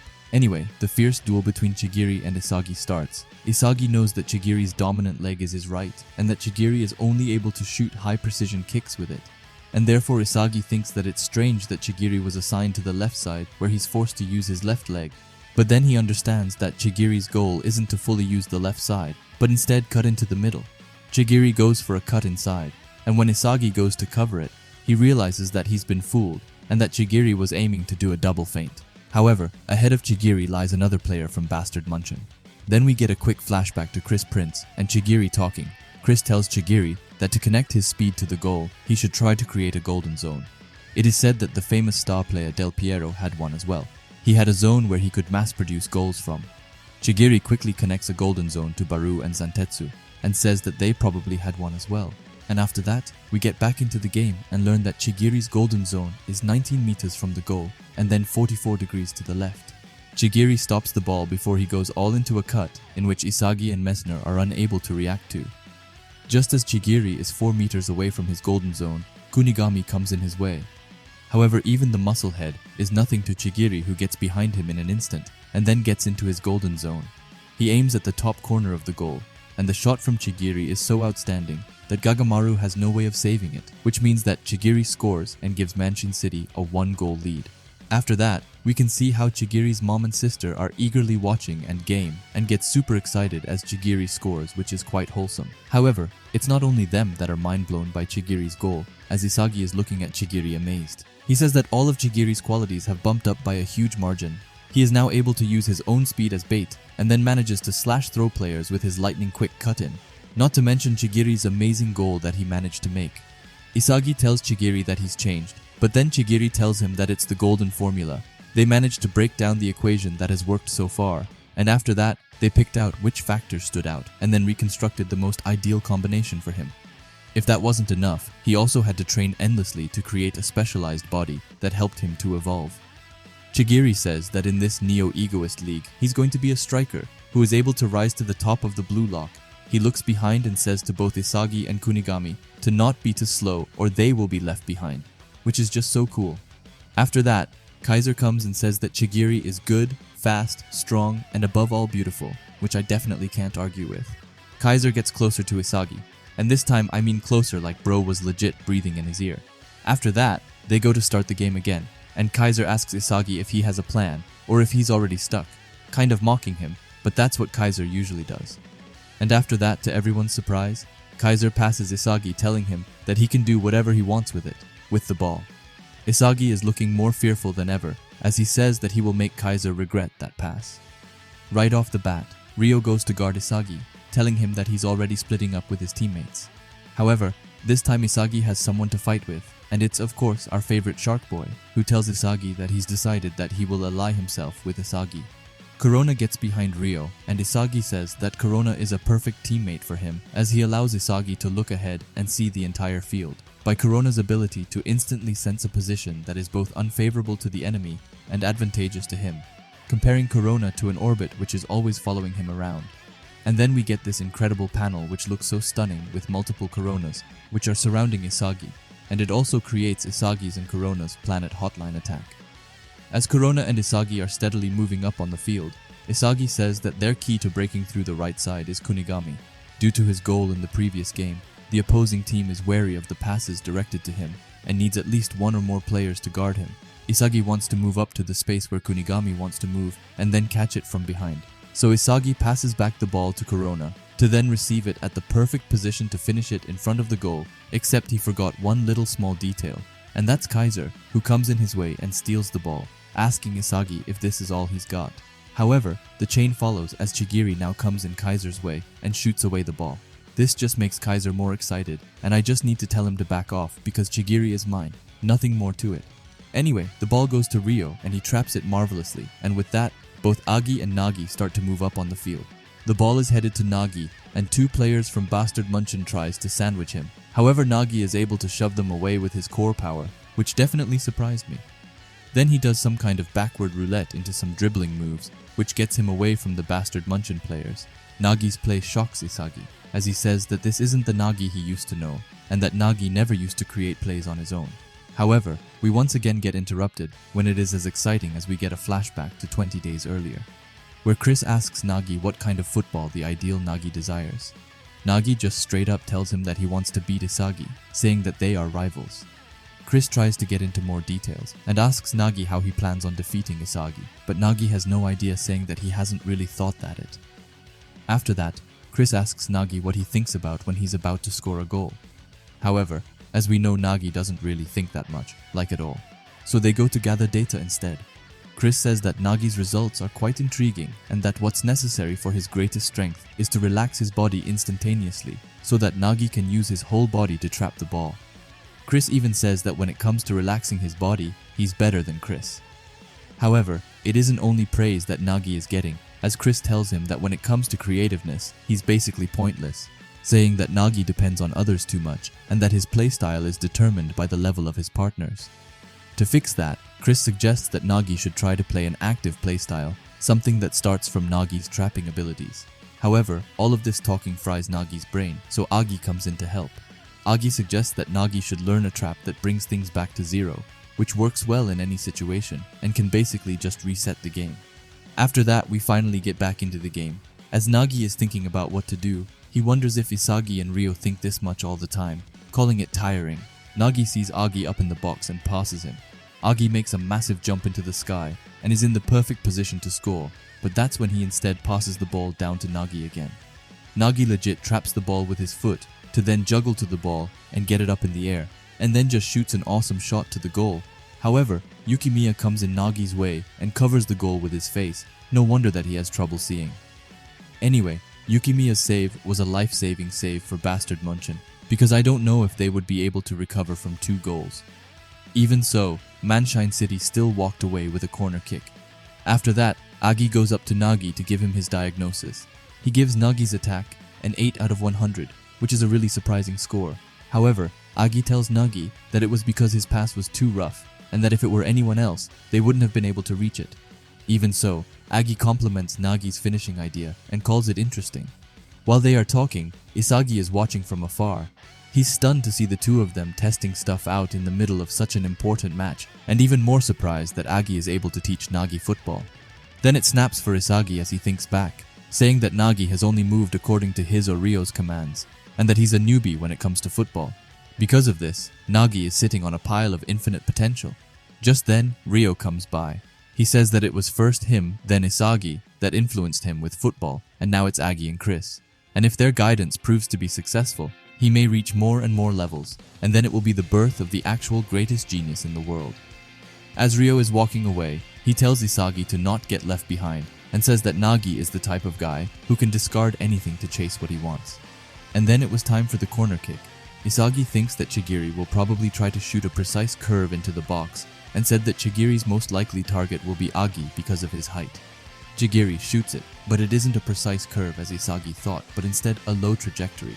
Isagi tries to get ahead of Agi, but he's no match. Isagi thinks that he can at least limit his shooting course, however Agi isn't there to shot, but instead to do a backheel pass to Nagi, who's been eagerly waiting in the box. He's just about to jump and maybe do the first cycling kick of the series, however that's when Kaiser comes in his way and almost catapults the ball away. As Kaiser falls to the ground, Agi says that it's nice to see him again, and that he finally has a chance to analyze him. Kaiser just coldly tells him to make sure to babysit properly, and calls him the mad footballer.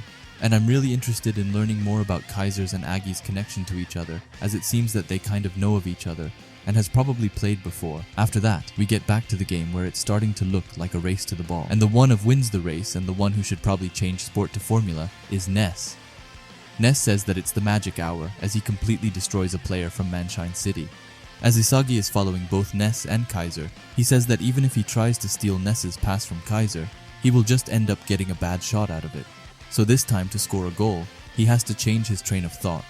He decides to follow Kaiser from behind and study his thought patterns from his viewpoints.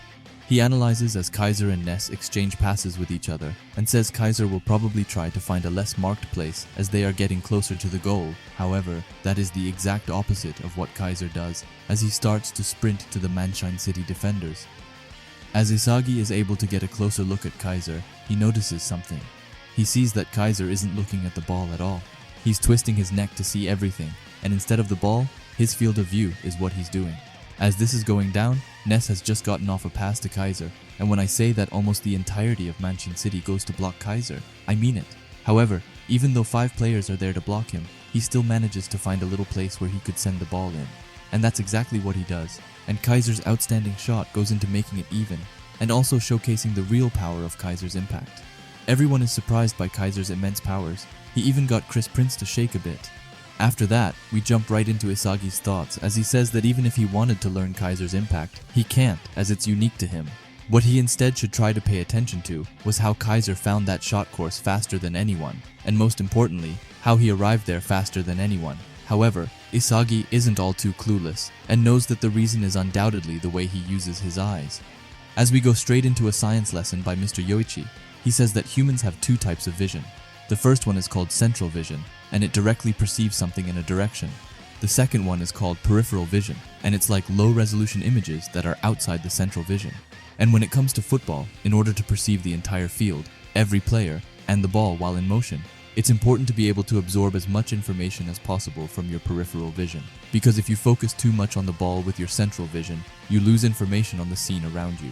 So when it comes to your surroundings, your decision-making speed is delayed. Even so, knowing that when one has to dribble and pass while running at full speed, they'll end up focusing too much and narrow on their field of vision. And therefore, it's likely that Kaiser is constantly inputting new information that he gets from his peripheral vision. By constantly renewing information about both friends and foes, he knows who is doing what and where. And by then, having that overwhelming amount of information, he's able to arrive at the best point that no one else could understand. And when you compare it to the world which Isagi sees, it's like Kaiser's world is from a higher dimension. If the state of the field is a 2D image, then the image of a play that one player can visualize would be something 3D, and when each player moves around, using only their own images, it can cause misses and tears at the seams, and having a vision yet above that, which can visualize every image and destroy them. Isagi then states that you could say that Kaiser's brain and eyes are a 4-dimensional vision, a godlike vision that stands above that of everyone else, which we know as metavision.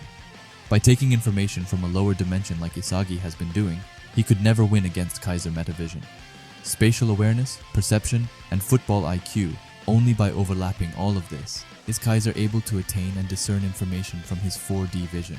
And by then, connecting that to the Kaiser impact at the end, he's able to become an exceptional striker that can create goals. Meta vision combined with Kaiser impact is Kaiser's golden rule. Isagi now understands it perfectly, but how can he use it to fight? Since he doesn't have Kaiser impact, the weapon he could use instead is a direct shot. But what about meta vision?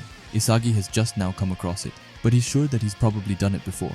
The first goal he scored in Blue Lock, and all those situations where he could smell the scent of the goal. One of those moments where he was alone and was able to catch the distortion between Rin and Sei. All of those plays were only possible because of his own eyes and brain transcending everyone else's on the field. But does this mean that Kaiser keeps it up for the whole 90 minutes? No, that can't be right. But if it were, then it would be like becoming a god. Then suddenly, Isagi understands it perfectly, that if he combines metavision and direct shot and creates a new formula, he would still need a bit more than that. But if he was able to actually implement this, then he would realistically be able to beat Kaiser. But why stop at Kaiser? Because with this image, he could possibly defeat all of them. After that, we finally get out of Isagi's mind and back to the field, where Kaiser approaches Isagi and asks if it were fun stalking him. He asks Isagi if he finally understands that his plays have become filled with despair and that they have left him speechless. Isagi stays quiet for a while before he says no, and thanks Kaiser as he's finally able to see hope in crushing him, which is straight up one of the coldest things he could have said. And with that, the game restarts and it's finally time for Isagi to try out his new metavision. This time, instead of just focusing on one particular player, he will now use his peripheral vision to see the entire field and gain more and more information on what's happening, to then finalize it in his head. Isagi is able to see that his teammates are more wary of Nagi's movements now. He also sees that Chigiri is rushing to the side to await his next pass. Even so, Isagi isn't able to see a breach but still feels this sensation as a rush. Isagi, alongside his new metavision, is able to gather more information than he's ever been able to do before. It's as if there's a new brain circuit upon him. After that, Isagi takes in everything that is happening on the field and is able to foresee Manshine City's next move, which is to pass to Nagi. However, Isagi was able to decode this attack and was able to reach the pass in time. Everyone is stunned, and even Agi says that Isagi is different from before, and with the ball at his feet, he starts his attack. Hiroi is on the bench watching the situation break down and says that it looks like Isagi is having so much fun, kind of seeming jealous. Isagi teams up with Corona once again and starts their comeback. Isagi is able to see the best path for them to break through. Corona and Isagi manage to break through Rio like it is nothing, and Isagi isn't even 100% there as he's in his metavision. He says that Kaiser is still behind him and that now is their time to attack. As Corona and Isagi break the ankles of another Manshine City player, Isagi was that he needs to minimize the time it takes for him to trap the ball, and instead use that time to look at his surroundings and to constantly sense more of what's happening on the field. Isagi gathers information on a level that he never could have imagined, and even says that his brain won't stop working and that he's amazing now. Corona and Isagi are still continuing their vicious ankle breaking and demolishing the Manshine City players. He gets closer to Kunigami and is in the perfect position to pass to him, which would probably lead to a goal. However, Isagi instead uses him as bait and gets into a shooting stance, but as he's about to shoot, Corona comes and takes the ball of Isagi's foot, which lets Isagi get to an even better angle to score from. Corona runs to the ball and even states that he's having trouble keeping up with the pace which Isagi is moving in, but he still manages to reach this pass and pass it forward. Isagi sees the ball coming and says that it's the perfect position to shoot. He goes into his direct shot position and is about to score a wonder goal, but from out of nowhere, Kaiser comes and cuts off some of Isagi's shooting angle. This doesn't stop Isagi, who still shots the ball right under Kaiser's balls. It seems like the ball is about to go in, but just then someone else appears, and no, it isn't someone from Manshine City, because it's once again his own teammate, but this time it's Kunigami who comes and steals away the goal, making a wonder goal and giving Isagi an assist on Bastard Munchen's second goal. Isagi is furious, saying that he doesn't need some fucking assist, and tells Kunigami to go to hell. And when he's at his lowest, Kaiser comes to him, saying that he shouldn't have shot that shot, saying that he definitely wasn't in a good position, and that Isagi must love giving out assists. Kaiser words open up a new and honestly scary Isagi, who tells Kaiser that he will fucking kill him, even if it's the last thing he does. But Kaiser just asks him if this is his new way of saying that he loves him. However, someone that is impressed is the man himself, Noah, who compliments Isagi and says to not let this break him, because this new weapon he's got will be the ticket to Isagi becoming the best in the world, and that it might even lead him to Noah. Even after Isagi still isn't done with his rant, as he says that his scoring formula was perfect and without flaws. However, Kaiser was able to foresee the same thing and decided to interfere with the plan, which then lead to Kunigami stealing his goal. Isagi is sure that Meta Vision is an outstanding weapon, but just as he learned it from Kaiser, other players can probably acquire it if they have great football knowledge and awareness. Not to mention that if one is a midfielder or a player maker, they'd probably scan the field the same way he did and then find the best pass routes and shot courses. And then he thinks back to the U20 game, where he says that Sei most likely already used Metavision against the Blue Lock 11. This is a new height for Isagi, as it might just mean that he's broken into the next level. However, suddenly, his body starts to wear off and he almost falls to the ground, saying that using Metavision drains away lots of his physical and mental stamina. Even so, Isagi knows that he's gotta surpass Kaiser, and if he doesn't crush him, then he can't show the world his value as a striker. After that, we see Ryo, who takes a look over at Isagi and says that Isagi is more and more becoming like a monster. After that, Ryo thinks back to the time Nagi chose to go with Isagi instead of him. Ryo says that he never wants to be the guy who doesn't get chosen and wants to avoid experiencing that feeling ever again. Ryo says that it wasn't Nagi's fault and that it was him that needed to change. He ends it by saying that he needs to show the world that Ryo can fight by himself. But just then, Nagi comes forward telling Ryo that he wants to beat Isagi. He tells Ryo that right now, he doesn't have a chance of beating Isagi, and asks Ryo for advice before telling him that soccer isn't fun anymore. Ryo tells Nagi that he doesn't care anymore, and that this is the path that Nagi himself chooses. But after that, Nagi tells Ryo that playing alongside each other was fun. And when Ryo is just about to walk away, Nagi ends it by asking for Ryo's help. Ryo stops himself and asks Nagi if he ever thinks about others' feelings. He tells Nagi that he had to crawl up without being chosen many times over, and when Ryo finally decided to keep fighting and get stronger on his own. That's when Nagi wants to come back. Ryo tells Nagi to stop talking to him, as if he can manipulate his feelings with Nagi's ever-changing feelings. But Nagi tells Ryo that he has gotten it all wrong. He tells Ryo that ever since the day Ryo invited him to play football with him, Nagi has always been by his side, and that Nagi always kept making the best choices to make their dream come true. He tells Ryo that the two of them couldn't beat Isagi before, but now it's a different story, as both of them have gotten stronger. Ryo asks Nagi what his ego is, and Nagi tells him that it's his dream.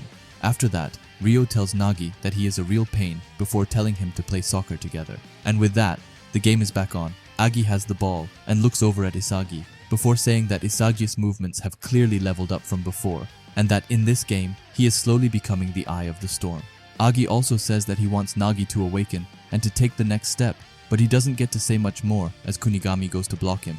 Agi tries to move Kunigami's center point to get behind him, but it doesn't work that easily. Isagi takes a look at the field and says that right now is a bad idea to move, as Chigiri, Ryo, and Kaiser are all standing by, and that if he included himself, it would go into a 3v3 situation. But just then, Isagi remembers the time between Noah and Lavinho, when Lavinho used Isagi as a tool to get behind Noah. Chigiri screams to Agi to pass him, but Isagi tells him that he moved too soon. As Isagi is going to steal the ball, he meets with Kaiser, who also had the same idea as Isagi. Quick moment of silence for Agi, who just fell to the ground. Anyway, Isagi now knows that he made the correct decision, and that his vision is in the same dimension as Kaiser. The loose ball falls to Ryo, and Kaiser orders Ness to go and steal it. With Ness coming up behind Ryo, he is forced to pass to Nagi. Ryo copies Itoshi Sa's pass to make a 1-2 with Nagi, who uses his back heel to get the ball over to Ryo. Agi goes over to Ryo and asks what he is doing. He tells Ryo that he isn't supposed to use Nagi in Ryo's own ideas, because if he does that, then Nagi's creativity won't flourish, but Ryo just tells him to shut up. Ryo is set on devoting his newly evolved chameleon style to help Nagi score. Ryo also thinks it can be his gateway to enter his flow state, and with Nagi and Ryo once again teaming up, they are looking more dangerous than ever before. Isagi knows that to beat Ryo and Nagi, he will have to use metavision to predict the best place for them to reach. Corona goes forward to stop Ryo, but is faced with some crazy hyperspeed scissors, which lets him pass. After that, Nagi and Ryo uses their 1-2 passes once again to break Bastard Munch's defense. In the middle of their attacks, Ryo takes a moment to think back. He thinks about Nagi, the guy who was unmotivated and who thought that everything was a drag, who now says that he has a dream. Ryo thinks back to when they split up. Ryo admits that he was frustrated and that he resented Nagi, but he still had resolved to move on by himself. Ryo ends it by thanking Nagi and says that if they are together, they can achieve anything. Ryo passes the ball to Nagi, who jumps up and makes a double trap with his chest and leg. After that, the ball goes to Ryo, who right off the bat passed it back to Nagi, who once again shows off his crazy football abilities. But behind Nagi waits for both Kaiser and Isagi, who read both Ryo's and Nagi's movements. But Nagi isn't faced as he passes the ball back to Ryo. Ryo has to decide if he wants to pass it behind Isagi or Kaiser, but in the end, he knows that there is only one way they can go, and that's behind Kaiser. Leaving Nagi with Isagi, Nagi traps the ball as it's going down, and he pretends to shoot, but Isagi was able to see through it with his meta vision. Isagi thinks that Nagi will do a 2-stage fake volley, so he tries to stop him from getting into his position. But when he does so, he realizes that Nagi wasn't going to do a 2-stage fake volley, but instead a regular fake volley. Kaiser goes to block Nagi, but ends up getting hit by the same move Nagi used on Isagi. Isagi says that he can still manage to reach Nagi, but when he goes in to take the ball, it doesn't end too well for him, as he gets hit by another one of Nagi's fake volleys. As the ball is up in the air, Nagi thanks Isagi and tells him that he is now the best player in the world. He jumps up and shoots the ball into the net, making one of the craziest goals ever. As Nagi hits the ground, he screams out of happiness. Ryo also runs to him and makes a high five with the genius. As Nagi is walking, he says that he finally won, and that he finally beat Isagi. After that, he says that winning sure feels good. After that, Isagi goes over to Ryo and Nagi and says that he finally understands what makes the two of them tick, and that a goal like that was born of things like the springtime of youth. However, there is no value in success if you can't reproduce it, as Isagi says that he will crush the two of them and that there won't be any more miracles for the two of them. However, the two of them gladly took up Isagi's challenge, and after that, it was time for something incredible, with Chris Prince joining the match. Niu gets up and looks happy. He asks Chris if he is going to help the team at its final moment and become a mentor for them on the pitch as he should. However, he couldn't be more wrong, as Chris only wants to score the final goal and become the hero of this match. Chris compliments Nagi's goal, but turns to Ryo as he asks him if he didn't want to become the best player in the world alone, and asks if he has already given up on that ideal. However, Ryo says that it doesn't matter anymore, and that his real dream is winning the World Cup. He's fine with Nagi becoming the world's #1 if it means that Ryo can be his right-hand man, and Blue Lock is just a stepping stone for the sake of his dream. Chris asks if that's his new ideal, but Ryo denies that and says that that's his ego. Suddenly, someone else joins their conversations. It's Noah, who is getting up from his seat and is ready to join the fun. From afar, we have Isagi looking at the two masters as he says that with Noah and Chris, the field is bound to change, and Isagi has to sort out the situation so that he can take over this match. This is the first time since acquiring Metavision that Isagi was able to have all of his abilities evolve exponentially, but even then, it wasn't enough to beat Kaiser. Isagi's speed and overall body movement are slower than Kaiser's, and on top of that, Isagi doesn't have Kaiser's impact. Even if Isagi uses his direct shot, Kaiser will just show up and stop it with his Metavision. The final piece Isagi needs in order to beat Kaiser is to have at least one thing where he can overcome him. However, it's not only Isagi who is analyzing the field as we see Yukimiya in the distance. Yukimiya says that he hasn't accomplished anything and that he has just run around like an idiot on the field. Even though his vision is fine, it is getting a little blurry. However, Yukimiya can't be worried about that right now, because if this match ends like this, he won't get another chance. And with one goal left, both Yukimiya and Isagi are determined to be the ones to steal the last goal. Noah tells the team that he will ally himself with whoever plays the most logically, while Chris tells the Manshine to watch him become the hero. And with that, the game starts with Kaiser passing his guard dog. Isagi thinks about what Noah said, and knows that with these last 3 minutes, he's got to be as calm and precise as possible, and live up to Noah's expectations. Kaiser and Ness pass around for a bit before Chris goes up to Kaiser, says that he has heard great things about him, and asks him to show him what he is made of. However, Kaiser doesn't fall for Chrissy's childish trick, and passes it back to Ness before Chris calls him a coward little boy, which makes Kaiser really angry as he demands Ness to pass him and challenges Chris. The duel is really close with both players playing at their peak and not leaving even the smallest of gaps, which makes it impossible to interfere. Chris taunts Kaiser some more, which leads to him facing him right on, starting with a double-touch nutmeg before they go back to back. With that, Chris somehow got the upper hand and told Kaiser that he really was just a small fry. However, just then, Noah comes forward, and he will reach the ball first if it weren't for our favorite Ryo Mikage, who comes in and tackles the ball away. Isagi is stunned at how Ryo managed to react to all that, and says that Ryo is starting to attain his meta vision. Anyway, the second ball falls to Chigiri, who easily gets behind most of Bastard Munchen's defense. As he sees his zone, he says that it's game over, but unfortunately for him, Yukimiya comes and runs his fun. As he says that it's time to defang and declaw him, and with that, all of the strikers assemble in Bastard Munchen's goal area. Chigiri makes a fake shot to get behind Yukimiya, who couldn't keep up with Chigiri's tricks. But just as Chigiri is about to shoot, Kaiser comes from behind, ruins his balance and says that he was too slow. However, before Chigiri loses the ball, he makes sure not to waste it as he passes to Chris. Chris is in his zone, and he is going to need that if he wants to defeat Noah. Noah tells Chris that there is nowhere for him to shoot, but Chris just smiles. As he tells Noah that he has designed a weapon specifically made to break Noah, Chris chips the ball over both Noah and Kunigami. But that's not all, because they quickly realize that the ball is a knuckleball. Chris screams at his shot to go and says that he doesn't even know where it's going. Gagamaru is stunned. He has no idea where his shot will land and says that there's no way that he can stop this incredible shot. However, just then the goat himself, Isagi Yoichi, comes closer to Gagamaru. Gagamaru notices that Isagi isn't even looking at the ball, but before he can think any further, Isagi screams for him to go low while he takes high. And with their teamwork, they were able to block Chris's shot. Isagi's save shocks Chris to his core, but Isagi thinks that it was easy to read. Even though it's impossible to read the shot's trajectory, Isagi could still read which point was the most vulnerable, and if he could just defend that spot, they would be fine. It was a huge gamble, but it paid off in the end, and Isagi has now devoured the world's number 2 as he says that it's his turn. The ball goes up in the sky and Isagi screams for someone to take it, and who else would it be if it weren't our favorite shark boy, Corona? Isagi thinks that he can finally see it. Ever since Chris and Noah entered the game, the field has been a lot more chaotic, and even Kaiser wouldn't be able to fully understand the current situation yet. If Isagi can hit them with an all-out counter right now, with Corona's help, there's a big chance that he will be able to score. This is Isagi's golden opportunity, but just then someone comes and steals the ball. However, it's not anyone from Manshine City, but instead Yukimiya, who comes in and sweeps the ball away from Isagi.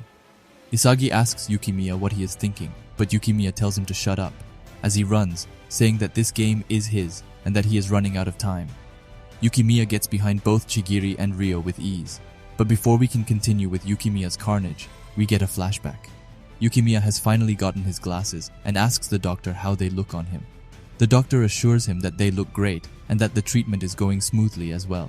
He tells Yukimiya that his eyes haven't gotten better or worse and asks him to be patient. Yukimiya smiles and says that he has finally come to terms with his diagnosis, as he says the phrase, "God will never give us more than we can handle." And that's why Yukimiya believes that God wouldn't have given him this condition if he didn't believe that he would be able to overcome it. As he breaks through all of the no-names of Manshine City, he says that the golden opportunity finally came. When he has gotten through 6 of their players, he gets his chance to shoot, and he doesn't hesitate as he shoots an amazing gyro shot. The goalkeeper says that the spin is abnormal as it drops and fades away, and that he won't be able to reach it after that. But just then, someone else comes into the picture, and it's no small fry, as Chris comes and kicks the ball away and ends it by calling it pathetic. After Chris's incendiary display, we see Henri and Ego talking, with Henri calling Yukimiya's shot close and saying that if it had gone in, Yukimiya would have scored a super goal. However, Chris Prince isn't someone to underestimate. After that, Ego says that for Yukimiya to definitely score, he would have needed to juke the last 2 defenders and also win in a 1v1 duel against Chris himself. And by that time, the rest of the defense would have caught up, meaning that the chance of Yukimiya scoring was 0%. And if that wasn't enough, Ego says that he's glad that Chris blocked it, because if the shot had gone in, the after effects would have been disastrous in the long run, just like the last goal. Henri asks Ego if he's talking about Nagi's goal, and Ego says that it was a shitty fluke goal. Henri is stunned and says that Nagi's goal was amazing and that it's already blowing up on social media, with headlines like Nagi Seishiro is the best player in the world, and that goal is already the best goal of the century. Ego is surprised and says that all he felt from it was a sense of foreboding, and says that it's impossible for Nagi to ever replicate that goal again. Nagi's talent is off the charts, but even for someone like him, it went a little bit too well, and with attaining success above your talent level can have a dangerous after effect. He says that Yukimiya's result was to be expected, and the reason he failed was that he thinks too highly of himself. Henri asks him if that isn't a part of being a striker. However, confidence and delusion are two completely different things, and success won't come to people who blind themselves with deluded fantasies. After that, we are back in the game, and Isagi goes forward to Yukimiya and tells him to stop fucking around. If Yukimiya hadn't gotten in his way, he would have had a good chance of scoring. After that, Isagi sees Yukimiya's face and calls down. He even compliments Yukimiya's shot. And after that, he asks Yukimiya to team up with him. Isagi says that since they know about the gyro shot, they'll be on alert for it, and that's why, for this game, they will use the gyro shot as a decoy. While Yukimiya sends Isagi an assist, since the Manshine city hasn't seen them link up, it'll catch them off guard. And with Yukimiya assisting Isagi, their chances of being used in the next game will dramatically increase. However, Yukimiya tells Isagi to fuck off, and says that he made it very clear that he will be the hero of this match and that he will overcome this challenge all by himself. However, this really upsets Isagi, who starts screaming at him, and she tells Yukimiya to get over his own pride and that this is the most beneficial for both of them. But Yukimiya just asks Isagi if that's the same thing he told everyone before devouring their fantasies. In the end, all Isagi cares about is himself. And with that, Yukimiya finally understands that Isagi and Kaiser are a pair of self-centered shitheads, and if the world is only going to reward asses like them, then this world is just fucked up. After that, Isagi says that even in this situation, Yukimiya is filled with nothing but childish thoughts. And if that's the case, then Isagi wouldn't want to live in a world with a deluded narcissist asshole like yourself. As he ends it by telling Yukimiya to watch his precious fantasy sink straight to hell. The game restarts with a throw-in from Bastard Munchen. However, Isagi still can't get Yukimiya out of his mind, as he wonders why he and Yukimiya can't just understand each other. Isagi is pissed that Yukimiya outright rejected his offer, even though it benefited the two of them. However, Isagi knows there's no way that Yukimiya will fulfill his wish, as he is so self-centered and thinks that he is the protagonist. But just then, something clicks for Isagi as he thinks back to Nagi calling himself the protagonist. The belief that you're the protagonist and the drive to accomplish something are all forms of egoism. However, just as it's happening, Yukimiya once again takes the ball from Ness, but Ryo quickly comes to stop him, which he does with ease as he takes the ball away from Yukimiya. Isagi says that while he tried to understand others from his own point of view, in doing so, he forgot to look at things from their point of view. And then he finally understood that everyone is their own protagonist, and with that, he looked back and said that it was obvious that he and Yukimiya couldn't see eye to eye, because their individual feelings of egocentrism override one another, and Isagi was unconsciously making him a side character in his story. And if the two of them continue to think of themselves as the protagonist, they will never be able to score. However, that stops now, as he has found his last piece while he will grasp while using metavision. After that, we see Ryo comfortably demolish Bastard Munchen's defense as he says that his body has become super sharp. His thoughts and movements are going at a super high speed, and Ryo feels invincible. With this new power, he can even end this game. Chris, AGI, and Chigiri is all headed to the goal. However, all of them are his sacrificial pawns for his treasure to shine. Grim comes in an attempt to stop Ryo, but Ryo knows that he is so close to his destination that he powers through a bit more. But just as he is about to pass to Nagi, Isagi comes from his side and kicks away the ball. The ball goes up, and it sadly falls to Chris, who gets accompanied by Noah, who does some crazy moves to get the ball away once again. This time it falls to Chigiri. However, Chigiri can't advance any further as he is blocked by Corona, so he has no chance but to pass to AGI, who gets manhandled by Kaiser. And I don't know how Munchen City is so lucky, but the ball once again falls into their hands as Ryo is completely free in the box. Ryo says that even God decided to become his ally before shooting an outstanding shot. However, it's going to take a bit more than that to defeat Gagamaru, who uses his ultra-fast reflexes to save the ball. However, it was secretly a pass to Nagi, who traps the ball right in front of Gagamaru. And when all hope was lost, a hero came to the rescue, and who else would it be if not Isagi, who steals the ball from Nagi, who stole it from Gagamaru? A real tongue twister. Isagi has come to the conclusion that if he can analyze everyone's egocentrism and then calculate where those egocentrisms intersect, he will be able to crush those miraculous goals. and then, in the end, he will be the main protagonist. Isagi looks for the best scoring option, but is quickly shocked as most of them are cut down by the Manshine City players. But just then, Korna came forward, telling Isagi to use him as they started their countless 1-2s with each other. Isagi knows that what he is lacking is the necessary physical ability to utilize Metavision at its full power, and if he can just level up his abilities a tiny bit, he will reach the next level. However, that's not possible right now, as he's too weak, and just then Ryo goes to block Isagi, telling him to just try to get past him. Isagi is quickly losing hope, but just then he finds a new light. As the man himself, Noah tells him to go, and that he has decided to ally himself with Isagi. Isagi is shocked that Noah has decided to ally himself with him, but quickly goes back to reality as Noah tells Isagi to get more creative and increase his options. This opens up a whole new world for Isagi, who is now seeing multiple options. Noah asks him if those options can be achieved realistically, and Isagi says that they can, and that he has no doubt about it. However, he tells Noah that he sees too many options, and that he can't pick the best one. Noah tells him to get rid of the unnecessary ones, and to think more logically. He asks Isagi what he desires more than anything right now, and Isagi coldly tells him that it's to destroy Kaiser. However, it's not only Noah who is here to help Isagi, as Corona also comes to join in on the fun. The three of them play with the Manshine City team as if they were a bunch of kindergartners, even handling Chris and Kaiser with no problem at all. Isagi says that this feeling of flow that he is experiencing is completely different. The mental state of being fully immersed in one's own actions, aka protagonism, is the key to activating flow. And with that, Isagi asks all of the protagonists in this game to come to him and be devoured. After that, we leave Isagi for a brief moment as we focus on Yukimiya. As he looks at Isagi from the sidelines, he is filled with envy that Isagi is even getting help from Noah himself, and wonders what it is that Isagi has that he doesn't. However, deep down, Yukimiya knows that what Isagi is saying is realistically correct, but if he wanted to think realistically, he would have given up a long time ago. Yukimiya's dream is to be the best football player. It's the only way he knows to live and is the sole reason that he is alive. Yukimiya doesn't care for Isagi anymore, as he will be the one to send him to hell. Following that, we see that Isagi is in a bit of a rush, as he only has 19 seconds left before Noah will be forced to switch out. However, he will make their last play with Noah worth it.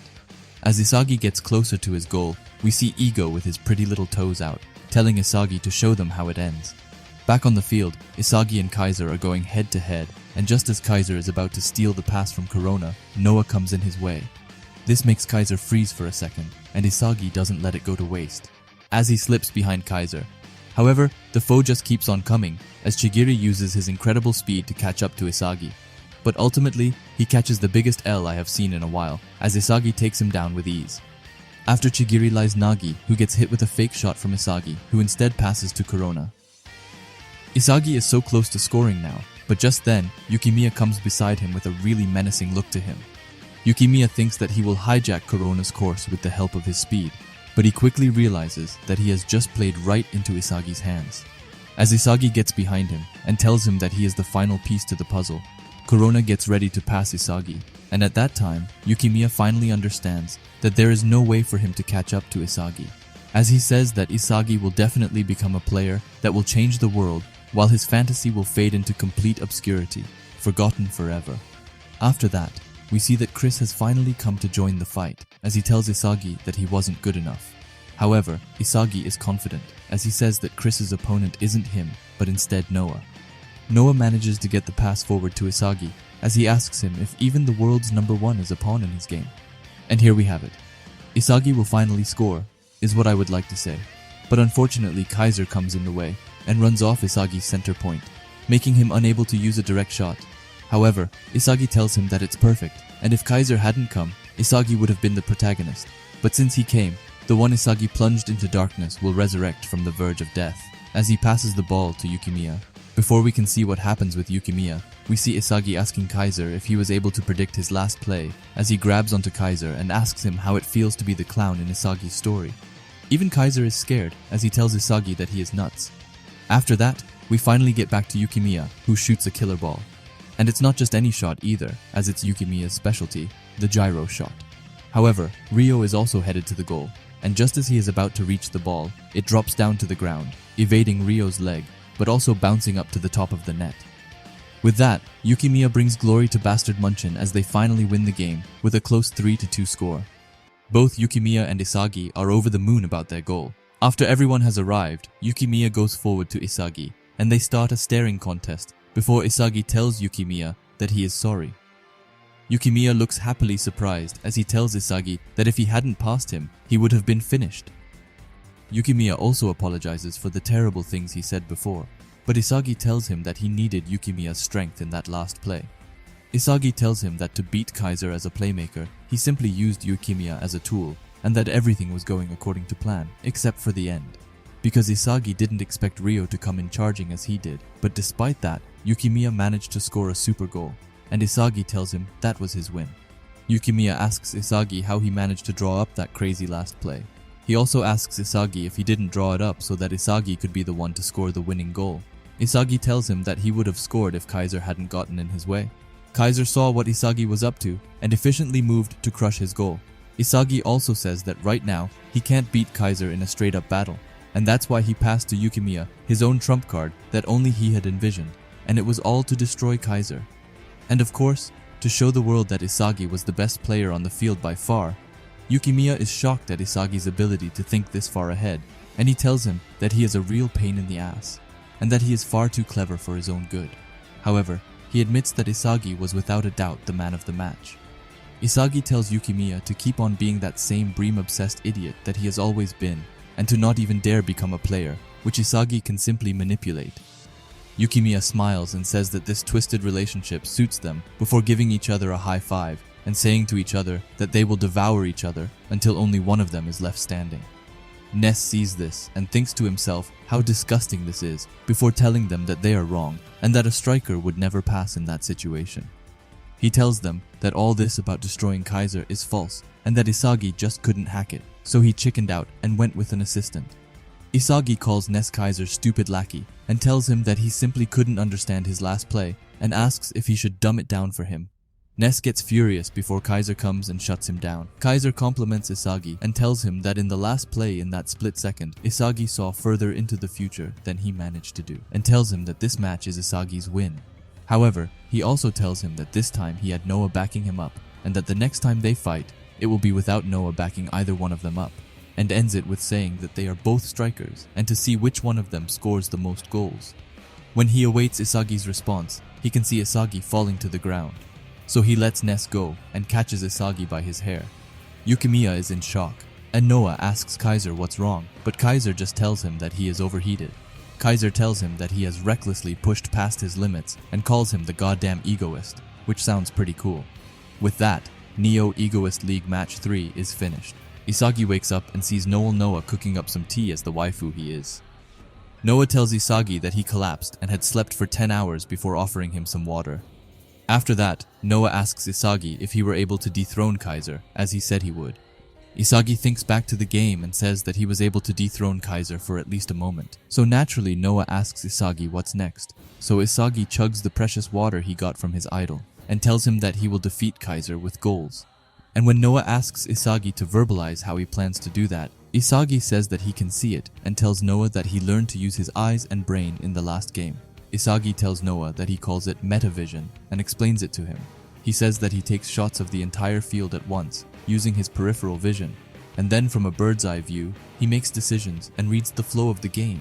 However, that alone wasn't enough because Isagi realized that each person has their own protagonism, and if you can crush that, you can lower their level of performance. However, on the flip side, if you can link up with an ally's protagonism, you can create a chemical reaction. After that, Isagi apologizes for not having his thoughts organized yet. But Noah tells him that it's fine and says that he wants to know what Isagi is thinking, which brings a smile to Isagi's face as his idol has finally approved of him. Isagi says that now he has to train the skills he is missing and that he wants to score next time. However, here comes the interesting part because Noah says, "So that's why he chose you." This makes Isagi a bit confused before Noah tells Isagi that the way he thinks about football, Noah has heard it before from a teammate over 10 years ago. Noah's first ever rival and the worst kind of football fanatic, and now the creator of Blue Lock, Ego Jinpachi. And this is incredible, but Isagi is shocked that Noah knows him and asks him how they know each other. and Noah says that they were comrades in arms, and now that Noah is the best in the world, Ego is obsessed with the world's best. Anyway, after that, Noah just blue balls us and goes on telling Isagi that the next annual salary bidding auction was held while Isagi took his nap. However, I will only talk about the interesting ones. So first we see Karasu with 12 million yen, which is kind of a steal if we are being honest. And then we have my boy Nico at a steady 14th with 23.5 million yen. However, after that, we got Corona, and I am so happy to see him here. Anyway, we also have Aiku at 27 million yen, Gagamaru with 28, Yukimiya with 29, and Jigiri with 30. Noah says that those who played in matches, and of course those who scored, are highly rated, but also those who create many chances and dominate the midfield. As we can see here with Ryo at 40 million yen, and after him comes Kunigami with 47. However, forget everyone else because here comes our favorite poster boy, Isagi, in 4th place with a 50 million yen offer, which actually is the same as Ness has. Some comments Isagi got from social media were that the next generation Modric is here and that the heart of Blue Lock is truly Isagi Yoichi. However, after Isagi comes Bachira, who got a 66 million offer. Bachira also scored a goal in the match between Italy and Spain, which was parallel to Isagi's match. Anyway, after Bachira comes to Nagi with an 88 million offer, which he definitely deserves. But now the one who scored a hat-trick in the Italy vs Spain match is none other than Baru, which is insane. Baru got a 100 million yen offer, and on top of that, he scored a hat-trick. After that, Noah casually tells Isagi that their next match is against the Ubers, and that match is gonna be insane. After that, we get to see that an interviewer has come to the Blue Lock. The interviewer's name is Nihei Shusaku, and if you think back to some of the first chapters of the series, you will remember that this is actually the guy who interviewed Itoshi-sai in the beginning. Anyway, Nihei asks this mysterious player, who really isn't that mysterious, how it feels to have garnered such praise and attention, after being awarded the Man of the Match award in the Bastard Munchen vs Manshine City match, and also receiving an offer of 50 million yen from Bastard Munchen. This player is also considered by many to be the eye of the storm in the new generation of footballers. And after that, we see the mysterious player. And would you look at that? It's Isagi Yoichi. Anyway, Isagi tells Nihei that he is very thrilled to think that an average high schooler like him would be given this golden opportunity to have his skills shown to the world. Isagi says that thanks to Blue Lock, his life has changed so much. Nihei thanks Isagi for his great answers, and then thinks that Isagi is a really nice kid, easy to work with, and totally different from Sei. Anyway, Nihei continues with the questions and asks Isagi about the offer from Bastard Munchen. He reads up on some comments that one of Bastard's scouts gave after the match. The scout said that he would like to pair up Isagi with Noah, and also says that Isagi is a new type of versatile midfielder who's skilled in both offense and defense. After that, Nihei asks Isagi how he feels about these comments. Isagi thinks for a bit and says that he is glad that a club like Bastard Munchen thinks so highly of him as a midfielder. But Isagi wants to survive in this world as a striker, denying the speculations of Isagi becoming a midfielder. However, Isagi doesn't stop there, as he says that even if he can act as a creative outlet in the midfield, he wants to do so as a striker, because Isagi wants to win by scoring goals. Call it egotistical, but this is something that Isagi will not yield to anyone. Nihei thanks Isagi for his straightforward answer, and thinks that an egotistical mindset that aims to devour everything that he desires, and says that this is really the football philosophy of a Blue Lock player. Anyway, after that, Nihei thanks Isagi for their interview and tells him that he can't wait to see what kind of player he becomes. Right as Isagi leaves the room, he is greeted by both Corona and Igarashi, who have both been eavesdropping on him. Anyway, both of them tell Isagi that his interview was super lit, and that he and Nagi are trending like crazy on social media. While they are standing and talking, Reichi comes out of the shower, kind of making fun of Isagi, and also making fun of Igarashi and Corona.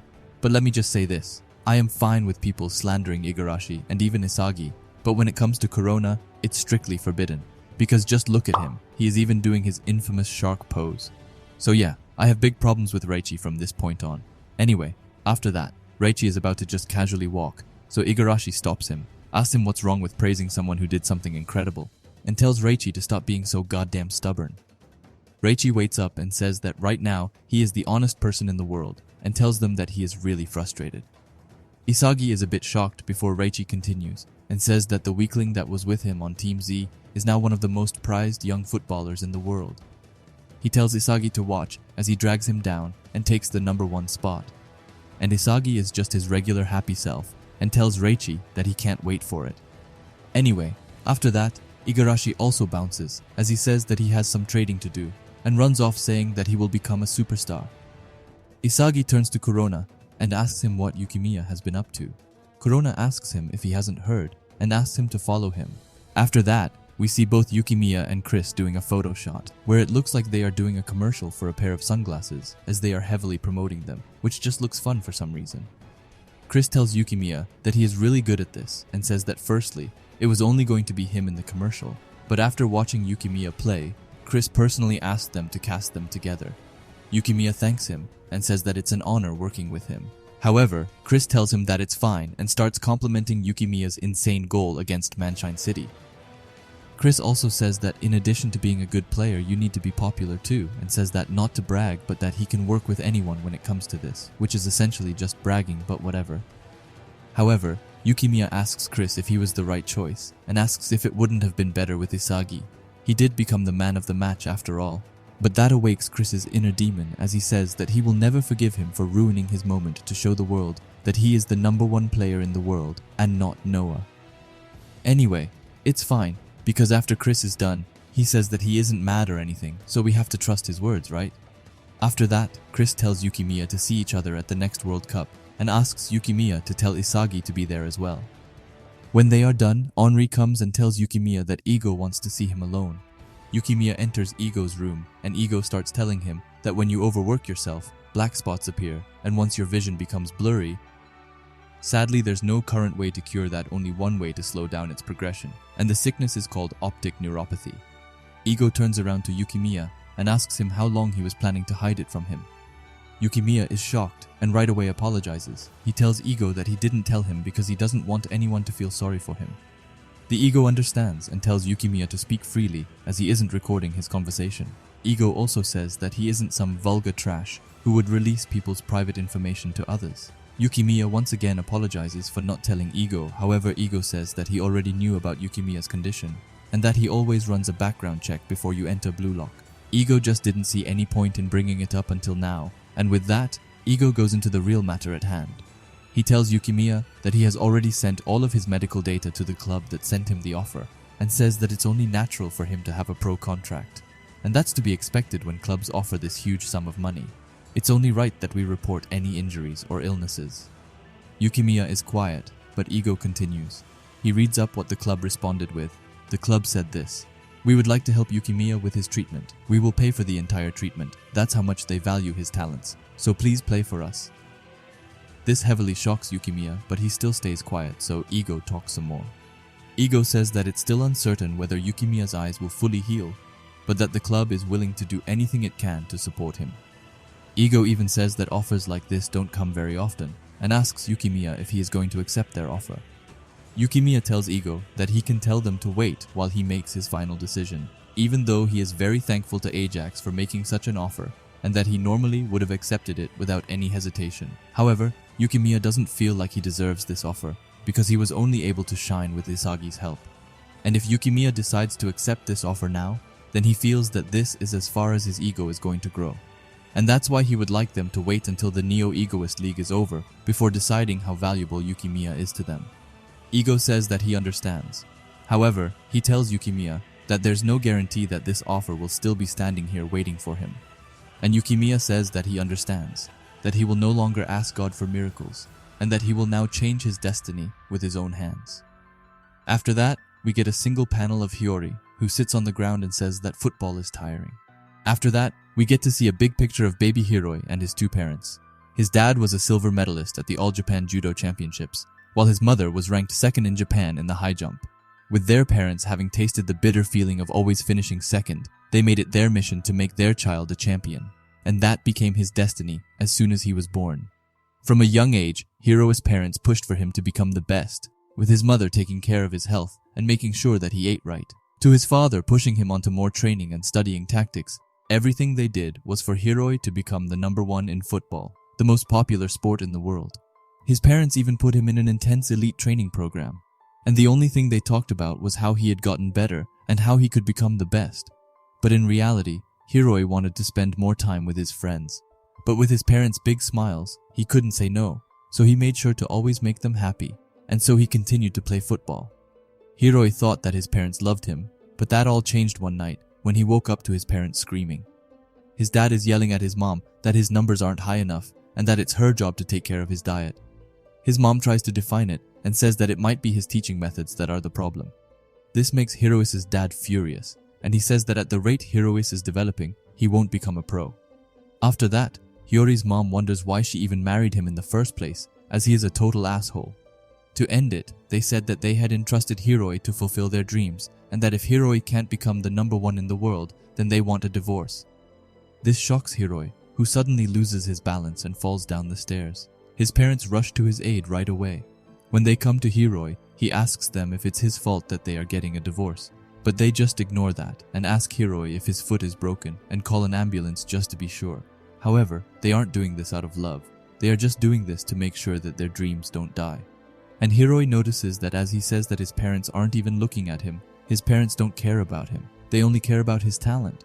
But despite everything, Hiroi kept on playing football even though his parents didn't love him, because as long as he kept on playing football, his family would stay together. And then one day, he will become the world's #1 striker, but he still wonders what his true purpose is in life.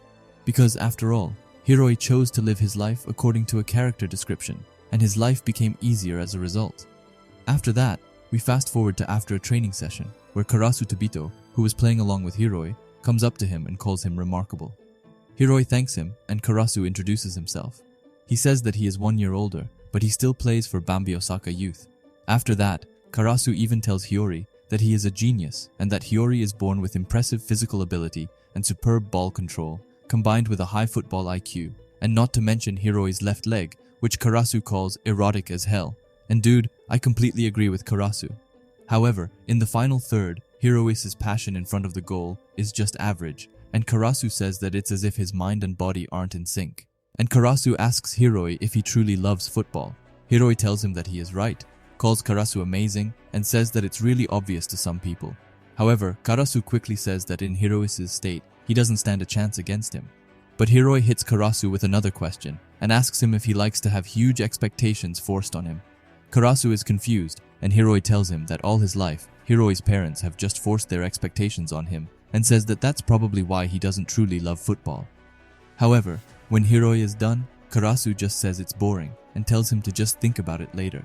And to start with yourself, and to believe in yourself. He tells Hiroi to find something that truly gets his blood pumping. Hiroi stands still, and wonders what he is supposed to believe in. Besides, he doesn't even want to play football, and if his parents weren't around, what would he really be doing with his life? Hiroi just doesn't get it, and when his parents come to him to show his invitation to Blue Lock, he thinks that he would like them to stop and calls them disgusting, and kind of envisions them fading away while he says, not to heap expectations on him ever again. And when the day comes for Hiyori to go to Blue Lock, his parents are excited and tell him that they are rooting for him. But for Hiroi, the Blue Lock is just a place to escape, as he says that he never wants to live in that house again. After that, we get back into real time, where Isagi comes to Hiroi and asks him to help him practice, and Hiroi agrees. After that, we get into a steaming hot bathtub scene with Ryo and Nagi. Ryo is ecstatic over being worth 40 million yen and asks Nagi how he feels about being worth a stunning 88 million yen. Nagi tells him that it's unreal, but asks Ryo why he's so giddy when they lost their last match. However, Ryo tells him that it's because Nagi is blowing up on every social media thanks to his incredible goal. But Nagi just says that it's kinda lit, which is such a Nagi response. After the bath, they sit down, and Nagi tells Ryo that he honestly can't picture himself becoming the world's best striker. All this time he's been playing to beat Isagi, and when he finally did it, it felt like a dream. And because of that, he feels like it would be impossible for him to aim to become the world's #1, as he isn't really a motivated guy to begin with. Ryo tells Nagi that it's probably because the challenge of becoming the world's #1 is too far away, which makes Nagi lose motivation. But then Ryo remembers that Nagi had said that he just wanted to play video games all day and not work, and because of that, their new goal should be to earn 300 million, as the average lifetime earnings of a Japanese male is around 300 million, and that's why they are gonna go wild in the Neo-Egoist League and raise Nagi's value to 300 million. Then Ryo gets a possessed look at him and goes on a little rant about capitalist men. When he's done with his rant, he asks Nagi if 300 million is a good goal. Nagi says that it seems doable, But he also says that all of this reminds him about the first time he asked Nagi to play football. Nagi had no idea that he would become so passionate about something and thanked Ryo for introducing him to football. Ryo can't believe what it is that he heard coming out of Nagi's mouth and quickly asks if he's okay. However, Nagi ensures him that he's okay. But Nagi's speech motivated Ryo, who now says that it means that they aren't done yet and that they should aim toward winning the World Cup and becoming the world's #1. After that, we move over to the bastard Munchen side, where Kaiser is going over the last goal. Ness comes forward and says that he admires his hard work, but that he should at least use his blue light glasses. Kaiser thanks him before telling Ness that he's always managed to crush all of the clueless rookies, second-rate veterans, fading superstars, and you could even say that Kaiser is his happiest when he's crushing other people's lives. But even so, it's something about Isagi that he can't seem to beat, and even says that in the last game, Isagi definitely surpassed his expectations. Ness tries to defend Kaiser right off the bat, saying that Isagi gave up on trying to score, and therefore Kaiser is better than him. Kaiser then splashes his drink on Ness and says that he already knows all of that, but why is it that Isagi still dares to defy him? Kaiser showed Isagi their vast difference in strength and broke him multiple times. But even with all that, Isagi keeps getting back up like a zombie. It's as if the more obstacles that are in his path, the more excited he gets, and he even manages to clear all of his obstacles by the skin of his teeth. Ness goes back to his rat ways and says that it doesn't change anything and that Kaiser is still superior. However, Kaiser ignores Ness's slick talk and asks him why he chose to come to Blue Lock. Ness tells him that he's here to either prove he's Noah's equal when playing alongside him, or use the Egoist League auction system to win an even bigger offer and then use it to force his way out of Bastard Munchen. And for once in his life, Ness is right. Anyone with half a brain knows that Bastard Munchen is Noah's team, and in a Noah-centric system, he's just a secondary character, and because of that, it's impossible for him to become the world's best striker. And that's why he chose to participate in the Egoist League to boost his brand. But now Isagi has managed to grow to exceed Kaiser's expectations. Even so, if Kaiser manages to devour Isagi, he will then manage to skyrocket in popularity. Kaiser has a fearful look as he tells Isagi that he's finally big enough to eat and starts shouting at his screen like a 14-year-old Fortnite player. Ness then leaves, and when he's just gotten out of the room, he slams himself against the wall, furious while biting his lips, saying that Kaiser is now more interested in someone other than him, and curses out Isagi. While Ness is busy idolizing Isagi, he is out training with both Igarashi and Raichi, and of course, Igarashi is the first one to fold. After that, he does some one-touches with Corona and can keep up fairly well. After that, it's time for some off-the-ball training, and he manages to completely outplay Yukimiya and score, which shocks everyone at how much Isagi has improved. Isagi sits down, and Hiroi throws him a water bottle, asking him if he's using meta vision. Isagi says that it's amazing to use his peripheral vision to scan and read the entire field, comparing it to the reflex theory that Hiyori told him about before. His only difference from then is that his body couldn't keep up with his thought process. Hiroi tells him that from an outside point of view, it looks like Isagi is just exploding at an incredibly fast rate, but for Isagi, he's just steadily leveling up. They talk about the last game, and Hiroi tells Isagi that from the bench it looked like his playmaking and moment were off the charts, and says that it was like Isagi was manipulating every single player on the field. But not only that, but with his egocentrism, he has been able to perfectly read everyone's mental state, also saying that it was no wonder Yukimiya felt that Isagi was a godlike game master in that last play. When Isagi hears those words, he instantly compares it to the field he first had when facing Rin. And not only that, but he managed to do it in the Egoist League, against the world's best. However, even if this training is a success and Isagi manages to successfully level up, there's still only a 40% chance of him winning against Kaiser. Hiroi is amazed that Isagi can visualize that far ahead and tells him that if that's the case, then he's fine. However, Isagi says that it will never be good enough as long as it isn't 100%. In the last game, he was only able to play freely because he had Noah supporting him, but he will never become the world's best if he keeps relying on others. And to finally be able to score a goal with 100% certainty, he's still one piece short. Just then, he overhears Igarashi and Raichi. Raichi is furious that Igarashi just keeps on diving for fouls, and Igarashi just tells him that it's his new techniques, which allows him to draw fouls on anyone who dares to challenge him from his right side. Their conversation makes Isagi's pieces scramble. Hiroi is laughing at how dumb Igarashi is, but Isagi tells him that this is perfect, saying that with his formula, he can destroy Kaiser. He runs faster than he's ever run, and on the way he thanks Igarashi. And Igarashi is right off the bat, scared that Isagi will take his foul technique, which is just so funny. Yukimiya goes towards Hiroi and says that Isagi just keeps on evolving and evolving. And Hiroi is even saying that he's a bit envious, saying that he also wants to be able to love football the way Isagi does. As Isagi is running, he says that he can definitely win with this. However, for him to master it until the next game will be hard. Even so, there's one player who can help him. He goes into the training room and goes to Kunigami, saying that he needs his help. After that, we fast forward 5 days into the future to when it's time for Noah to announce the starting 11 for their game against the Ubers. Noah starts with the goalkeeper, who is going to be played by Gagamaru. After that, we have the two center backs, which will be Mensah and Birkenstock. On the right back, we have our favorite shark boy Corona, and on the left, we have Yukimiya. And then, for the defensive midfielder, and possibly the key to this match, is none other than Reichi himself, saying that during their training sessions, when it came to dueling, he is able to really hold up his own. This makes Reichi ecstatic as he turns into some beast-like creature. After we move on from Monster Reichi, we have Ness, Grim, and Isagi taking up the midfield, which leaves Kunigami and Kaiser as the final strikers. Noah explains that the Ubers are an Italian team and that traditionally they've been a strong defensive team. Their master Snuffy is a strategist with the goal to make an intelligent and crafty team. Noah tells the players to expect them to deploy various countermeasures that will aim to destroy. The two key players on the offense will be Kaiser and Isagi, and the key to destroy them will be to destroy their defensive game plan. After that, Reichi starts pipping up and says that he will do his job to crush everyone in the midfield, while Isagi and Kaiser focus on scoring. Noah then says that to win this match, they have to win important 1v1s, making this match a test to see how they do in 1v1 duels. Noah then tells Kaiser not to get too fixated on Isagi, as Noah won't tolerate Kaiser's irrational and illogical plays anymore, ending it by telling them that if they are a striker, then they will have to prove it by scoring goals. The bastard Munchen players start to walk out, but in the hall, Kaiser reminds Isagi that it's whoever scores the most goals that win, and tells him not to run away.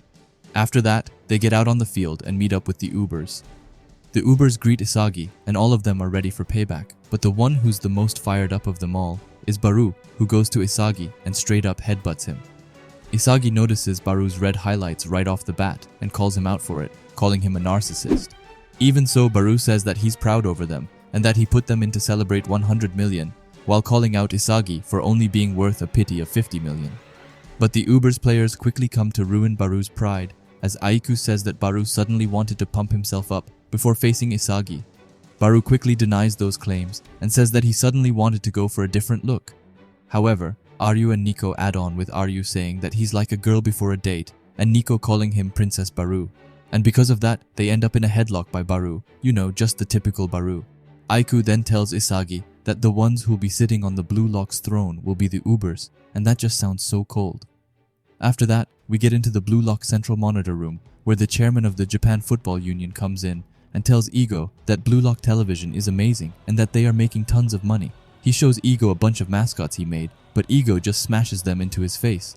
Ego asks if that was all he came for, and the chairman says that it was. However, he also reminds Ego about the promise he made when he approved Blue Lock Television, and I'm so curious to know what the promise was, and if you have any guesses, then please leave it down in the comments. Back on the pitch, Isagi is thinking to himself, saying that he knows what he needs to do, and that he put in the necessary work during training. All that's left is for him to prove that his theory works in the actual game. And with that, the kickstart of the match starts. Kaiser and Ness trades passes to start it off like always, and as they are doing so, Isagi is looking at them from the side, saying that Uber's formation is an ultra-defensive formation that's tightly packed in the center, and even if they manage to shake their marks in the 1v1, the other Uber's players will immediately press them with 2 or even 3 players. Kaiser comes to Nico, and Nico thanks Kaiser for making Isagi stronger. After that, Kaiser passes to Ness. However, Ness jumps over it and lets it roll over to Grim. After Grim has gotten the ball, that's when Ness starts to run all that he can, moving all the way to the front. It looks like the ball is going to Ness, but in reality, he's just the bait for a much bigger fish, which of course is Kaiser, who's currently battling Nico. Isagi is amazed that they were able to break Uber's formation by making Ness make a run from the midfield. However, as the ball falls to Kaiser, another one appears. He cuts off the pass with pinpoint accuracy, and that's when we get to know that it's the heartbeat of Uber's defense, and also a next-generation World 11 by the name of Don Lorenzo the Ace Eater. Isagi says that Lorenzo managed to instantly catch on to Kaiser's unpredictable attack, and then positioned himself perfectly so that he could shut it down in one move, calling Lorenzo's vision, positioning, and physical ability all top-notch. Kaiser tells Lorenzo to stop laughing, and that every time he shows off those golden teeth of his, it pisses Kaiser off. Lorenzo ignores that and asks Kaiser if he's worth more than 300 million yen if he managed to shut Kaiser down. Kaiser just calls him a creepy, gold-toothed loan shark who only seeks people as money, which Lorenzo responds with a quote saying that there's nothing in this world that money can't buy, showing us his obsession with money. Then Lorenzo starts to brutally just point at everyone saying how much they are worth. Kind of rude. However, after that, he asks them if they are ready for their counterattack. Lorenzo is about to pass a long cross-up on the field, however Kunigami comes to stop him, but ends up with broken ankles by Lorenzo, who beautifully gets away from him, only to find Raichi behind. Raichi tells him to just try and get past him, however Lorenzo kind of owns him by calling him worthless, as he's worth absolutely zero, before doing some crazy ninja moves to get behind Raichi. Lorenzo makes a one-touch with Sendo to get behind Yukimiya. Igarashi gets up from his seat and tells them to do something to stop Lorenzo. Beside him, we have Hiroi, who's carefully watching the field saying that this is really bad. On defense, the Ubers string together consecutive presses and funnel their opponent towards Lorenzo, who lies in wait on the back line, and as soon as Lorenzo steals the ball, they make a switch. This makes it into a flexible system where Nico drops back to play centre-back while Lorenzo participates in the attack. They use their large number of players to their advantage to attack all at once and create a long-range zombie counter-attack. Lorenzo goes into a shooting stance and baits that guy that I forgot the name of. Corona goes to stop him, but Hiroi thinks that it's a mistake, and that the second they focus too much on stopping Lorenzo, they lose track of the one player who absolutely thrives in these situations, which of course is the king himself, Baru Shuei. Hiroi says Baru and Lorenzo together make a system where the two kings of offense and defense combine forces, saying that this is Uber's goal-scoring formula. However, before the ball can even get to Baru, someone stops it, and who else would it be if not Isagi Yoichi? Isagi takes the ball and makes some really cool slide on the ground, but he says that it's nice to finally see the trick behind his hat trick, before saying that he will be taking the ball. Even Lorenzo is shocked that he's only worth 50 million. Isagi now has the ball. While running away from Baru, Isagi says that his body is now able to keep up a lot better with his thought. We can assume that Isagi went through some intense training with Kunigami before this match, as Isagi went to Kunigami for help some chapters ago. After that, we get these incredible panels with pieces flying everywhere, and Isagi saying that it's time to score of the counterattack. And who else would assist Isagi if it weren't for our favorite shark boy Corona, who alongside Isagi trades passes. Yukimiya is looking at the duo from afar as he says that attack with a counterattack of their own. With Lorenzo so high up the field, the Ubers still haven't organized their defense, and right now, Isagi and Corona is able to steamroll through the field. It seems like Isagi has really worked hard to improve for this match, because his passing drills with Corona have really paid off. However, Isagi will get into some trouble, as Yukimiya says that he will change his target to him and tells him to not take any hard feelings, as this is their team's philosophy, devouring each other to create chemical reactions. However, Yukimiya is once again catching another L as Isagi uses Yukimiya to get behind one of the Uber's defender. Yukimiya compliments Isagi and says that his dribblings have drastically improved. However, it's more than that, because to get past the incoming defender, Isagi deliberately used Yukimiya as bait. Isagi finally has the thing which has been holding him down, a body to maximize his vision. As Isagi is running away, Yukimiya says that he is still evolving and that it's expected of his rival. After that, we see Kaiser, who has his eyes on Isagi and is probably thinking of a way to steal the ball away, but that quickly goes into ruin as Lorenzo blocks him. And I find it so funny that it's almost more players of bastard Munchen who is trying to get the ball from Isagi than the Ubers.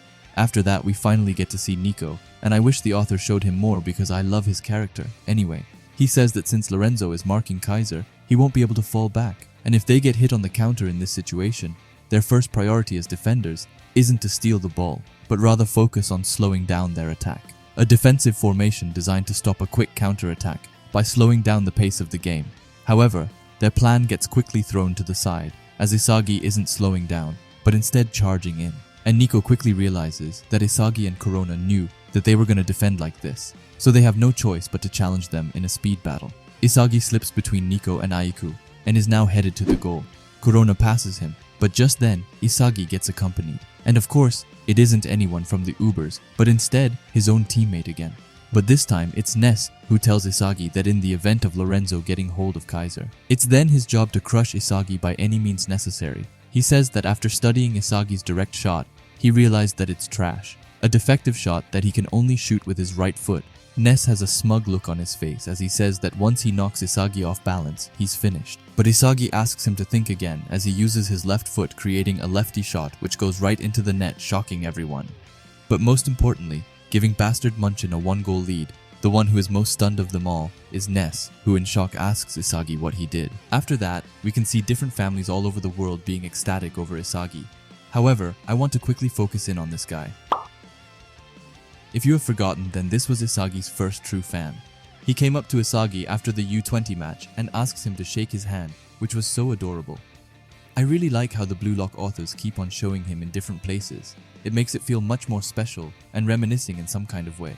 Anyway, back to the game. Ness is almost too stunned to speak. His voice is shaky when he confronts Isagi. He tells Isagi that it's impossible, an unknown attacking pattern, and shot a direct shot with his left foot while there was no data on it. Ness is furious as he screams at Isagi, asking him what he's done in the last few days. After that, we go back 5 days in time, when Isagi went to Kunigami for help.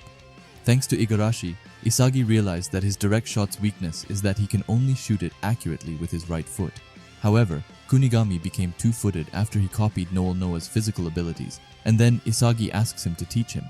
Kunigami is a bit freaked out, calling Isagi clingy and disgusting. Isagi is still determined, so he follows him and asks Kunigami to let him train together so that Isagi can study his body. Kunigami stops and says absolutely not, and that Isagi will just end up destroying his specs. Kunigami tells him that he became two-footed to survive the wild card. Even so, it only worked because he had the necessary physical attributes to pull it off. If Isagi were to try copying Kunigami, he would end up bulking up in the wrong place and then lose his body's balance, meaning that there's only a greater chance that his performance will deteriorate. As Kunigami walks out, he tells Isagi to forget about shortcuts to become stronger, telling him that if he goes for that route, he's finished as a football player. Isagi thinks that Kunigami just warned him, saying that Kunigami is still a good guy after all, before going after him. As they are going around the corner, they meet up with Chigiri, who tells Kunigami that he finally found him. Isagi asks Chigiri what he's doing inside the German stratum, and Chigiri says that he came to see Kunigami, saying that he basically ghosted Chigiri during and after the game. While Chigiri is talking to Kunigami, he just walks away telling him to piss off, and that he doesn't have anything to tell him. However, Chigiri doesn't give up and speaks his mind. He says that he understands that Kunigami has changed. His playstyle and aura are totally different from before. However, it isn't only Kunigami who's changed. Chigiri tells him that from now on, he will be keeping an eye on Kunigami, and asks him to do the same. But just then, another one sneaks his head around the door opening. It's Barcha, who asks if this is some kind of class reunion. Before rushing over and saying that he will join in, he throws the football in Isagi's face. Barcha says that he saw the Bastard vs Manshine match on the monitor, saying that it was awesome and that they were all dripping ego juice from their body. Now, I'm not even going to try speculating what ego juice is, so let's just leave that to Barcha. He continues telling them that Kunigami's goal and Isagi's movements were totally insane, not to mention how crazy Chigiri's goal was. Anyway, he originally came over to ask Kunigami if they could train together. While this is happening, we can see Isagi cooking up some nasty piece for him to evolve, as he looks at Barcha and Chigiri and says that it's not like they totally changed their playstyle. Rather, they made minor adjustments that further maximized and enhanced their strongest weapons. So maybe there's no need to change everything. Isagi was too hung up on being two-footed, while what he really wanted was to customize his weapon for his left foot. While Isagi continues to level up his primary weapon, the direct shot, and if he can manage to just acquire a secondary weapon, then it will complete everything. And after that, the four of them start a 2 vs 2 match against each other, which makes me so nostalgic back to the start of the series, when they really were acting like this. After that, we are right off the bat greeted by Aiku, who looks at Isagi amazed. He says that a lefty direct shot is amazing, calling it a cheat code. However, it's impossible to become two-footed in just a couple of days, meaning that Isagi's lefty shot has to have some kind of weakness to it. Lorenzo goes forward toward Isagi, pointing his finger at him. He says that he's taken a liking to Isagi and that he definitely isn't worth 50 million. He tells Isagi that he's now considered an ace like Kaiser, and the man himself, Isagi, coldly tells him to be sure not to pick the wrong guy to mark, ending it by calling Lorenzo a zombie bastard. After that, Lorenzo walks past him with a menacing aura, telling him to not get cocky after scoring one lucky goal, also making some kitty noises, and I'm all for it. He smiles and tells the Ubers that it's time to get to work, and with that, the game restarts. Isagi thinks that it's time to focus, try to steal the ball again, and go and score his second goal. But he quickly realizes that Lorenzo isn't moving up. As Nico and Sendo are trading passes, Isagi notices that the speed of their offense is slower, saying that they're prioritizing possession and slowly inching their way up the field. It's like they are waiting for the right time to flip their switch. However, Isagi says that as long as he can manage to keep track of Baru's heavy offensive, he can manage to devour them. Just then, we get a flashback to the first time the players met Snuffy. Both Nico and Sendo say that he's a very carefree and laid-back master. Before they start, Snuffy has a question prepared. He asks the players what football means to them. Sendo is first up and says that it's his dream. Ryu quickly comes after, saying that it's everything, and Aiku says that it's something he could bet his entire life on. But when Snuffy then asks what they would do if they couldn't turn pro, the players get silent. Snuffy continues, asking them what they would have if football was taken away from them, saying that there's nothing wrong with devoting yourself to football. Even so, injuries and setbacks do happen. So what would they do if one day, for some reason, they were no longer able to play football? They still stay silent, and Snuffy tells them that those who can't answer this question will forever be dreamers and amateurists. However, for a professional, winning is both a duty and an obligation. Through winning, they are able to earn money and put food on the table. And then he tells them what football really is, saying that football is a job, nothing less, nothing more. He tells them to think of clubs as corporations. Based on that, games are business deals, and the players are employees. Snuffy then says that he's taken the liberty and time to study the data of every single player. Everything from the game plan, offense, defense, and situational football, and all of the various strategies now lay right in front of them. Sendo is right off the bat ecstatic, saying that it's amazing. Meanwhile, Aiku asks Snuffy if he managed to come up with all of these strategies himself. He did, and says that if they remember all the strategies he came up with and execute them flawlessly, they will win. After that, we see that the players under Snuffy's command are almost acting like soldiers. Before we leave the flashback, Nico has some additional comments to make. He says that all of Snuffy's strategies make full use of their individual capabilities. Snuffy even prepared different variations depending on the lineup. Then we get a rare panel of Nico showing his eyes. Let's be honest, these panels are becoming like rare Pokemon cards that you have to capture. Anyway, he says that if they manage to survive here, then they will without a doubt be exponentially stronger, which pumps out all of the Blue Lock players. And with that, we get back into the intense game between the Ubers and Bastard Munchen. Up to this point, Isagi has carefully studied Baru's movements and found the perfect place where he can intercept. He goes up, and as he thought, he easily gets the ball. But just then, Baru commands the players to get Isagi. Sendo, alongside two no-names, goes for Isagi's neck. Isagi is caught off guard, saying that a high press happened the second he managed to steal the ball. However, it doesn't stop there, as it's a multi-coordinate press as well. Sharkboy tries to help, but is of no use, as Isagi has no time to use metavision. And just then, Nico comes in and sweeps the ball away, telling Isagi that he fell for their trap. As Nico is running away, Isagi is left behind, thinking about what just happened. Was the whole sequence just a part of their plan?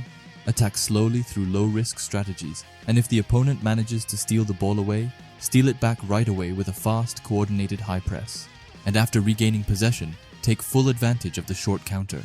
Finally, he says that it's like all of those 11 players are one huge organism. And to end it off, we see Snuffy with his big-ass nose, telling Ubers to advance. And they do just that as they are coming in full force against Bastard Munchen's defense. The Ubers are passing the ball between each other so much that Gagamaru has no idea who it will be that takes the final shot. But in the end, the ball falls to Baru. Gagamaru is sure that he will shoot, and Yukimiya even comes to back him up. But to their surprise, Baru actually passes to Nico, who then makes a switch with Sendao. But suddenly, the ball falls into the midst of it all, and Gagamaru can't see anything that is going on, making him clueless as to who has the ball. But then suddenly he sees the ball going at the goal. But you know how Blue Lock likes to do it, so we jump straight into a flashback before we are able to see what actually happens.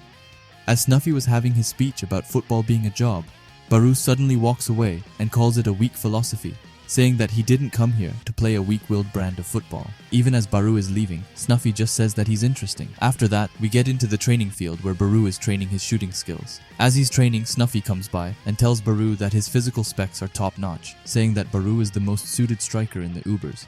And therefore Snuffy asks him to, even if he's faking it, just try his football philosophy. However, Baru is getting secondhand embarrassment from Snuffy.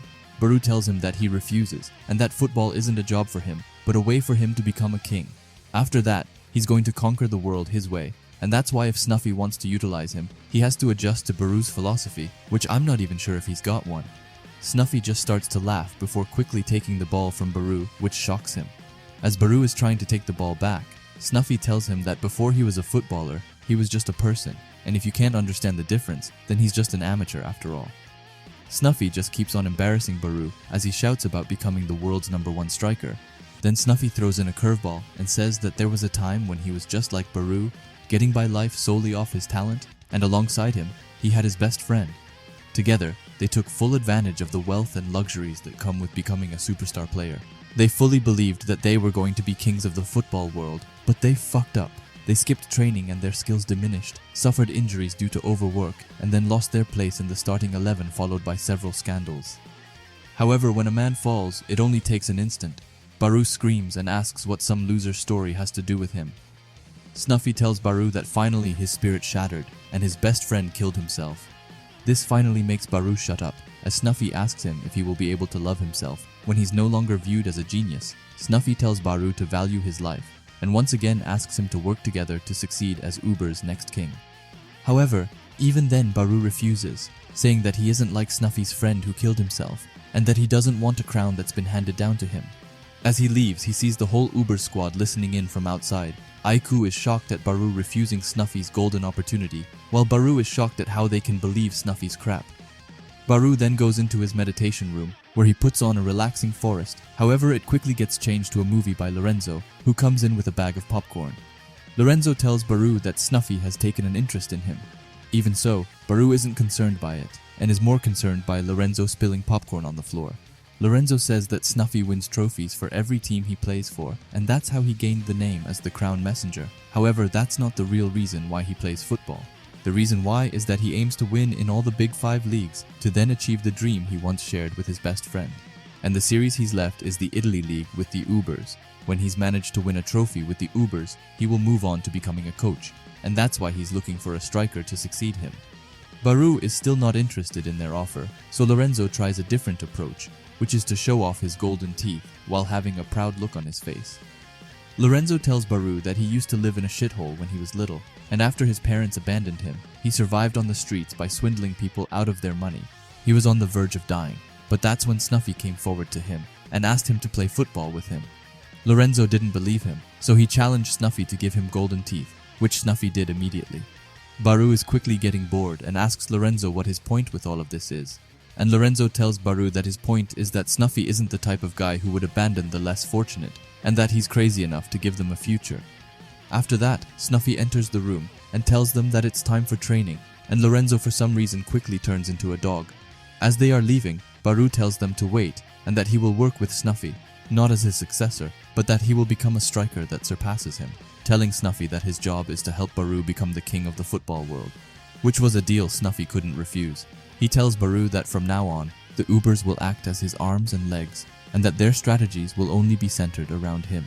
That's why Baru's job will be to refine and evolve his ability as a goal hunter, especially his 1v1s against the goalkeeper, starting with his mid-range curve shot from 28 meters, which are already top-notch. However, that shot is easy to stop if one can figure out its timing and motion, and that it definitely won't work against a world-class goalkeeper. After that, we get back into the game, where Baru is moving swiftly around on the field. The players have now managed to block Gagamaru's view, which gets them a spilled second blind spot. However, by the time he realizes it, it will already be too late, as Baru has already managed to get away a shot against him, which flawlessly goes in and makes the scores 1-1. And let us just take a moment to appreciate how cool this panel looks, with both Sendu and Nico coming to celebrate with Baru. Baru looks with an intense look at Isagi and asks him what's wrong, and wonders if that's all Isagi's got. On the other hand, we have Isagi over here who's totally mind-blown by Baru's goal, saying that the Ubers came up with a game plan designed to crush him, and as soon as they got the ball, they went on a furious counter. They didn't even leave a chance for Isagi to stop them, as they managed to execute their plan perfectly. However, it's more than that, as they were in perfect sync, which isn't something that can be taught easily, and on top of that, the timing to know when to execute their plan, saying that it's impossible to pull this off without some hardcore training, as he finally understands that this is the backbone of the Uber's strength. But even with all that, it still doesn't fully explain Baru's shot, which Gagamaru didn't even have time to react to. But that means that they somehow threw off his timing, and if that's the case, then that means that Baru didn't shoot when he wanted to, and that he patiently waited for the exact moment they threw off Gagamaru's timing, and because of that, he was able to utilize his vision. And of course, with Baru's shooting ability, if he manages to throw off the goalkeeper's timing, it opens up a chance to mass produce a goal at an efficient rate. And with that, Isagi realizes that Baru has managed to achieve a whole new set of eyes, which he calls the Predator Eyes. After that, we get to Ness looking at both Isagi and Baru, while being angry at himself that he hasn't managed to do anything this whole game. However, that's when Kaiser goes forward to him and tells him to stop with his miserable look, as he tells Ness that their true target is Lorenzo, and that if they manage to defeat Lorenzo, then they will win, and Ness gladly take up on that challenge. After that, we get to the superior duo, where Corona is asking Isagi how many more strategies he thinks that Ubers have under their sleeve. However, even Isagi has no idea, but he knows that to win this game, they have to stick to Noah's plan and focus on winning their 1v1 duels. And with that, the game starts again. Ness and Kaiser are passing around as always. Ness says that the two of them can dominate the defensive and middle third, however it's on the attacking third where it gets tricky. Even so, Ness will do everything in his power to help Kaiser score. But just then, Lorenzo goes to cover them. Even so, Kaiser says that they are fine, as it's a 2v1. So Kaiser passes Ness and sprints behind Lorenzo, awaiting a pass from Ness, which he gets, however someone else reaches it first. And that one is the stylish master himself, Ryu, who jumps up and heads away the ball. The ball is heading back to Ness and Lorenzo, but someone else interferes. It's Isagi who tells Lorenzo that he wasn't good enough. Isagi was able to see everything that played out perfectly. He says that in the full of this game's chaotic flow, he's able to take control of the 1v1 situations, and ends it by saying that his metavision has gotten better. Even so, his happiness quickly comes to a stop as Nico comes out of nowhere and kicks away the ball from Isagi. Isagi falls to the ground and says that he's amazed that Nico was able to stop him. After that, Nico tells him that it's to be expected that as his vision and football IQ are all top-notch. However, the same goes for Nico, as he calls them two birds of a feather, which I can't figure out if it sounds cool or just corny. Anyway, that's where it clicks for Isagi, as he thinks that Nico also has acquired metavision. However, when Isagi confronts Nico about it and asks him if he uses metavision, Nico is suddenly confused and asks what metavision is. Isagi explains that metavision is a specific way to use their vision, which lets them capture everything that's happening around them with their peripheral vision, which then lets you simultaneously process and analyze everyone's movements on the field. Nico gets the hang of it, but tells Isagi that all he did was track the ball while keeping an eye on his movements, and since he saw Isagi and the ball in a dangerous spot, he dashed forward, even though it meant going against their game plan. Isagi is shocked, thinking that Nico subconsciously used metavision, and that his brain and vision are gonna evolve to a whole new level. After that, Aiku comes by complimenting Nico's play. However, Isagi's teammate isn't as happy with him as Aiku is with Nico, as Reichi comes and shouts at Isagi for losing the ball. After that, Isagi tries to figure out how many of the players here can use metavision. He concludes that Kaiser, Nico, himself, and maybe Lorenzo are the only ones able to use it, as Baru has a different kind of vision. Isagi then quickly becomes Professor Isagi, as he tries to explain the different visions, starting with metavision. Metavision grasps the overall flow of the game, and all the information that's circling within it. Since he can use it everywhere on the field, he pretty much has the ability to predict the future. On the other hand, Baru's Predator Eye is focused on the 1v1 duel with the goalkeeper for the sole purpose of scoring a goal. Even though they're both strikers, depending on how they use their eyes and vision, the information that they pick up, analyze, and act on is completely different. And with that, he begins inputting all of his new information to probably use it in the future. But before he's done, Raichi and Yukimiya scream at him to stop spacing out, and that the game is about to restart. However, Isagi is like fuck that, and thinks some more before starting, as he says that on top of all that he went through before, both of their teams have two totally different philosophies and playstyles. Ubers plays like one huge organism, with their unity, discipline, and coordination, while Bastard Munson plays like a chaotic fluid, multi-faced organisms, which is being spearheaded by him and Kaiser. Everyone on the field understands this, and that's why they are probably thinking about their next move, and what's risky, and how they can make an impact. Finally realizing that this is how it feels to be playing in a world-class football game. However, that also means that the next play and the next goal will definitely be the turning point, and that the player who manages to tilt this situation in their favor will undoubtedly dominate this game as its game changer. While Kaiser is waiting for the game to start, he's thinking that Lorenzo is too much in the way, even saying that he's gotten stronger since the last time he faced him.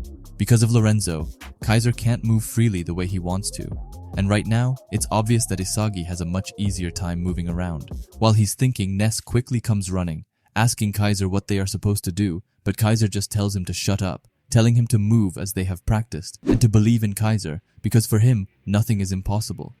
And with that, Grim finally throws in the free throw, and the ball is going to Ness's legs. However, right then, Kunigami comes in his way and pushes him aside, telling them to not forget about the Dark Horse. Kunigami is running at full speed against the Uber's players, even styling on someone which honestly looks so clean. Isagi is looking from the side and says that Kunigami is planning on going solo. However, that's impossible with Kunigami's specs, and even if Isagi went in to help, he wouldn't pass him. Isagi has no choice but to try and steal the ball in the penalty area and says that he can see clearly what he needs to do, but Nico is able to do the same thing, which makes it troublesome. Nico is focused on always having his eyes on Isagi and says that this new metavision is amazing. Instead of solely focusing on the ball, and instead seeing over the entire field and catching every piece of information circulating within it, Nico notices that Isagi is aiming for the same spot as he is, and it ends up with the three of them going for the same spot. As they are going to the ball, Nico says that it's a 50-50 chance for him. However, the percentage quickly turns to 0 as Reichi comes in his way and stops him. This gives Isagi the chance to sweep in and steal the ball. As he's running, he states that Nico's meta vision is still incomplete, saying that he was too focused on predicting the future that he diverted most of his attention on tracking him and the ball, which made him fail to realize that Reichi has positioned himself behind him and was waiting to ambush him. Isagi gets away from them and sees that there are only 2 defenders standing in his way, and he gets over the first one with the help of Corona. However, out of nowhere comes Aiku. Isagi goes into his lefty shot position and is ready to fire off an outstanding shot when Aiku sees through his bluff and tells Isagi that his lefty shot isn't 100% complete yet and destroys his chance. Isagi says that he failed and that he couldn't score after all. Right when he is at the brink of defeat, Yukimiya comes screaming his name and tells him to pass him, kind of giving us a flashback to the Manshine City match. Both Aiku and Isagi are stunned. Isagi says that Yukimiya managed to fill in the space on the right which Kunigami left, complimenting his position and calling him a godsend. However, Isagi is still stubborn and says that he can still shoot, but he quickly starts to think more thoroughly. He thinks that if he were to lose the ball here, then they would get hit by a counter by the Ubers. And with that in mind, he has no other choice than to pass, as it's the more rational option. Isagi sends an amazing pass, but as the ball is flying to Yukimiya, someone comes before him. It's the legendary defender Lorenzo, who says that he will be taking this pass. This really shows just how amazing Lorenzo really is. He was able to foresee what Isagi would do, and then went to stop him. Even so, his greed made him oblivious, as Kaiser comes before him and says that he finally took his eyes off his price. Kaiser also says that he's been waiting for this moment. Isagi is amazed, and all of his thoughts start to lose grip as they fall out. Isagi says that Kaiser got him, saying that Kaiser managed to outread his entire thought process to then use him to get Lorenzo off him. Kaiser was able to see everything, and if that wasn't enough, then everybody out on the field got metadated. And can we just take 1 second to appreciate how cool that sounds? I can't wait till someone says that expression to Isagi. However, it still isn't just a free road for Kaiser, as Sendo comes to stop him, saying that in these situations, it's his job to press. Even so, Kaiser turns into a cat and jumps over Sendo's leg. But Sendo's attack wasn't in vain, as he bought Aiku and Ryu some time to come and cut off his shooting angle.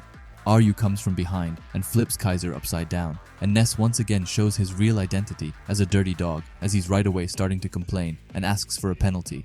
However, as Kaiser is in the sky, he tells them to eat shit and calls them losers before doing a Kaiser impact mid-air. Kaiser's shot bounces under Aiku and goes into the goal, giving bastard Munchen a 1-goal lead. Kaiser's goals are one of the most mind-blowing goals I've ever seen. It's definitely a top 3 for me. But please tell me what you thought about it in the comments. It kinda looks like Yukimiya's goal, but on steroids. Isagi is almost too stunned to speak after Kaiser's goal, saying that Kaiser managed to do a Kaiser impact in that position, and not to mention that he nutmegged Aiku off a kind of bicycle kick. With this high-level chess match and a player's rapid evolution, Kaiser by himself managed to destroy all that, saying that Kaiser is this game's ultimate game changer. And that has been the entire Blue Lock story after the anime. If If you have managed to stick around for this long, then I honestly congratulate you and thank you sincerely for sticking around with me for this long. This video has been so fun to make, and just finally having it out there is really fun. It definitely makes it worth all the effort that went into it. If I were to pick out my favorite moment from this entire video, then it'd have to be Isagi's finishing goal. Seeing all of the Blue Lock 11 just huddle together like a big family was such a sweet moment, and honestly, it might even be my top 3 moment of all time. It's just that good. But I would love to hear about your favorite moment, and also which your favorite arc was as well. And if you like these long, short anime and manga videos, then I would highly suggest you subscribe to this channel. And while you are at it, leave a comment and a like, as it helps out with the algorithm a ton. And if you are curious to see another one of my videos, then please watch the video which will be popping up on the screen now. Anyway, thanks for watching and have a great day. Bye!